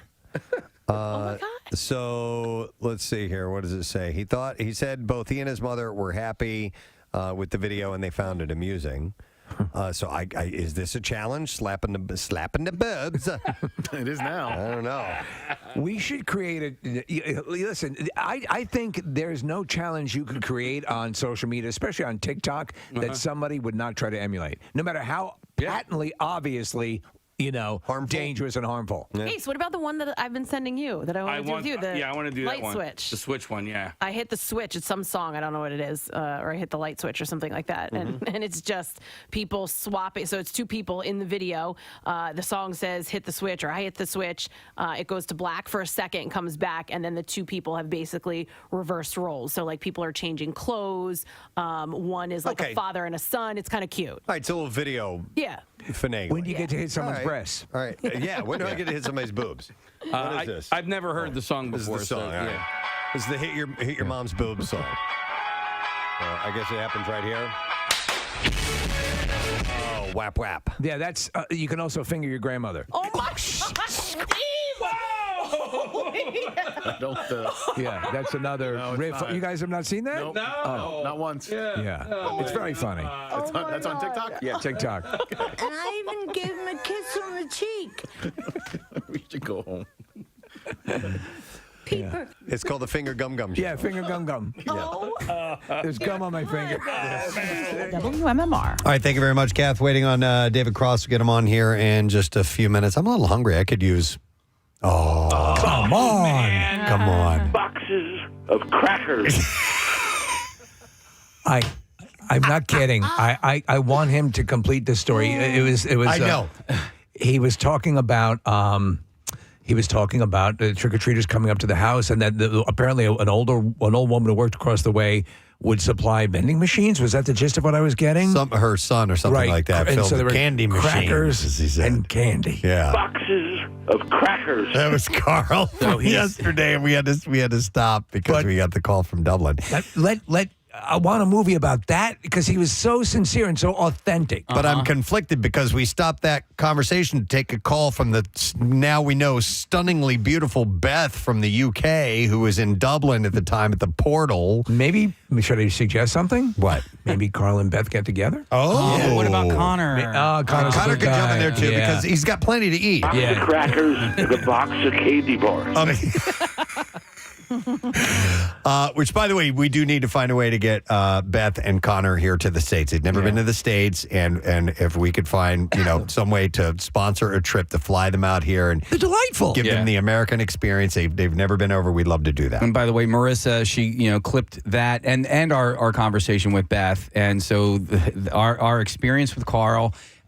She put a great blog together on PrestonandSteve.com, and then the Beth call, I believe, is one of our reels on Instagram. It was I thought yesterday's show was so much fun, but those two moments were my favorite moments. I mean, maybe of the year so far. It was it's just like so much crackers fun. and candy bars. Yeah, you know, Box of crackers and a box of candy bars. Amazing. I like amazing. You were trying to be so respectful, but we had to take this live feed from Dublin. That's amazing. Shut up. Amazing. Yeah. All right. I do have a couple of shout outs I can do while we're waiting for David Cross. I got this email from David, who lives in Austin, Texas, and listens to us there. He said, October 2024 may turn out to be one of the hardest months of my life, so I'm writing selfishly to request a shart all over my face, neck, and chest. Wow. That's so he lists a laundry list of things. Like I said, I ended a friendship that would help for 23 years. I had to go to the hospital. I was diagnosed with diverticulitis, was there for about 4 or 5 days, and then had to recover at home after a few days. And after he went back to work, he had to get his car. He had like $1,400 worth of work to get done on it, and he can barely afford it. He relies on it for work. And he said, I'm trying so hard to get myself out of idiotic debts that I built up when I was younger and not so smart. But he said, in addition for asking for a juicy shart, I wanted to say thank you to the whole crew, the Presidency Show, even though I felt like the last 2 weeks have been some wicked game against me by the universe. You'll never cease to make me laugh, put a smile on my face. This morning I was sullen and crying. This was from yesterday. Wow. But he said, I hate to hear that. No, he said yesterday, he said this morning I was sullen and crying. By this afternoon, I was smiling so wide it hurt listening to the segment at the portal with Jackie Bam Bam. He said, thank you. I love you all. And I know no matter how hard it gets, I'll always have you guys. So that is from David tremendous, in Austin, Texas. So there's your shart up, buddy. Wow. And hopefully things are going to get better for you. Just hang in there for the time being. This might cheer you up. Our next guest is on the line and ready to go. And he will be playing a show at the Keswick Theater on November 12th. Maybe you could come up from Austin and go to the show. Listen, it is well worth the trip. He is a legend, one of my absolute favorites. Most definitely. And you're going to have a great time. And his show is called The End of the Beginning of the End Tour. Please welcome the incredible David Cross. Hello. Hey, Can you David. see me or just hear me? We can see both. and hear you, sir. Okay. Yeah. Oh, 'cause I see my Wikipedia page up there on the computer. Oh, yes. I pulled up, yes, I was actually going to your IMDb page, and that was what came up the top there. But I went to go and check and see what you're working on currently, because it seems like you've always got some type of project in the works. And I'd read that it says upcoming, you have the Kissinger Takes Paris is the next thing. That is, they're working on financing, but yeah, that's a really cool project. I hope it goes. The cast is set and the writer director's all set, but they're working on financing. So hopefully it goes, and that'll actually shoot in Paris, which is pretty cool. Wow. How close up to something, David, have you gotten to where like it's happening and then it's not happening? Because that seems like to be the Hollywood story. Yeah, I mean, I've never really been on, I've heard of people, who've been on set when it gets shut down, or, you go somewhere and you rehearse and you're in wherever, Montana for 2 weeks and then that gets shut down. That's never happened, but I've been, had several projects, a couple with Bob that have been written, ready to go, and then it just comes back like, no, we're not going to do it. It's really tough. And then I had one of the most disappointing ones was I did a show for Sky in the UK, and it's a British production. It takes place there, and it was meant to be 12 episodes, right? So 6 in a series, and it's a real kind of cliffhanger ending for the first series going into the second, and that was all storied out and everything. And then they didn't pick it up for the remainder, so I never got the story. Yeah. This crazy cliffhanger, so that was a little frustrating. Yeah, it's frustrating for the audience as well. Yeah. So Yeah. I've never been on set. That's happened with I know a couple friends and that's really, I mean, you put so much work into it and you're there with everybody, and then they go, we're not going to do it. We had a showrunner who was and he worked on the Goldbergs, and he talked to us about a story where he the show looks like it's going. They got the sets built and everything, and he's driving to the studio, and he sees a truck with the sets passing him. And he goes, I guess it's not happening. Well, that's one way to find out, I guess. I have to thank you because for many things and many years of entertainment and laughter, but there's a bit that, and these guys will echo this, that I refer to constantly. It is you as a performance artist. It's Mr. Show, Spank, the performance artist. Oh yeah, where you get up. It's brilliant because everyone's seen these kind of performance art guys who are raging or self-righteous. I'm going to stick it to the man. And it lives with me. And so what happens is, for people who haven't seen the bit, your ultimate act of defiance, you put the American flag on the ground, and I'm going to crap on the flag. Yeah. Yet you're the equivalent of pea shy, and you can't quite do it. And I actually went back and wrote down the line because it cracked me up. Bob comes up and says, "Did you eat?" And you say, "Yeah, I had the black bean chili." And I mean, that lives with me. You guys with Mr. Show, you mentioned, Bob, that was just such a laboratory of inventive, brilliant stuff, well deserving of its legend. How did that bizarre thing come into play the way it did? I don't need the James Michener story, but how did you end up with that collective of super talented people with you guys at the lead? Well, like a lot of those kind of things in whatever,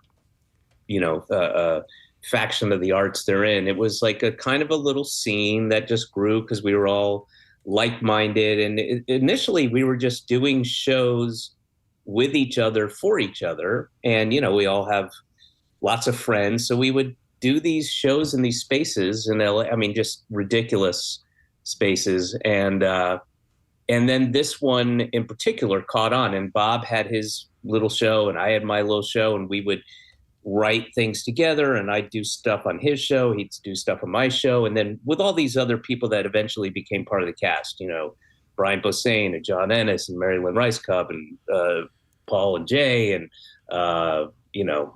all those guys, Scott and BJ. And then it kind of got really pretty quickly like the thing that, the underground thing to see, you got to go see this, check this thing out. And then pretty soon, as they say, Hollywood came a knockin', and we were doing the show live way before. We didn't go and pitch the show. We had a show to show. People could come and see it and go, "This is what it'll be." I think you guys were there was and I think it's kind of being recognized is that there was that shift, a wave of comedy. You talk about how things take turns and comedic sensibilities change, and you guys were there with the Ben Stiller show, and there was a shift that occurred that was incredibly pop culture savvy, inventive writers who brought it into that next level. You know? Yeah, I mean, we tried. One of the things that I think makes Mr. Show not so dated and still feel kind of relevant is that although we would do pop culture stuff, we didn't really, it wasn't about a person. It wasn't like SNL going, you watch SNLs from the 90s and you don't know what they're talking about, right? Because it's about a specific thing that happened one week to a person that we've all forgotten about. And we would just try to, instead of making it about that celebrity, make it about the idea of, so that you wouldn't have to know who Paris Hilton was, Right. Mm-hmm. Yeah. The high concept stuff, it was just amazing. With Odenkirk, you were talking about, it's funny because for years I looked at the dynamic of you two and I always figured, well David seems to be the more, the edgier guy who's maybe, you got to go a little bit further to get into a friendship with it. And then hearing you talk about it and hearing him talk about it, he's the one who was kind of the prick. Well, initially, yes. I mean, not like that anymore. And really, he's very driven and very, we both are very opinionated about what is important comedy, what's good, what's not good. But he's really driven in a way that I'm not. And he once he met Naomi, his now wife, and got married and had kids, he really mellowed tremendously. And I think he had Naomi in his ear going like, settle down, just chill out, and he was able to enjoy things a bit more. But when we were doing Mr. Show, and then season 3 was really difficult because we were also not only doing our show, but doing 10 episodes, but we were doing Tenacious D too. Yeah. So we were co-writing, producing, doing all that stuff. And there was there was like no time off. There was no kind of time for yourself. And things got a little sticky then. But as I said, he's mellowed out and appreciates life on a different level now. It's good to hear that. I want to go back a little further in your life before, you and David formed a friendship. Sorry about that. Bob. But when I'm Bob? You're Bob. No, I'm not Bob. It says it on your Wikipedia page. Wikipedia. No, but when you were younger, and the thing about sharp comedians and people who have great witty sarcasm, I'm curious about the formative years, teenage years, and so on. Did your mouth ever get you in trouble, or were you as comedic as in a wise ass sense in your earlier years, or did that develop later? Oh yeah, for sure. Like I moved around when I was a kid. I moved around every year. I was in a different place, and so I was always the new kid, and that's all I knew.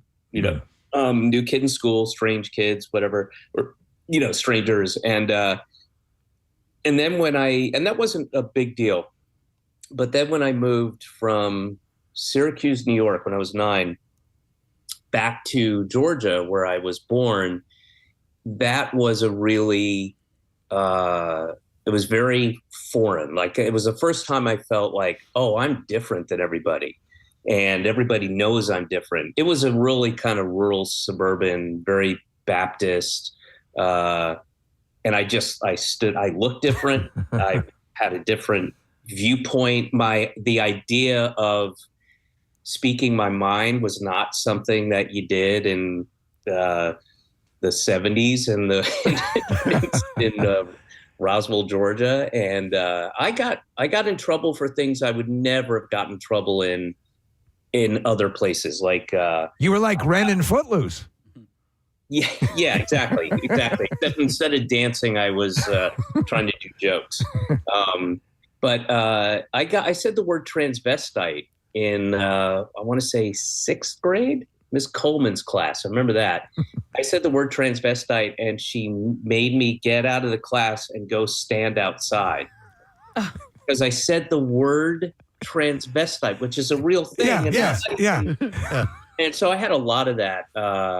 And also, one thing that was really kind of shocking was the openly anti-Semitic stuff was really like I never dealt with that. Right. And it's all authority figures. I'm not talking about the kids. I'm talking about teachers and your friends' parents and stuff like that. And that really hardened my viewpoint. I would have been, like, as I said, I moved down there when I was 9. And so like just 10 through 16. And then I started, somebody turned me on to punk music, and that was it. Yeah. And I was like, I was of that age. I was like 16, 17. I was like, oh, this is the world this is the rest of the world. David, Steve mentioned the timeless nature and timeless comedy of Mr. Show, and I want to ask you about a similar thing with Arrested Development, because Preston announced earlier this morning that you were going to be on the show, and there was a no context text that came in on our text line, and all it said was a new start, which was your license plate in Arrested Development, except that it was spelled anus tart. And there are so many clips that show up in my Instagram feed, and like everything with Tobias is just inherently funny, and your character, I mean, is not even in on the joke. Are you ever like scrolling through Instagram and see clips from Arrested Development and you're like, God damn, that was a funny show? I mean, I'm not on Instagram or on any of the social media stuff. I mean, I have a presence on there, but I don't go on there. But anytime I'm very well aware of how special and brilliant and funny that show was, and how fortunate I was to be able to be a part of that. And the characters so funny, so fun to do, really, and just a really great set, great cast. I mean, that's rare, to have all of those elements. And it was very special. And I knew it was special when I was shooting the pilot. And I remember vividly, because I was going to be reoccurring, because I had just moved to New York and I did not want to go back to LA. So there were stipulations to do it. And I said that, I'll do 6 episodes a year, whatever. And I remember calling my girlfriend and saying, I'm going to have to be a part of this, because and this is when we were shooting the pilot. Didn't even see how it turned out yet. This is going to be really special and cool. And then they were very open to improv, and it was, I knew very quickly, because half of the cast I had never heard of before, and they hadn't heard of me, and then we just all meshed, and it was great. It's funny because we had Tony Hale in here, and he was talking about his relationship with you, and he was bringing up stories about he talked about getting out of an elevator in a hotel, and that you purposefully didn't engage him, and you That's right. it was, I know what you're talking about. Yes, it was causing mental havoc. I saw him and I was like, hey, what's going on? And then he started talking to me, and I just walked right past him, and there was a big painting behind him, and I started talking to him. I love Tony. Tony's a great guy. Tony's a good guy. He was glowing about it, and he talked about the early days of Arrested Development, and that the network did not want it, and it was one of those things that just slalomed to legendary success. Fox did not like it at all. Wow. Hey, so I watched Umbrella Academy, and I was a little late to season 4, but I was introduced to your character in episode 1 of season 4, and then reintroduced to your character a few episodes later. I haven't finished the season yet, but I love the change, and I love the turn in your character, and I love how you can portray both of those characters so convincingly. Can you talk about your experience on Umbrella Academy? Yeah, that was another thing that I was really, really lucky. I was not familiar with the show. Like, I knew of it. I knew it was like a very beloved show, but I had never seen it. And I was walking home on a Friday, and it was kind of in the middle of the last tour I was doing. I had some time off. I was home, and and it was one of those things like, my team, quote unquote, is on the line, and that's only a good thing or bad thing. God, you're like, hi, David, I have, your agent, your manager, and your lawyer. That's literally only going to be good or bad. Yeah. And it turned out that it was good, and I got this offer to do this thing, but I had to leave on Monday. I had to be in Toronto for a production fitting and hair and makeup and styling and all that stuff. So it was really quick. And I didn't get to watch the show. And then I went there, I did all that stuff. I did some more dates. And then when I came home, my wife and I were like, well, let's check it out. And immediately hooked in the first 5 minutes. If you don't like the first 5 minutes of that show, turn it off. You're not going to like it. Right. It's so cool. It's right up my alley for that kind of storytelling. And I loved it. The cast was great. So I had shot the first 2 scenes before I really knew the show. And then I was able to watch, before I went back, and I, was just gushing to everybody. Like, this show is really special. You guys are amazing. And it was a really fun thing to be a part of. Yeah, in fact, I ended up interviewing one of the cast members, David, who's great. Yeah. And so I'd only seen one or two of the episodes when it first debuted, and I did as you did. I just went right through it. I would recommend that people do that because there's a lot of minutia to keep your. But once you see it and appreciate the epic scope of it, it's it's a mind blower. But it's also the story's great. It's very funny. Yeah. The acting is perfect, and the fact that they did these standalone, when you're in a different timeline, right? Each series, but they all mesh together, they all thread together, is really cool. And I can't even tell you which my favorite season is. I mean, they're all really special. I love that show. Yeah. David Cross is chatting with us. He's going to be at the Keswick Theater Tuesday, November 12th. Tickets available at keswicktheater.com. I wanted to ask about your Broadway debut next year. You're going to be in All In, Comedy About Love, and Lin-Manuel Miranda is going to be in this as well. Is this is it a musical? It has musical elements to it, but it's not singing. Okay. So it's a rotating cast, and it's all Simon Rich pieces. And I'm not exactly sure because we haven't really started that process of it, but as what I understand is you're kind of, the cast is up there on the stage. There's also a band that's going to be playing stuff from the Magnetic Fields as weaving it through these pieces that will be performed by that week's cast. So it's sort of it's an amorphous kind of thing. Is it improvisational? No, I don't. No, it's not improvisational. We'll have, it's scripted. It's all pieces that are written by and have existed prior to this. Simon Rich wrote, and then they're kind of performed, and there's music, interstitial music, which are songs from the Magnetic Fields. Are you trepidatious that Lin-Manuel Miranda is not really a tested talent at this point? He kind of knows what he's doing. I wanted to. I watched your special, your last stand-up special, Worst Daddy in the World, and thought it was hilarious. And it's funny because you talking about being a father, and you have a 7-year-old right now. Yeah. You're very reminiscent. My dad passed away, recently, but he had that same kind of great dad, loving dad, but not Ward Cleaver, and so I love that. I don't think I would have wanted Ward Cleaver, and you're very honest about the parenting, and I've always said this.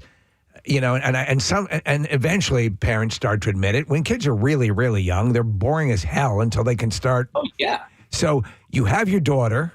You have all this that you're fascinated with.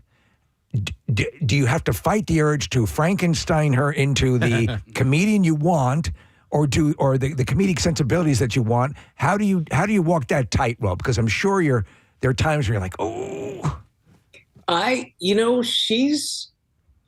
I don't really have to do that because she's starting to find that on her own. Like not because that's the business I'm in, but I think just naturally. Plus, her mom is very funny as well and performative, and she's just sort of gravitated towards. She and I were driving at like a 2.5 hour drive a couple weeks ago, and she started to come up with these jokes that were based on like cats or dogs or puns. And I was like, oh, that's a good one. You should write that down. And she started writing. She had pen, paper, and we just came up with these jokes as we were driving. And then we were upstate, and we were sitting outdoors eating at this place. And there were all these strangers at the tables outside, and she was going up to them and reading her joke books. Wow. And then we went to the farmer's market the next day, and she's going up to people, some she knows, some she doesn't, and just reading her jokes. So that, I didn't prompt her to do that. That was her on her own. And it's in the DNA. Yeah, I think that. So, but that was a very proud moment. I was very quietly very excited about it. So you're going to be at the Keswick Theater on November 12th. This area, Philadelphia and the surrounding areas, has so many great theaters. I wanted to know if you have any input into the selection of where you're going to perform based on, performing there in the past, or okay. Well, I do. Yes, I will say to somebody, I liked, when I sit down with my agent and they come up with stuff, I'll go, I didn't like this place, or I really love this place. There are less than 5 places I would say no, because of the space is not right for comedy. Right. But certainly whatever the last one I was in Philly was, I don't even remember what it was. Well, yeah. I mean, where you're going to be is a terrific theater, and it's perfect for I heard that. your kind of show. The booking agent said that. She said, you're going to really like this place. And mostly I just go off of them, and they're like, oh, this is perfect for this. Cause I like to play music venues and have people standing when I can. And so if I'm at a theater, she tries to get a place that at least replicates that. Has that vibe. You mentioned your wife, Amber Tamblyn, and I am one of those dudes that loves Sisterhood of the Traveling Pants. and hey guys, I'm gonna have to go because I have to do. I know we got started a little late because of the thing, but I have another thing to do in 3 minutes. No problem. No problem. We'll let you go, man. I was just lucky to have any time with you at all. So we'll just remind people that the show with David Cross is going to be Tuesday, November 12th. Tickets are available at keswicktheater.com. Take advantage of this opportunity. Yeah, you will have a good time, guaranteed. Hey guys, I just want to let you know that as of today, I am now officially Diamond Medallion status on Delta. Hey! Wow. Congrats. Yeah. Achievement. All right, I got to go, man. All right, take care. We'll see you. David Cross, take care, man. That is hilarious. He's phenomenal. Yeah. I love that guy. He's just... there's something about his, I don't know, his air, his whatever delivery, the way he carries himself. But he can do, so you remember he was also the UFO guy in Waiting for Guffman. You remember that? No. Okay, so there was, so he's... was it just one scene? Yeah. Okay. So, but I haven't seen but he in a plays, while. and then he was in the Chipmunk stuff. Of course, yes. But I was about to ask his father-in-law, Amber Tamblyn's father, is Russ Tamblyn, who's in West Side Story, the Robert Weiss West Side Story, and one of his an incredible dancer. One of his dance sequences is all over social media now. It's from like a 1954 movie. Okay. Where it's like in a farm in a stable, and he's up on like shovels and he's tap dancing and jumping up and gymnastics. Wow. And you gotta see this thing. Okay. Yeah, All like right. he's a legend. But a lot of people don't know Russ Tamblyn. I love the old videos from films and features that pop up on social media from time to time and show you how throughout human history there have been insanely talented people doing things that you can't believe that the human body can do. Right. And they have always been around. It's just a matter of finding them. Yeah, we're watching this video right now of him dancing. He's throwing his body all over the place. Right. So I'm sure it gets more and more intense. He starts swinging on stuff and jumping up and down. And So that's Amber Tamblyn's dad? That's Amber Tamblyn's dad. Look at it. He's doing it on the shovels now. Oh, yeah. He's walking on shovels like they're stilts. Oh, that's cool. No, he's dancing He's jumping on them. Stop it. I need to learn how to do that. Isn't that pretty wild? Casey just handed me a note, and I'm glad you handed this to me. So we have Is Russ Tamblyn on the phone? No, he's not on the phone. But we have about 10 minutes before we have to take a break. You can turn this video off. Okay. We have about 10 minutes before we do this, and I want to hear about something that Kathy was speaking to Casey about, or something. You had something happen to you? Yeah, Casey and I had an encounter this morning. Yeah. Okay. So was it intimate? No. He kind of saved me. Well, I know. Okay. So I was coming into work this morning, and I actually left my house a little bit early. It was great. I had a few things extra that I needed to do this morning. You kind of came running into the office. Well, is this part of that? it was maybe because I almost grabbed my pants, but okay, all right. So I was running a little early. It was great. It was perfect. Then I got stuck.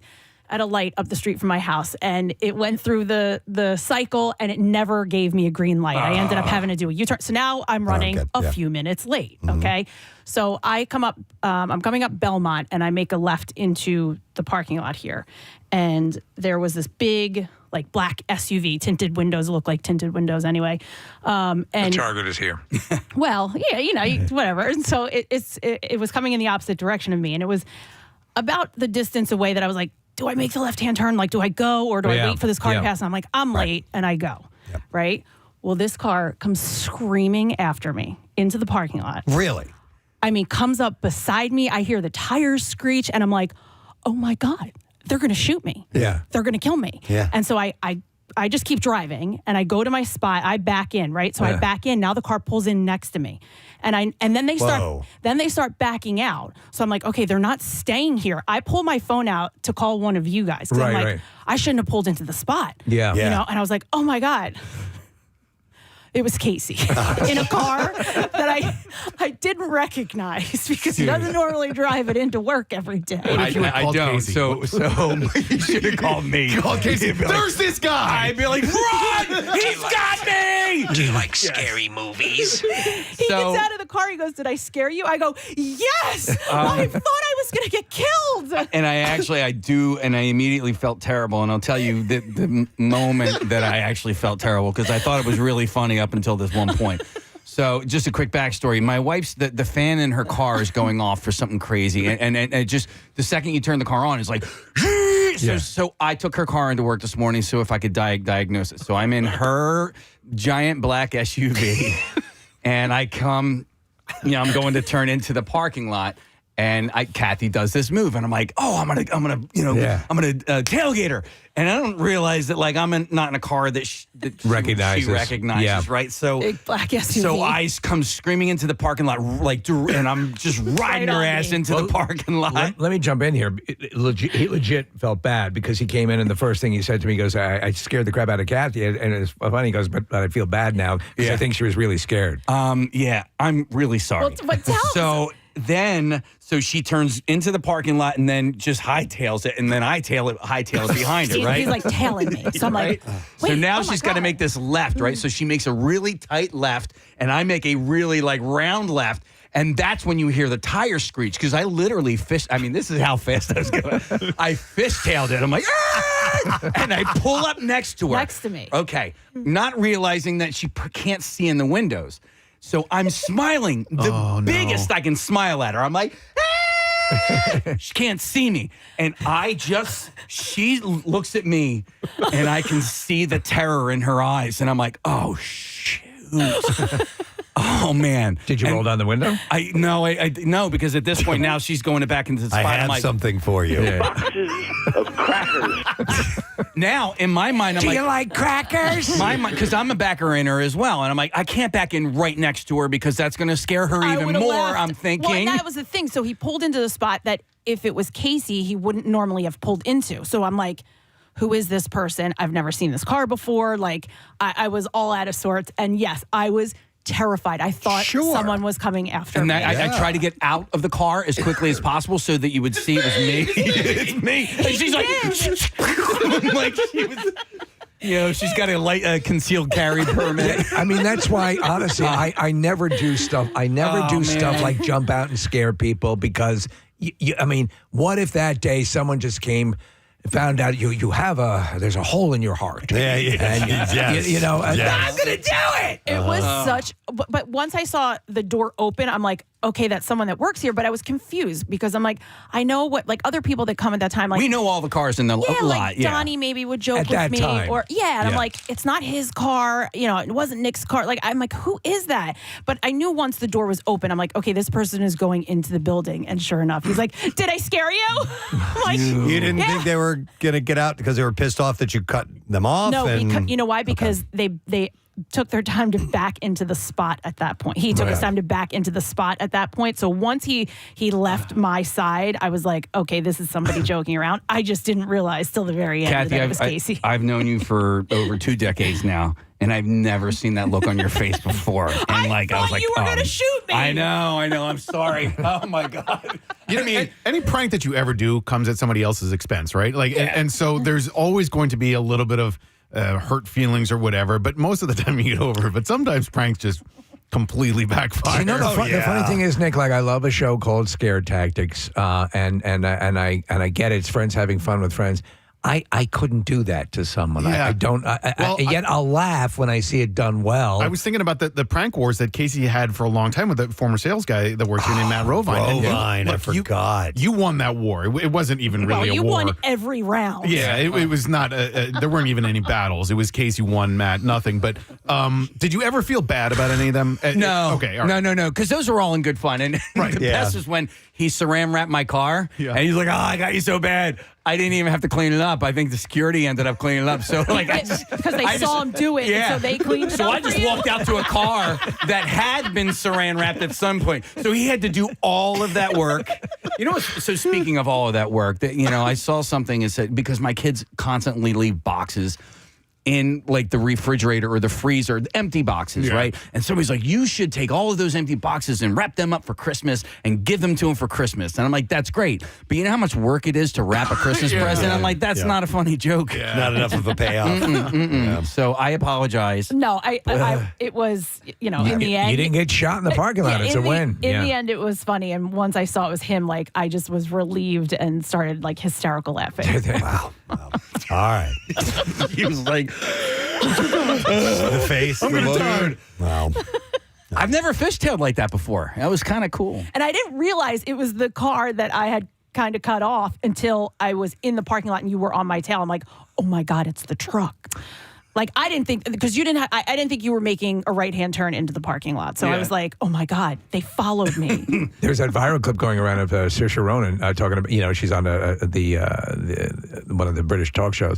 And, the other guys are joking about, Well, it was there was a defense maneuver that you use utilizing your phone. Right. And the guy goes, well, like, who would ever need to think about that? And Saoirse Ronan goes, girls think about that all the time. All the time, yeah. We have to think about, how do I protect myself? Yeah. And they were like, oh, yeah, you're right. I didn't think about that. All right. Well, good job, I guess. Maybe. I'm not dying. Okay. Yeah. Support your local library. Yeah. We are taking a break. We're coming back in a moment. Some bizarre file stories await you, my friend. So stay with us. We'll be right back. Preston and Steve. My finger. Oh, my God.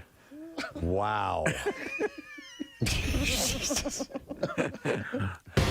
Queen Elizabeth has a reputation for being a bit staid, but the 94-year-old is quite different behind the scenes, according to her biographer. I'm working as an escort. Sally Bedell Smith, author of Elizabeth the Queen, The Life of a Modern Monarch. So how does she let her hair down? Well, Smith tells people that she spoke to an insider at her estate in Norfolk, Sandringham, who said you can hear her laugh throughout that big house. She has a big laugh. Really? So apparently she's cackling and giggling down the hallways all the time.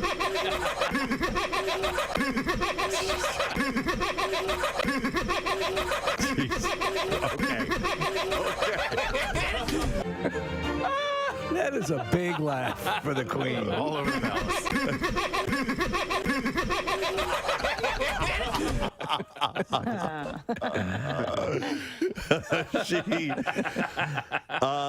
Apparently, while watching a rerun of Prince Charles' 1981 wedding to Princess Diana, she said, "Oh, there's my Miss Piggy face." She has the ability to laugh at herself, according to this person. Smith told people that during a shoot celebrating her Diamond Jubilee in 2012, she told the photographer, Barry Jeffrey, to just keep the camera rolling as she broke from the norm. And the Queen proceeded to strike a series of poses, slipping her hands in and out of her pockets, placing them onto her hips, mimicking the stances of a professional model. Tongue between her fingers? Her dressmaker and close confidant, Angela Kelly, had said that, yeah, she was having fun in that photo shoot. I'd love to see that. They said they stood in disbelief. The Queen was a natural, Kelly marveled. Barry and I felt like we were experiencing something really special, a moment never to be repeated. There's great footage of her on the set of Over the Top, where she is. Was she the final battle? She was the final battle. She put a crown on backwards. I need to go back and read the cast from that movie because I've forgotten how many people were in cameos. that. Yeah, well. I did see it was like a Reddit thread recently, and someone was talking about which way you face during the shower when you take a shower. Oh, okay. And so they were saying that when not All I washing, did was get out of the shower. not washing their hair, they face forward. When they are washing their hair, they face with the shower to the back. And I assume this is a woman who may not wash her hair every day. She has long hair, so some women don't. My hair is moderate length. But I didn't know. I'm spinning around constantly in the shower. You're doing like spins. I face towards, I turn back, I have One forward, Direction. I turn back. You do one direction, and I this performed. is my first. I've ever heard of somebody facing one way in the shower. I perform songs from One Direction too. No, so actually, it's actually just because of the construction of the shower. So my bath, I have my own bathroom. When we bought the house, it was more like there was a tub with a. With a curtain that went across, and it was so. My brother-in-law built a shower stall, a walk-in shower. Right. So, but it's shallow. So, if I were to stand, my shoulders might be touching both sides. So I turn to the side, and I have the shower. Oh, okay. So I'm facing the glass. I'm facing the wall. I'm facing the 4 cats looking at me naked. But let me ask you this: when you get out of the shower, do you immediately wrap yourself in a towel? I do not. Oh my God! I dry off in the shower. Oh, me too. I do. We can shower together. I don't wrap in a towel. When I lived at home with my mommy, and I had no concept. Mommy, come dry me. I had no concept of what people did around the house. Like I used to use 2 towels every single time. Like now I use 1 towel and I for use like it a week. For like a week. Yeah. Because I'm like, oh God, laundry sucks, right? I know. Dude, my mom had like 2 towels every single time. One around my waist, one around my torso. I have a completely separate question because Kathy said with drying the hair and getting too hot and sweaty. After a workout. Oh, yes, the worst. And then you shower and you And get you're out. still And I'm sweating? like, I'm sweating. I have to shower again. I have to take a shower. So here's what I do in the summer. I hate that. I have my clothes laid out back in my room, and the AC. I'll put the AC on the ceiling fan. I come out of. You stand in front of it? Yeah, I go out. Yes, I would. It's a good idea. Just to dry off. Sure. I didn't go through all this to re-sweat. When I was in high school on the swim team, our practices were 5 a.m. I had no idea that. Dude, listen, you're swimming like 2 miles in practice. That's a workout. That is a workout. Sweating? I was sweating, but you don't know you're sweating because you're in the pool. Yeah. You don't know that you're sweating until you go to put your school uniform on, and everything is just sticking to you. Yeah, I had no clue. Somebody wants to vouch for the towel warmer. I'm going to go to Tom. Hi, Tom. Good morning. Good morning, guys. Good morning, Ed. What's up, bud? Should I just say that every time now? Okay. All right, Tom, what's up? I don't know. We were getting our shower now. Oh, my God, he's possessed.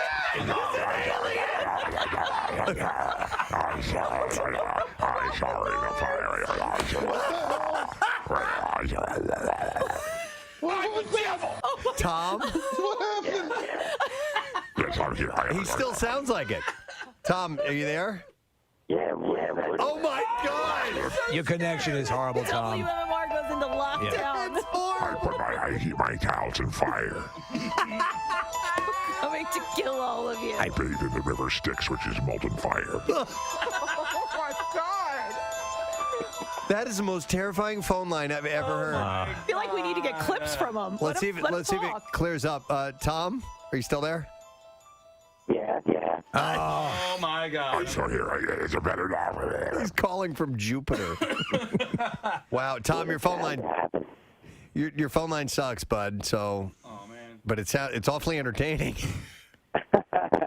Call back another time. Wow, that was bizarre. Your mother is in here with us. And it's Linda Blair's birthday. Yeah, it's we were just perfect, talking about that earlier. Wow.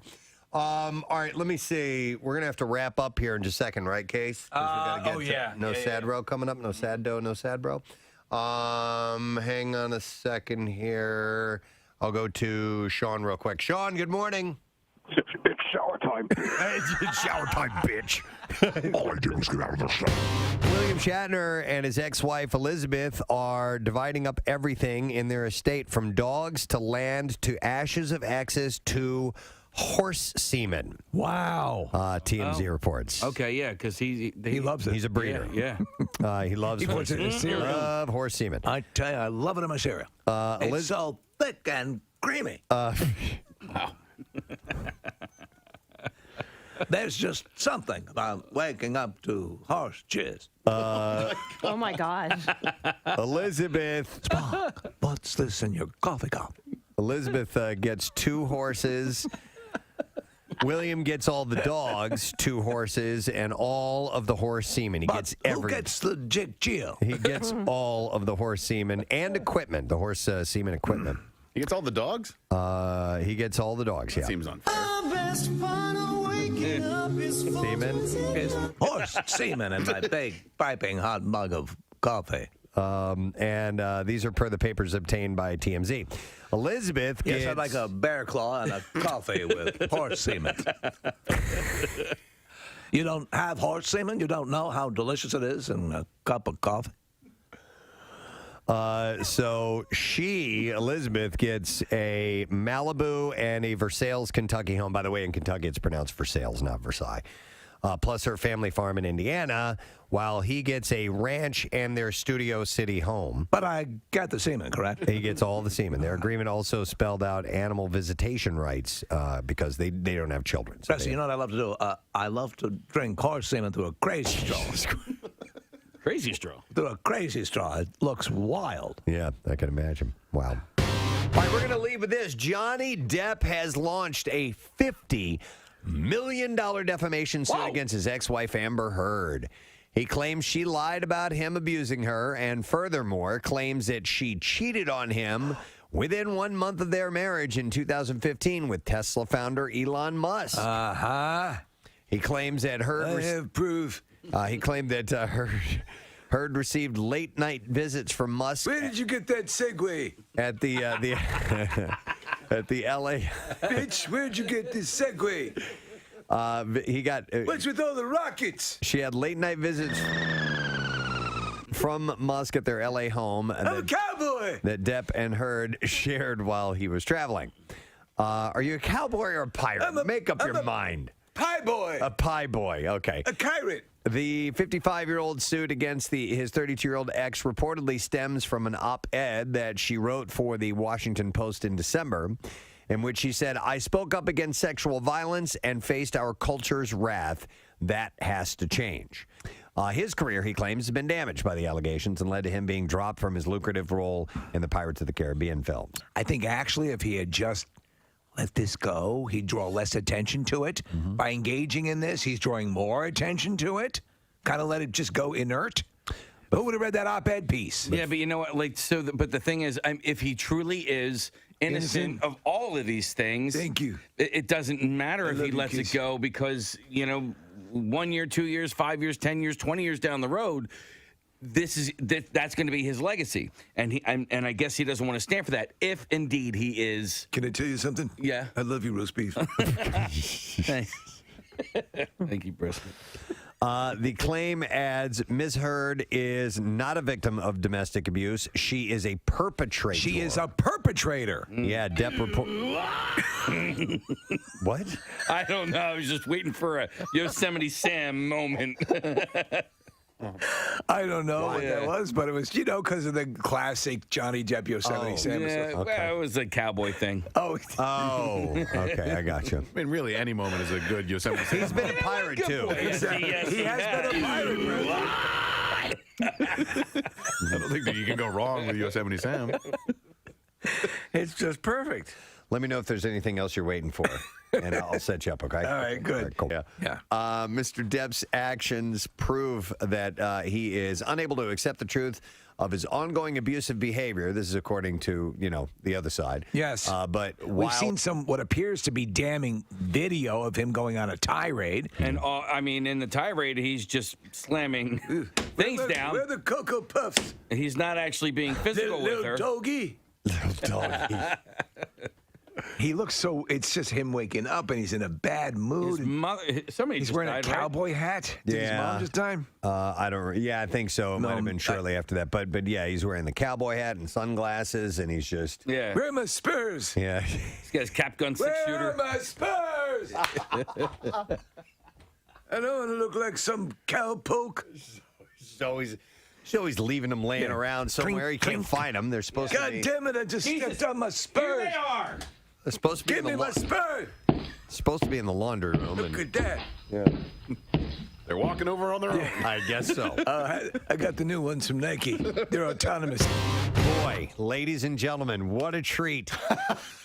Filling in for Pierre Robert. Your midday excursion today will be hosted by the man about town, Bill Weston. God, talk about setting the bar really low. When's the last time you've done a music shift? I did a 6 to 10 Saturday morning show like 5 or 6 months ago. Okay. I came in and got off before you guys were up. By the way, I remember there was one. You get good feedback. People enjoy hearing you on the air, and obviously you're no neophyte to this. So, I follow the program director's credo. It's called Tight and Bright. Tight and bright. How long were you a jock?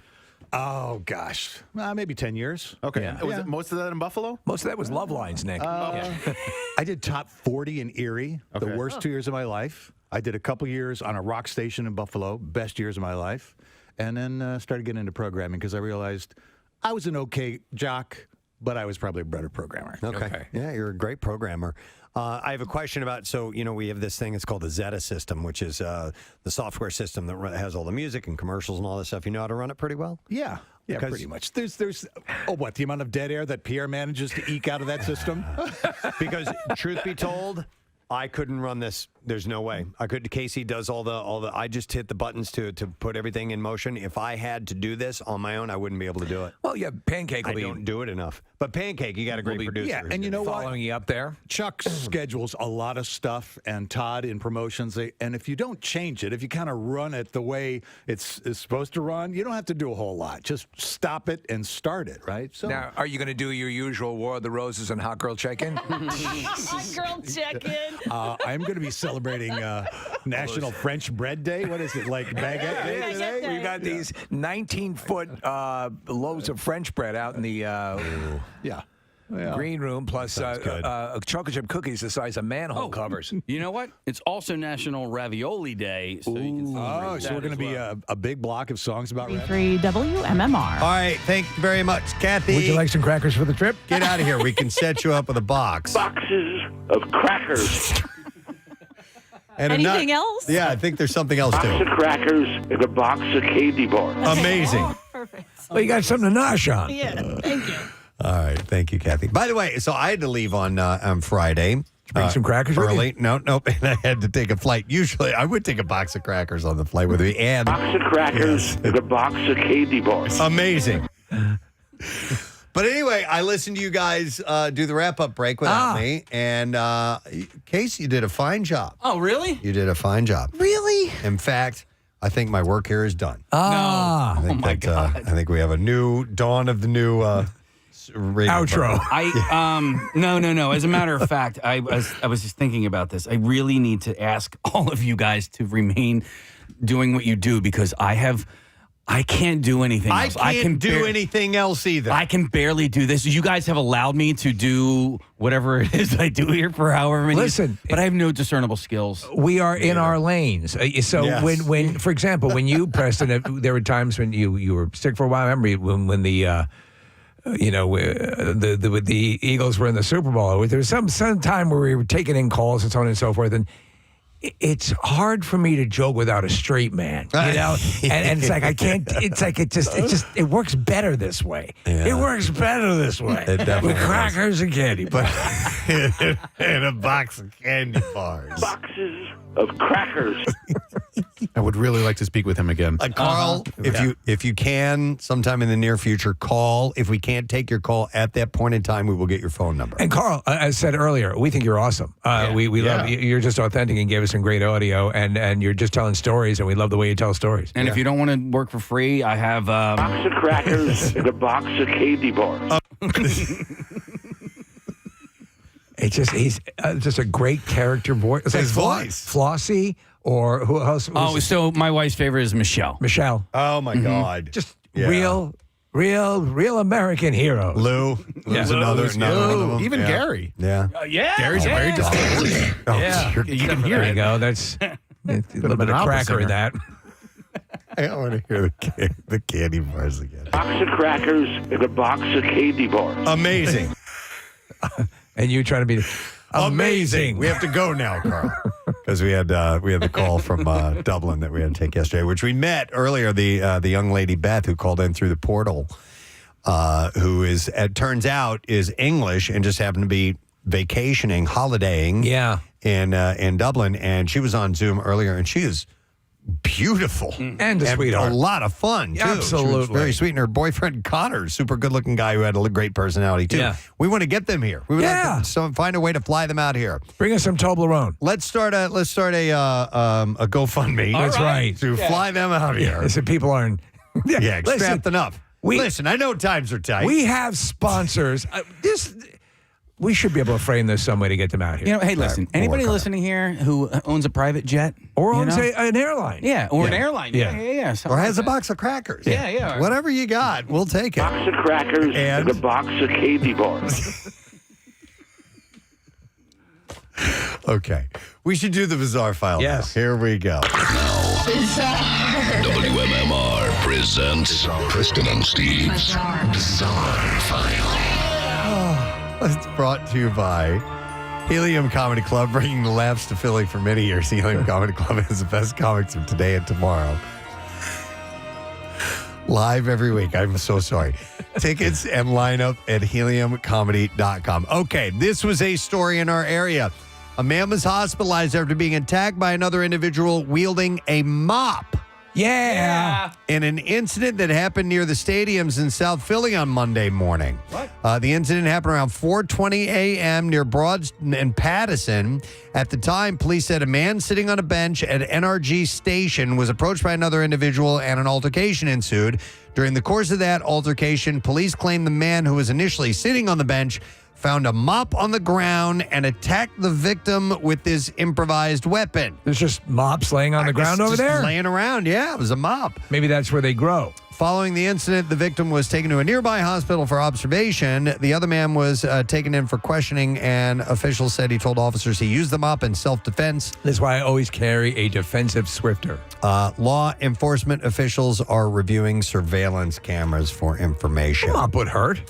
There are tons of athletes who've accomplished feats that most of us could only dream of. And then there are the everyday people who manage to pull off something that makes us stand back and awe in their amazingness in endurance and or courage. And one such person could be Lily Phillips. The OnlyFans creator recently managed to sleep with 101 men in 14 hours. And if you need some perspective, that's 7 guys an hour. 7 guys an hour. Yes. What's the most amount of men you've done in an hour? Oh, in an hour? Yeah. Oh, 3 tops. Yeah. Yeah, that's the most. 7. That's a champ. Do you remember several years ago, early on in our show's existence, though, there were a couple of porn stars who went out and would bang like 500 guys and stuff like that. One of them had like a race name. She was like, and that was her thing. She was known for these massive gangbang numbers. She had like a race name? Like Daytona 500? Something like that. Literally like that. Like yeah. 500 That's a good dudes? question. This Lily lady's based in England. Maybe we could fly her over too. Sure, Yeah, why the not? thing is, listen, I wouldn't even want to be guy number 2, let alone guy number 100.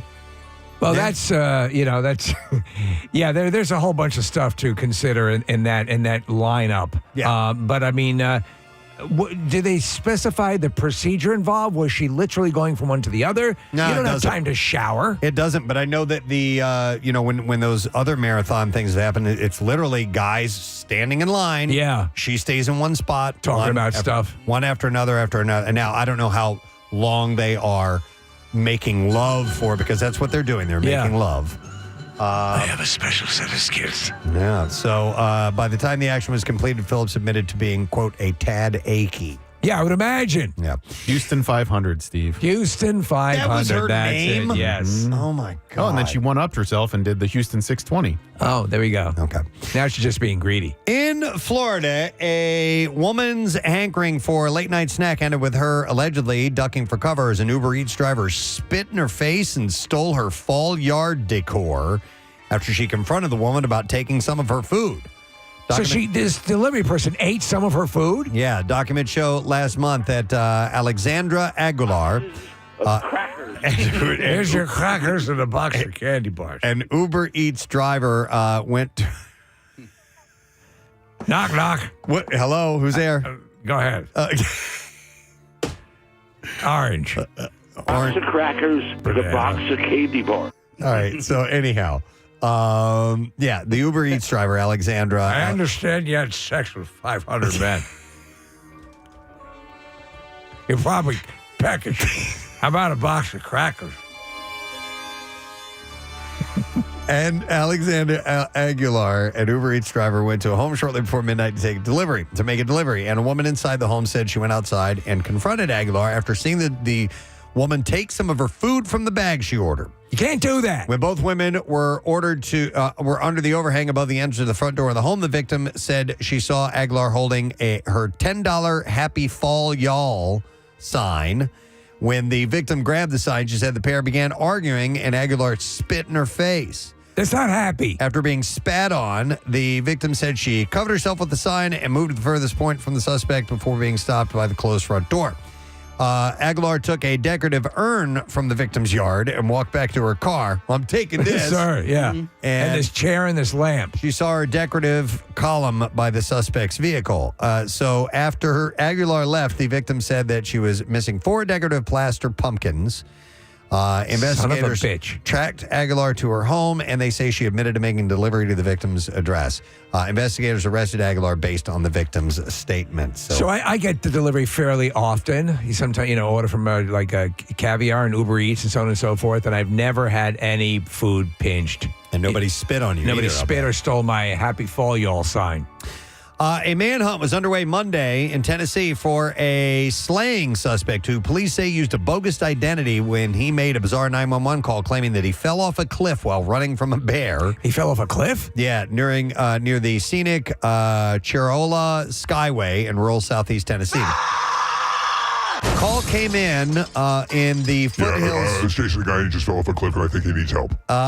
In the foothills of the Great Smoky Mountains. He dropped his phone. The caller identified himself as Brandon Andrade and said that he hit his head and couldn't move his legs. Sheriff Tommy Jones said first responders descending on the scene found a man's body and Andrade's ID.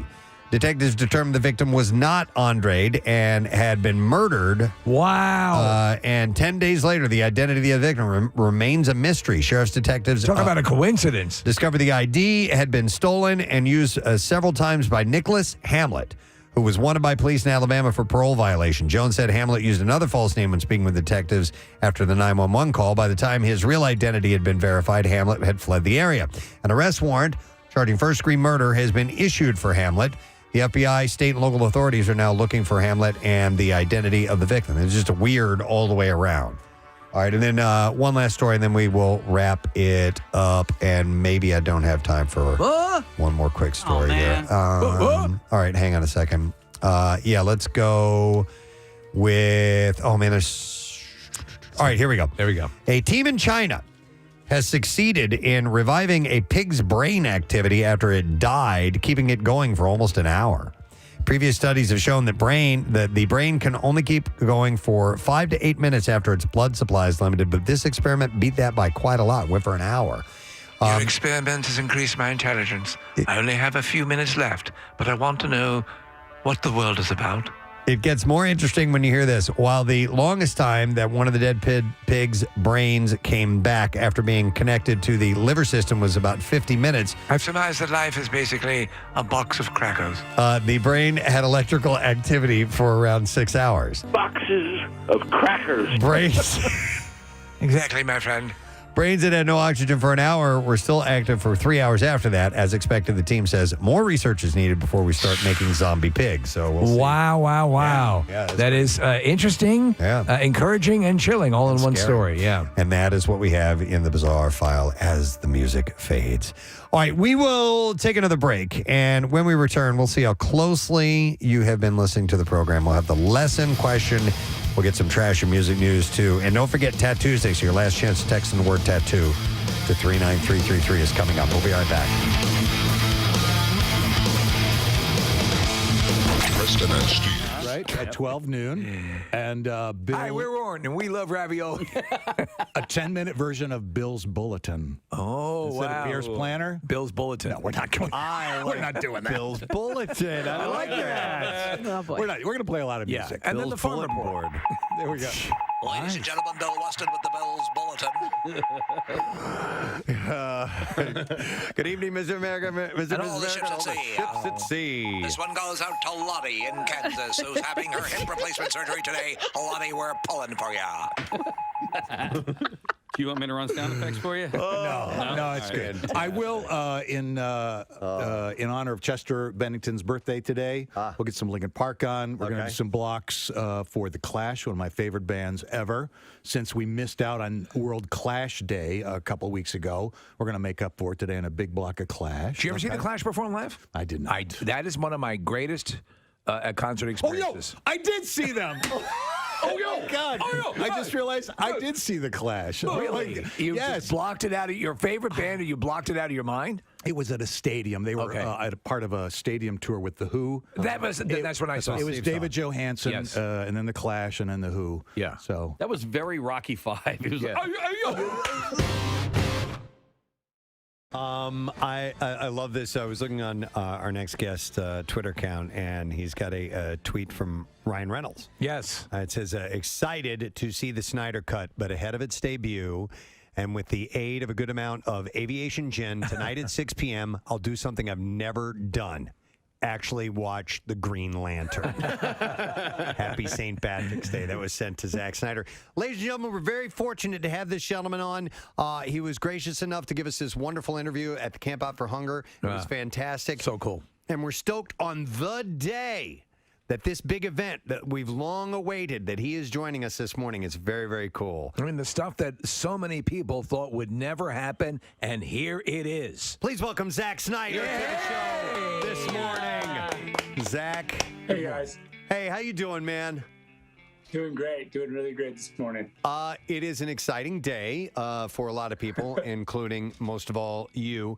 And the first question I want to get into, Zack, is just to remind everybody, how did this come to be? Where did this idea start that this movie needed to go back and be redone and added all this extra footage? I think it was fan-based, was it not? 100% fan-based. I don't know. It's a long saga of what happened during the film. People might not know that the original Justice League that was released in theaters, that I've never seen the movie. I left the project due to a family tragedy that we had, and so I never completed the film. They brought in another guy to finish it, and they made a couple of changes in my absence, and so I guess there was a hashtag that circulated called "Release the Snyder Cut." And that hashtag started on November 17th, 2017, which is the day the movie was originally released. Wow. There was a guy who walked out of the theater and just went like, nope, and tweeted that. And since, it's been tweeted millions of times. the studio finally was like, okay, well, I guess we have to do this. It's miraculous. Yeah. It is a miraculous thing when you stop and think about it. So the actual release itself, Zach, the actual movie, that it's in existence the way you originally envisioned it, but now the story of it has become Hollywood legend as well, how this actually was executed. So something that I'm sure would have to frustrate any artist and any guy, and I consider you a visionary. Preston and I, we all love your work. I mean, we're massive fans. And to think, okay, I guess I have to cast that one into the dustbin of, that, and then to be able to go back, and then you're getting things like IGN saying Zack Snyder's Justice League is a vindication for the director and the fans that believed in his vision. That's got to be awesome on this day to hear stuff like that. Yeah, it's really cool. And just the fans have been so amazing. Our big cause is suicide prevention and mental health awareness. And, the fans have raised now $600,000 just, in the little fan community.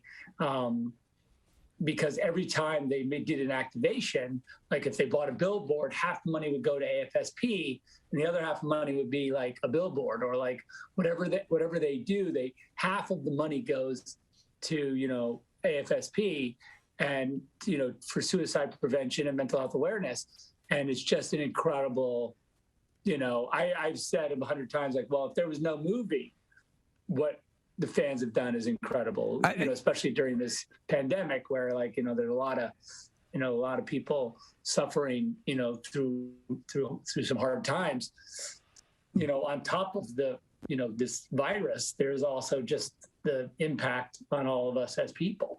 And I think that they've really been just amazing and tip of the spear in that way. And I'm just proud of the community. Well, you participated in our Camp Out for Hunger, and just to put into perspective what happened, that ended up, when we thought we were fighting, the Battle of Sisyphus there, pushing the boulder up the hill, it ended up being by leaps and bounds, our most productive camp out ever, and again, thanks in part to you and the other people who did it. So the generosity is not gone, and for anyone who's going to enjoy and has been excited for this event, that we'll put the link up. I'm sure Nick probably already has, to direct money for people who want to make donations to this charity, which is Touch Your Life, and is sadly touching so many lives right now, and then turn a negative into a positive. But I have to ask you, so there is so much that initially I was unaware, after having seen the movie in the theater and having loved the way you had progressed this story. With Man of Steel and Batman v Superman, Dawn of Justice. To me, it seemed very Wagnerian and very operatic, and I love it. I love that whole thing. And while Justice League definitely has its moments, the tone was different. And so now that I realize there were huge chunks that were excised, Preston and I loved the character of Cyborg, and you could just feel he had been shorted so much screen time. That has been corrected, correct? Cyborg is really it's his movie in a lot of ways. I think when you see it, you're going to be very much, you're basically seeing Cyborg's story in a lot of ways. It's his origin, and that was always when Chris Terrio and I were working on the story. Our intent was always to have Cyborg. It was his time. We thought this movie was going to be all about Cyborg, and frankly, Justice League really takes that character, all the way. I love it. I can't wait for you to see it. But I was suggesting that you guys leave the studio right now. Oh, Zach was actually giving us a pass. All right, great. And suggested, and I suggested we ran the show from the time of Live Aid, and it would probably it wouldn't work out. But so we're going to tell our bosses you've given us the pass right now, actually on social media, and there are people responding who are just loving it. And you've always dealt with people who just summarily just don't buy into what you're doing. I've from the get-go has had legions bought into it. And you like long movies. We talked about this last time at the Camp Out for Hunger. And if you're telling a story, it's like I was looking at the runtime initially when the first iteration of Justice League was released. Like, how are you? What is this? What was this filmed in a photo booth? I mean, how are you getting these huge stories compacted? the movie, I think the runtime of the movie it's 2 hours with credits. So it's, I think, an hour and, 40, or 50 minutes. Yeah.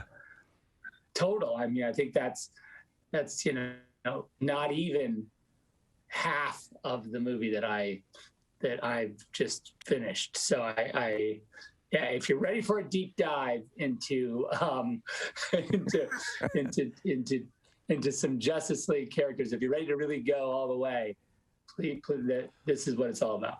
Zach, mentioning a long film, and for those who maybe have a hard time consuming something that's 4 hours long, I did read this morning that it is kind of broken up into 30-minute chapters. Is that the case? Yeah, when I originally finished this cut of the movie, I finished in January of 2017. So I've been working on even 2016. So and I had this idea then that I should divide the movie into chapters. And so it's really easy to, I think as a stream, when you're streaming it, and this is a great HBO Max thing that's happening, in that when you sit on your sofa, if you sort of think about it psychologically, like you're about to binge basically 7 half-hour episodes of a giant, some are 40 minutes and whatever, but I think you really, in that sense, it's really easy to watch, and you can always pause it at the chapters and go get your chips or go to the bathroom, or you can come back the next day. But it's really, I think in that way, it's the right sort of platform for it.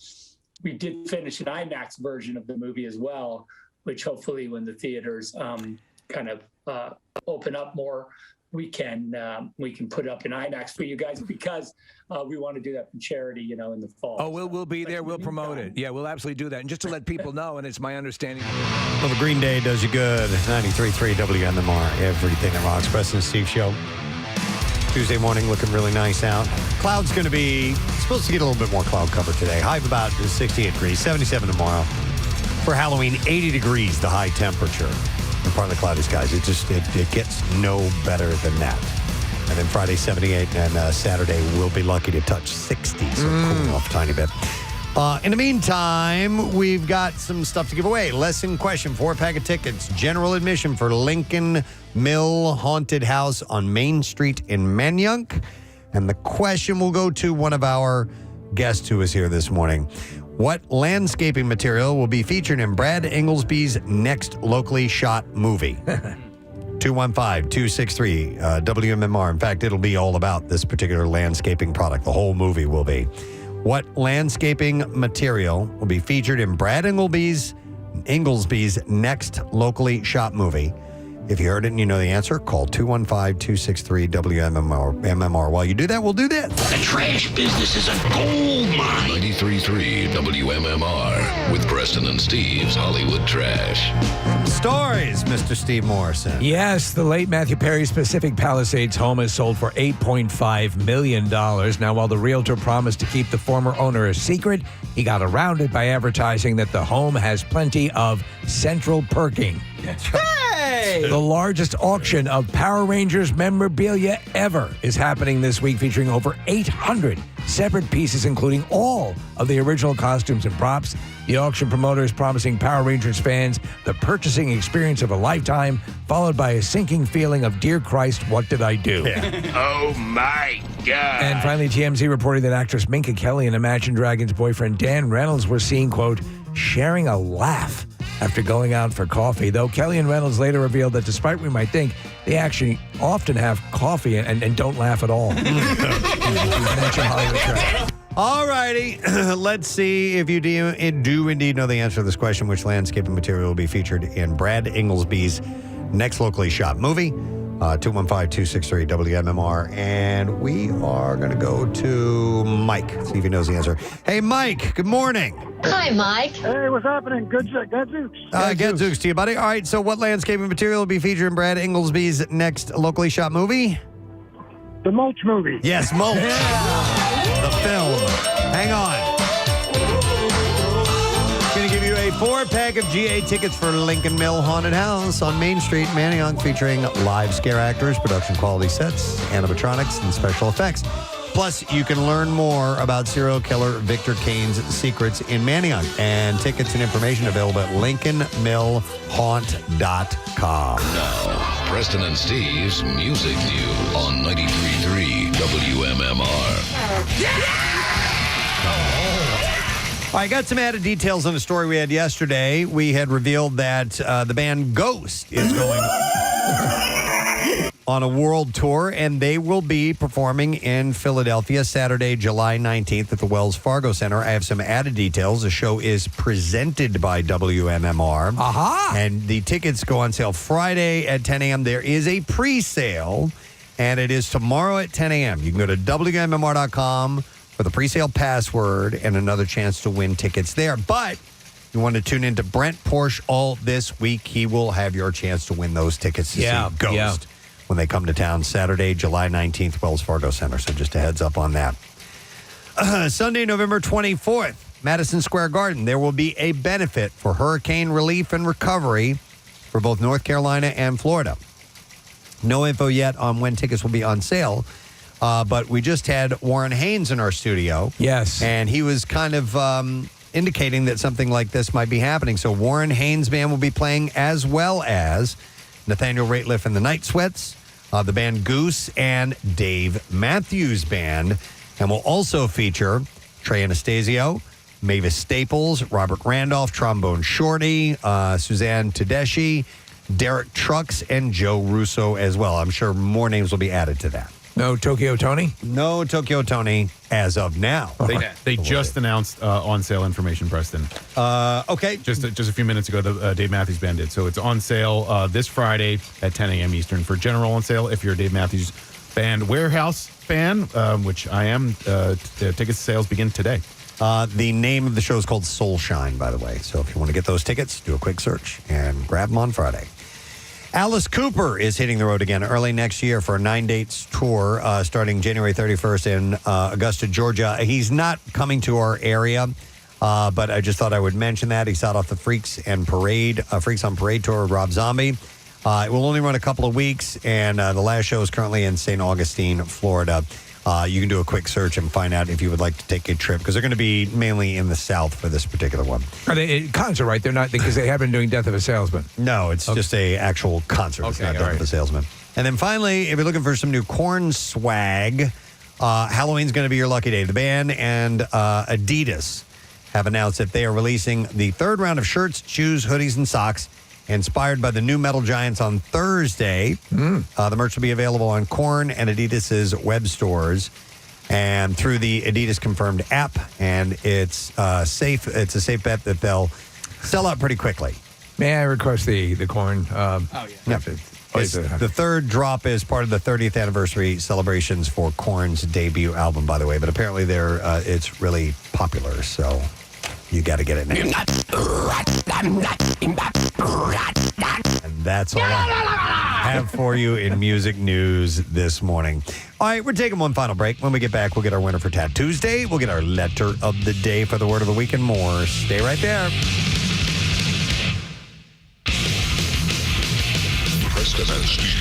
They might be thrown off as you watch it, as everyone will watch it today, and then donate to Zach's charity as well. That the aspect ratio that you'll see at home is a little bit different, correct? Yeah, it's like the opposite of letterbox. So everyone took a while to get used to letterbox format, which is when you have black bars on the top and bottom, the kind of widescreen look. This is the opposite. It's in Academy or it's in full app, so it is shot in the sort of IMAX format, which is like a big square. So you'll have some bars on the sides of the screen. So don't worry about that. That's part of it. I was seeing side by side comparisons, and I love from you see more stuff going on. You need to see the bat signal. Yeah. Obviously, I have my Batman here with me. But I mean, the fact that all of that is going on, and just the color changes that you've done. Steppenwolf got a badass makeover. And I mean, with what you did, and HBO Max gave you some money, but what you've been able to do, and I've just seen stills, so I'm very excited. But everything looks fantastic. Cheers. Yeah, you're going to get to see Darkseid. I don't know if you know anything about DC. Darkseid he's the King Daddy bad guy of the DC universe, and he's not messing around. He doesn't play nice. He's just here to mess everything up. Yeah, and mess every single thing up. All right, let's hope that Justice League gets it together. Don't give it away. So with that, I'm saying I hope. Okay. Are there other actors who were initially on the cutting room floor that are now getting their treatment in this film? Listen, I don't know 100% because, as I said, I haven't seen the theatrical cut. I might have to do that analysis. But I do know that Ryan Choi, the character of Ryan Choi, who would eventually become the Atom, his character was cut. And Kiersey Clemons, who plays Iris, she was cut. So anyway, she's in a sequence. Cyborg's mom. She's in a sequence with the Flashes. Gets a lot more time on the screen. Ezra Miller. We know there's a new Flash movie that is in the works. We get to see a bit of what the Speed Force concept looks like, which is very cool. Sure. Cyborg's dad, Silas Joe Morton, we see a little bit more of him. And what I love is that Steppenwolf has a really amazing arc. Yeah, sorry. No problem. Steppenwolf, in that version, it was like, what? Why are you so pissed off? What is this about? With Darkseid in the mix, you I guess from what I understand and what I've read, is that Steppenwolf comes off more as he's just trying to please his boss, and is that correct? There's a family issue. Yeah, he has a lot of. I mean, Kieran Hines, who voices him, is amazing, and I think brings this amazing gravitas, and I would say, frankly, he brings a lot of sympathy to the character. I mean, I know it's hard to believe that you might feel sympathetic toward this big spiky monster from space who's into world domination and has a giant axe and it's just basically chopping everybody in half. But he's got his own problems. But that's what you need. To me, I've always hated a villain, and I've said this countless times on the show. A mustache-twirling, one-dimensional villain does nothing for me. A villain that you can slightly understand the impetus for is far more interesting. Oh yeah, 100%. So I wanted to ask and double back to Ray Fisher, because I was reading something about him. For those who don't know, he's the one who plays Cyborg. Actually, he's from the area. He is. We spoke to him years ago. He apparently has had a great reaction to the Snyder Cut. I read this morning that he absolutely loved it. Now, he had his issues with the replacement and its controversies, and we won't get into that here. But how does that feel to you to know that he's happy with what he's seen?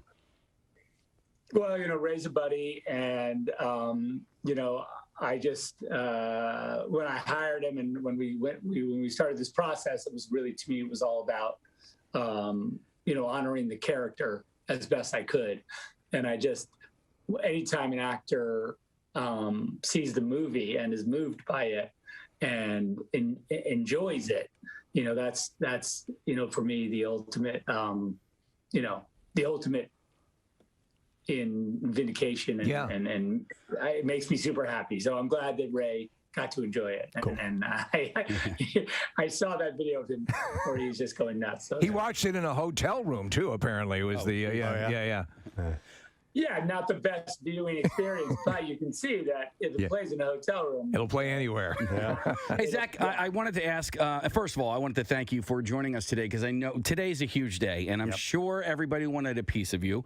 And so the fact that you woke up early, it's like 5 o'clock in your time right now, that you woke up early, that you're spending some time with us, I want to thank you for that. But I also want to ask, why did you get up at 5 o'clock in the morning to call in to Philadelphia radio? I would like to think that you like our show, but is it because you have family in the area? Look, I'm a friend of the show, and I really do. I love you guys. Whenever I get a chance, if you guys, when I see the text arrive on my phone, we're doing a show, you want to jump on? I'm like, let's go. Hey, I have a question. Since we're doing this via Zoom and we can see into your domicile there, do you play piano? My kids do. Okay. My kids play. There's a piano book behind you and a piano. I was going to have you tickle the ivories there for us a little bit if that was the case. By the way, if I could, I would jump on. I would be He'd play a little, I don't know what, but I'd be, and sing, of course. Speaking of music, though, just to bring up this point, everyone's raving about the new music for the film, and explain what happened. Junkie did this again when I left. Junkie XL, who does the score,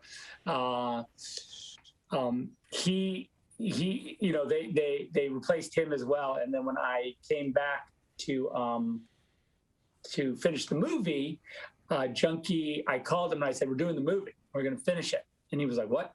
And I said, "Do you have any music like left over?" And he goes, "You know what? I'm going to do it all from scratch. I want to start over." And so he just, it's 4 hours, pretty much 4 hours of music.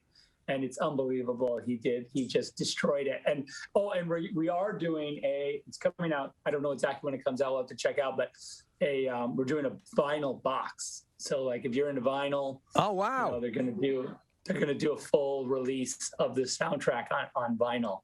And that's pretty cool. As well as, of course, at Apple Music, you can check it out. Well, Zach, I'd like to ask a follow-up question about that topic because I loved the soundtrack for Man of Steel as Hans Zimmer did that. Do you have favorite composers that you like working with, and how do you end up choosing one? Because there are a lot of great ones out there, and Hans is legendary. So why change, in the same cinematic universe and do a different composer? Hans and Junkie worked together. That's why I met Junkie. He came, from sort of Hans's camp. And that's how we sort of got together. And then, because the two of them did Batman versus Superman together. Okay. And then and then when we went on to Justice League, I was like, "Okay, Junkie, you want to do it? You want to do the whole thing?" And he was like, "Absolutely." And we worked together. He did, he did Fury Road and a bunch of other amazing soundtracks, and it's just, and he just finished Army of the Dead for me. When is the release on that? Shot right over there in Atlantic City. When's the release on that? We hear it was bumped back again. May 21st. May 21st. Okay. Just to also be ready. I'll be back on the show in no time. Oh, you bet your ass. You made a critical mistake in answering our texts because we're going to be on you like white on rice. But and I just want to convey the excitement to people who may not understand. For example, and I think I mentioned to you this to you at the campout. Batman v Superman: Dawn of Justice, the original theatrical cut, really enjoyed. Yet there were some things that to me were like, well, there didn't seem to be an explanation fully. When I saw the full director's cut with the additional footage in it, it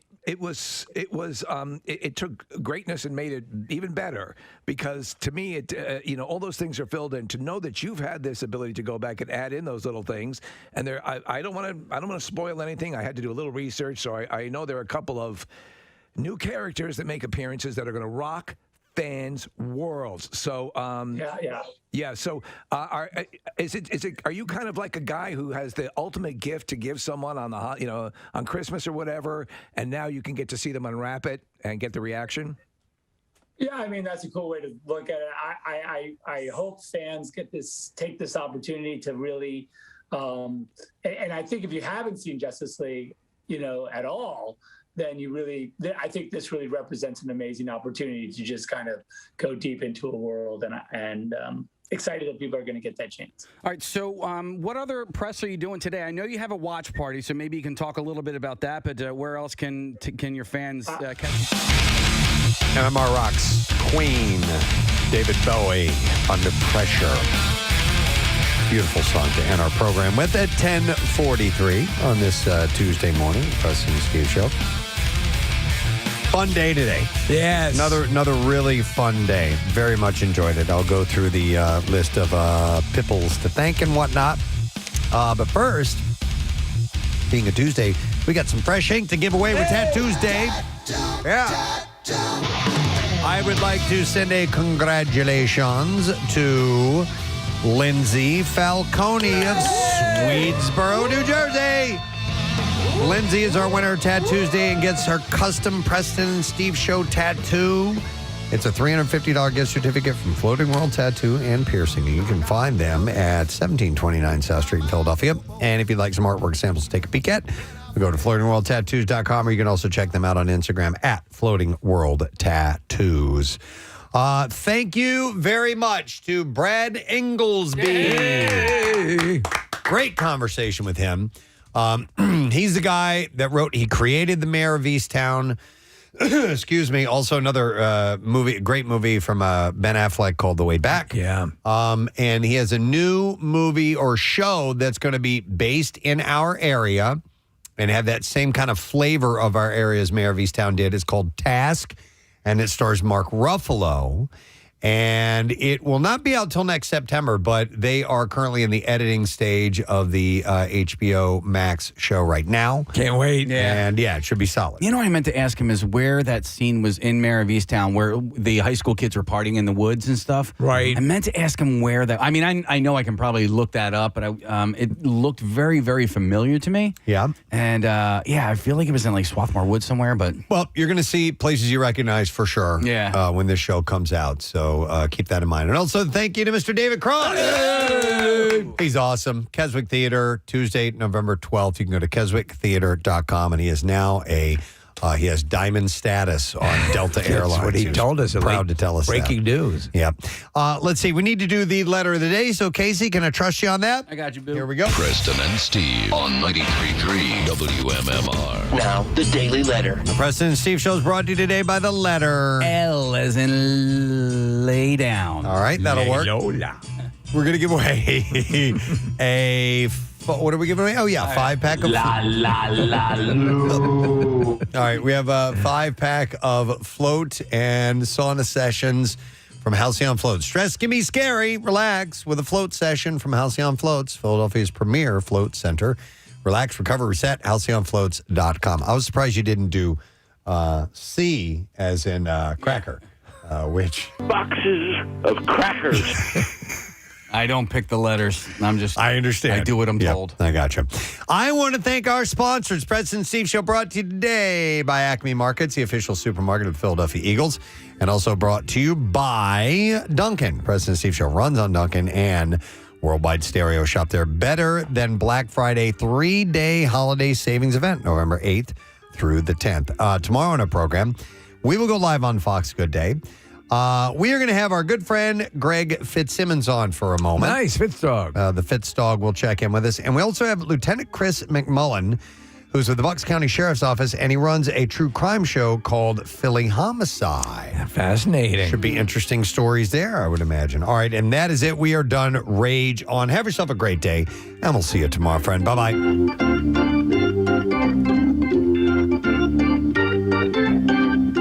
Preston and Steve.